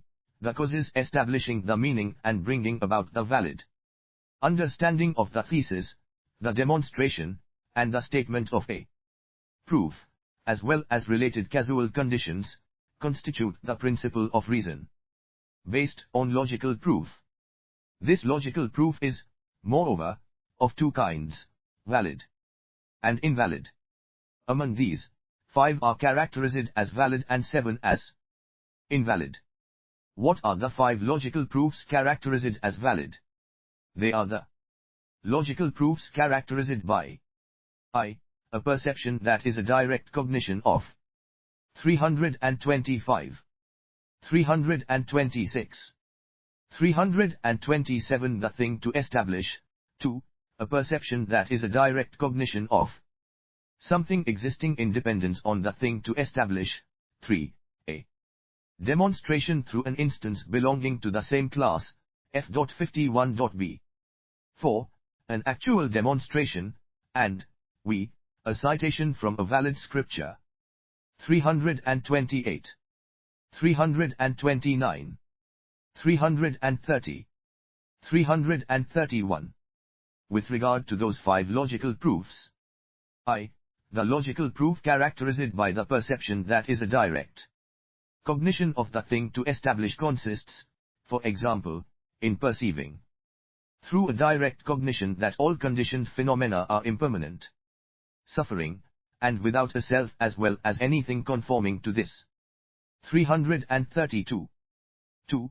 The logical proof characterized by a direct cognition of something existing in dependence on the thing to establish consists in inferring something not directly perceptible by means of something directly perceptible, as well as in anything conforming to this, for example, the perception as a direct cognition of the principle of impermanence that exists in dependence on the things to establish, namely, the momentariness of all conditioned phenomena, the existence of a next life, and the consequence of good and bad deeds, b.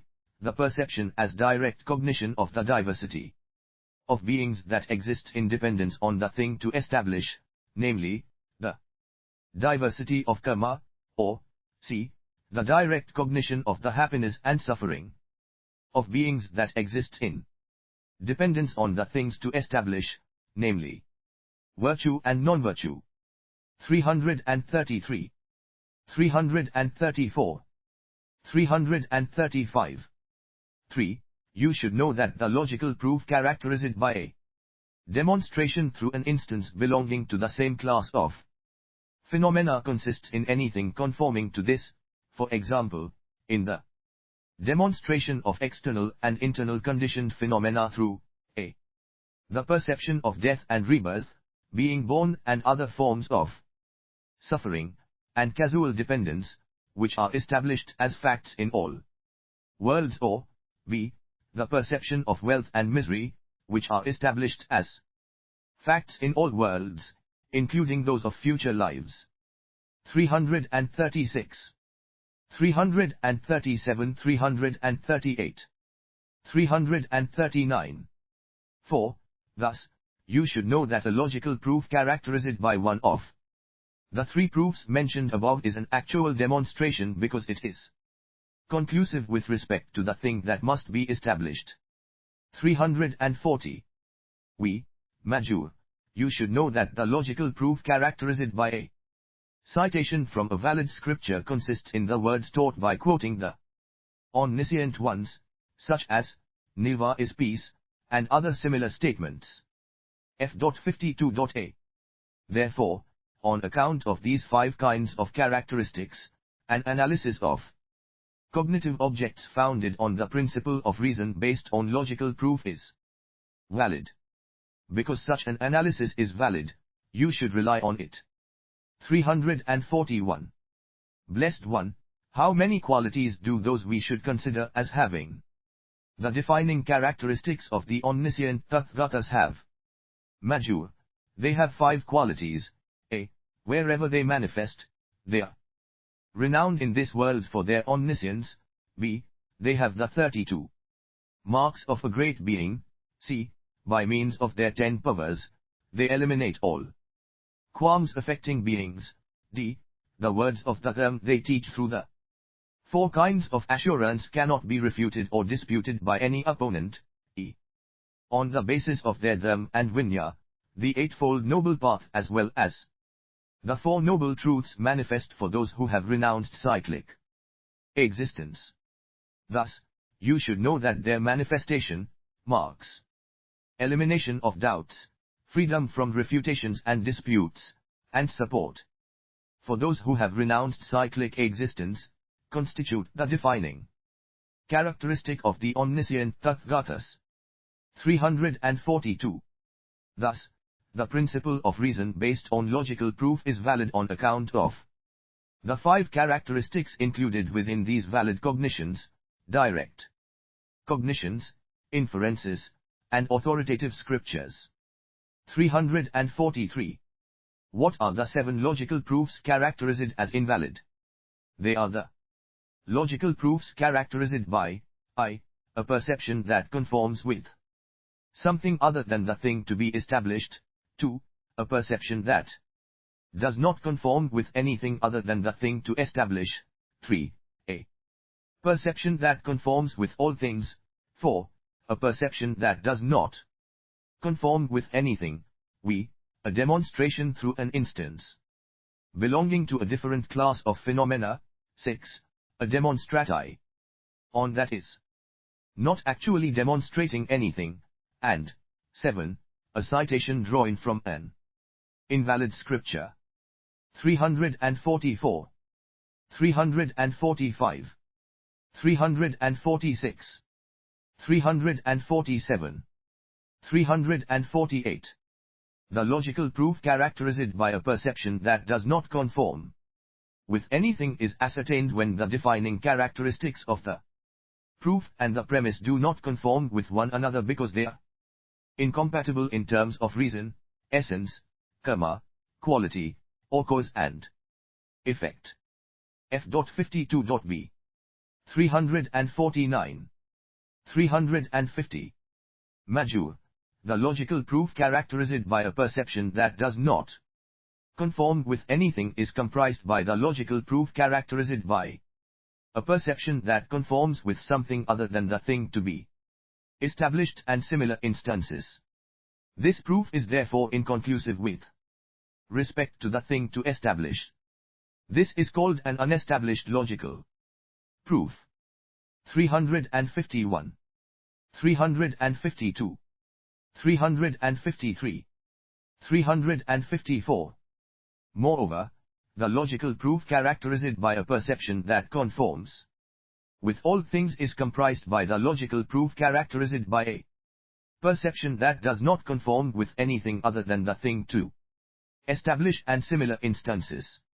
This proof is therefore inconclusive with respect to the thing to establish. This is also called an unestablished logical proof.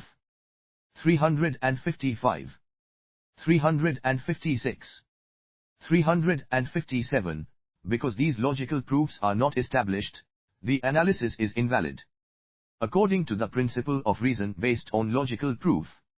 Since this analysis is invalid, you should not rely on it. You should know that the logical proof characterized by a citta shunned from an invalid scripture is invalid by nature. D. Whether Tathagatas manifest or not, the constancy of the domain of truth, the nature of phenomena, on account of the constancy of phenomena, constitutes the principle of reason based on the nature of phenomena. 358. 8. The condensed and the extensive presentation of cognitive objects consists of first summarizing, then analyzing words and sections of the teaching, and finally concluding the explanation. 5. The defining characteristic of the nature of awakening factors consists in the apprehension of a referential object together with its aspects, as I have taught, such as the awakening factors, the 4 applications of mindfulness, and so on. 6. The defining characteristic of their result is the accomplishment of their result, the mundane and supramundane positive qualities, by abandoning the defilements associated with the mundane or the supramundane phenomena. 7. the defining characteristic of accounts telling how one experiences them as one proclaims them, explains them, and correctly teach them to others is the analytical knowledge of the gnosis that liberates within true reality. 359.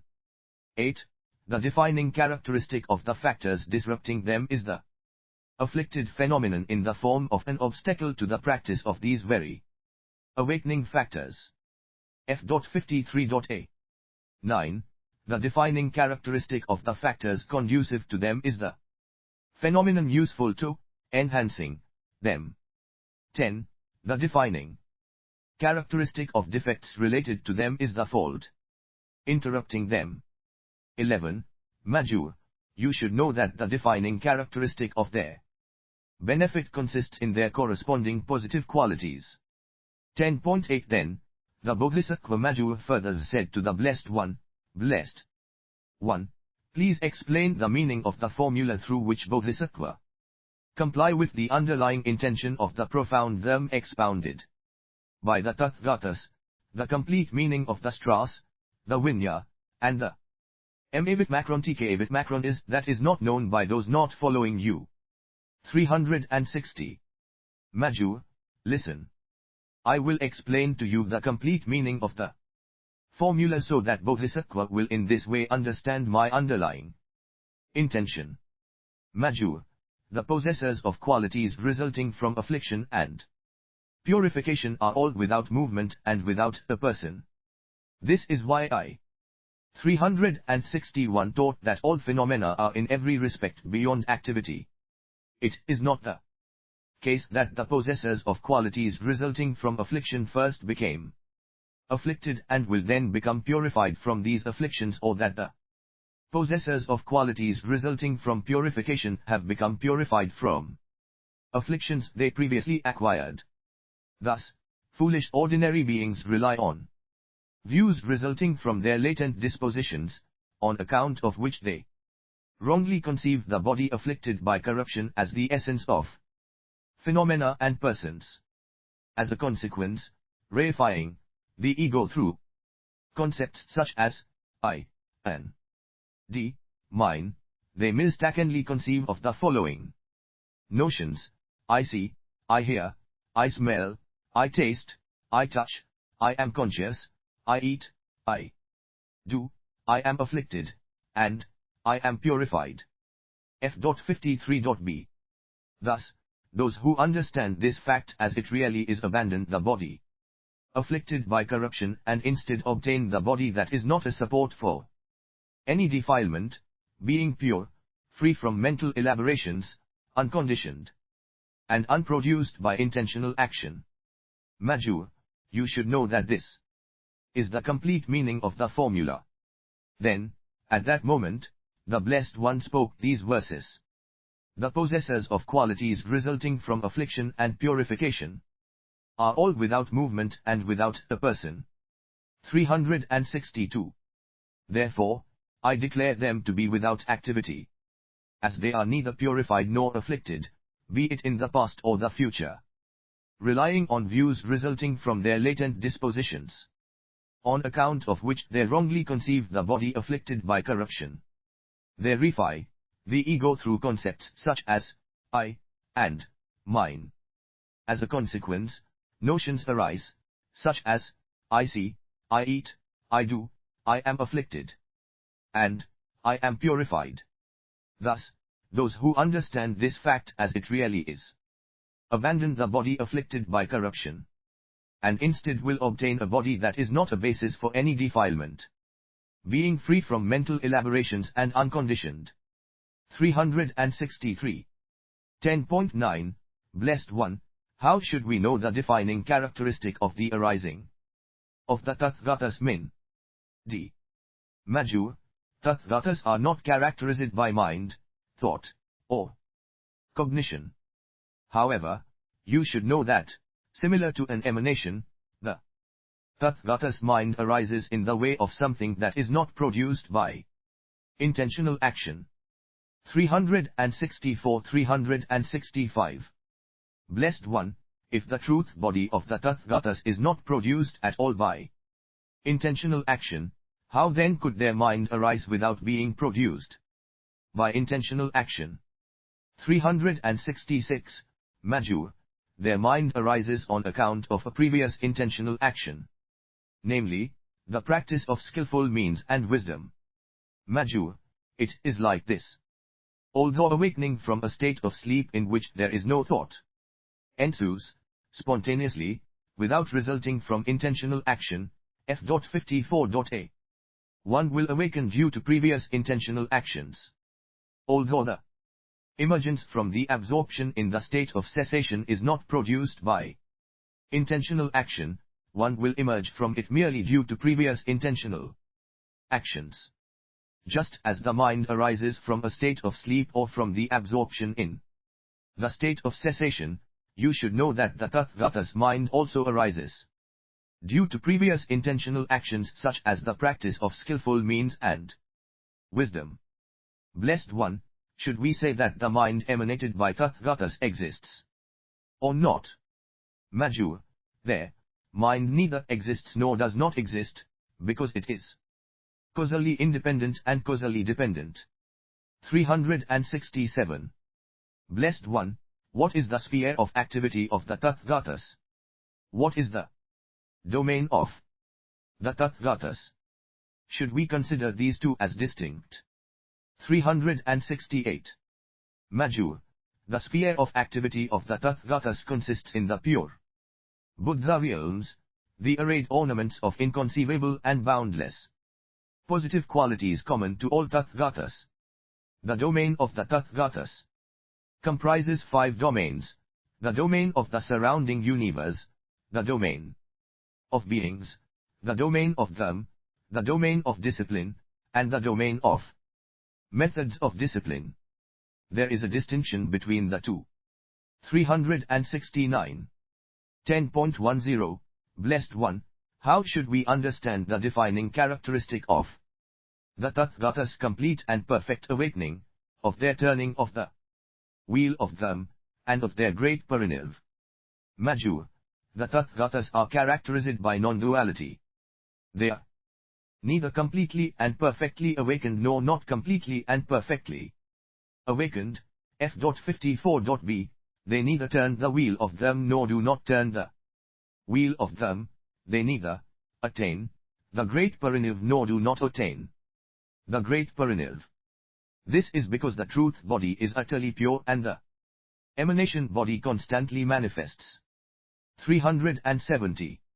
Blessed One, why should we consider that the merit produced by beings on account of seeing, hearing, or serving the Tathagatas' emanation body arises from the Tathagatas? Majur, it is because these activities consist in taking a superior referential object thanks to the Tathagatas, and also because the emanation body is the Tathagatas' sovereign power. Blessed One, since this does not seem to be produced by intentional action, why is it that the great light of Gnosis manifests in beings solely through the truth body of the Tathagatas, and that innumerable emanated reflections also manifest as the Tathagatas' emanation body, while this light and its reflections do not manifest from the hearers and solitary realizers' liberation body?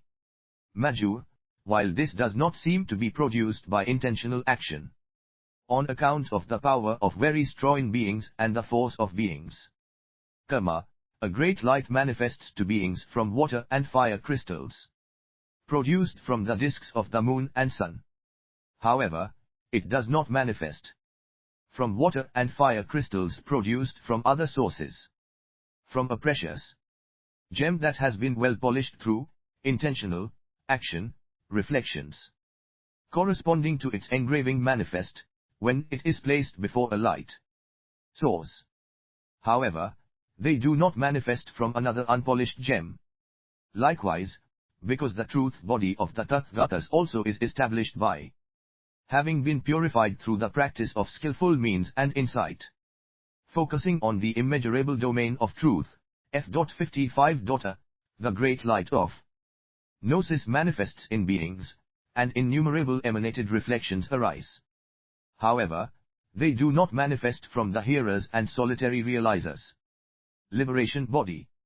10.11, Blessed One, you said that, through the force of the Tathagatas and Bodhisattva sovereign power, one can obtain an excellent body in the realm of desire, such as that of a warrior or a Brahman, a body that is like a great slaw tree, or the excellent body of a god residing in the realm of desire, the realm of form, or the realm of the formless.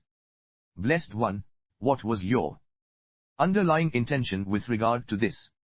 Majur, by means of their sovereign power, Tathagatas teach as they are the path and practices through which one obtains all these excellent bodies.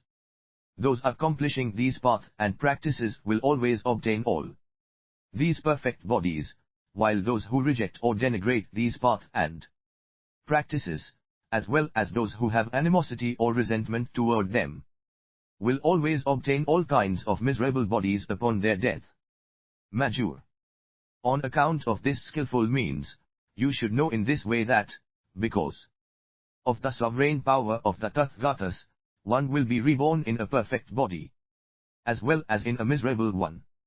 10.12, Blessed One, in the universes that are impure and pure, what is abundant? What is rare? Majur, in the universes that are impure, f.55.b, 8 things are abundant and 2 are rare. Abundant are 1. Followers of traditions other than mine, 2. Suffering beings, 3. Beings who are different in terms of lineages, families, and communities or wealth and poverty, 4. Beings engaging into wrongdoing, 5. Beings who have lost their discipline, 6. Beings in bad destinies, 7. Followers of inferior vehicles, and 8. Bodhisattva with inferior intentions and practices. Rare are 1. The actions of Bodhisattva having superior intentions and practices, and 2. The manifestation of Tathagatas. Majur, in the universes that are pure, it is the opposite of this. You should know that these 8 things are rare and these 2 things abundant. Then, the Bodhisattva Majur asked the Blessed One, Blessed One, what is the name of the teaching imparted in this Dharma discourse that unravels the Tathagata's intent? How should I keep it in mind? The Blessed One answered, Majur, this is a teaching of definitive meaning establishing the deeds of the Tathagatas. Keep it in mind as the teaching of definitive meaning establishing the deeds of the Tathagatas. As the Blessed One expounded this teaching, 75,000 Bodhisattva obtained the perfect analytical knowledge of the truth body. After the Blessed One had spoken these words, the Prince Majur, together with the entire retinue of gods, humans, demigods, and Gandharvas, rejoiced and praised the words of the Blessed One. The 10th chapter of the Bodhisattva Majur, called the chapter establishing the positive qualities of the Tathagatas, of the Sutra, the great vehicle called Unraveling the Intent, is concluded.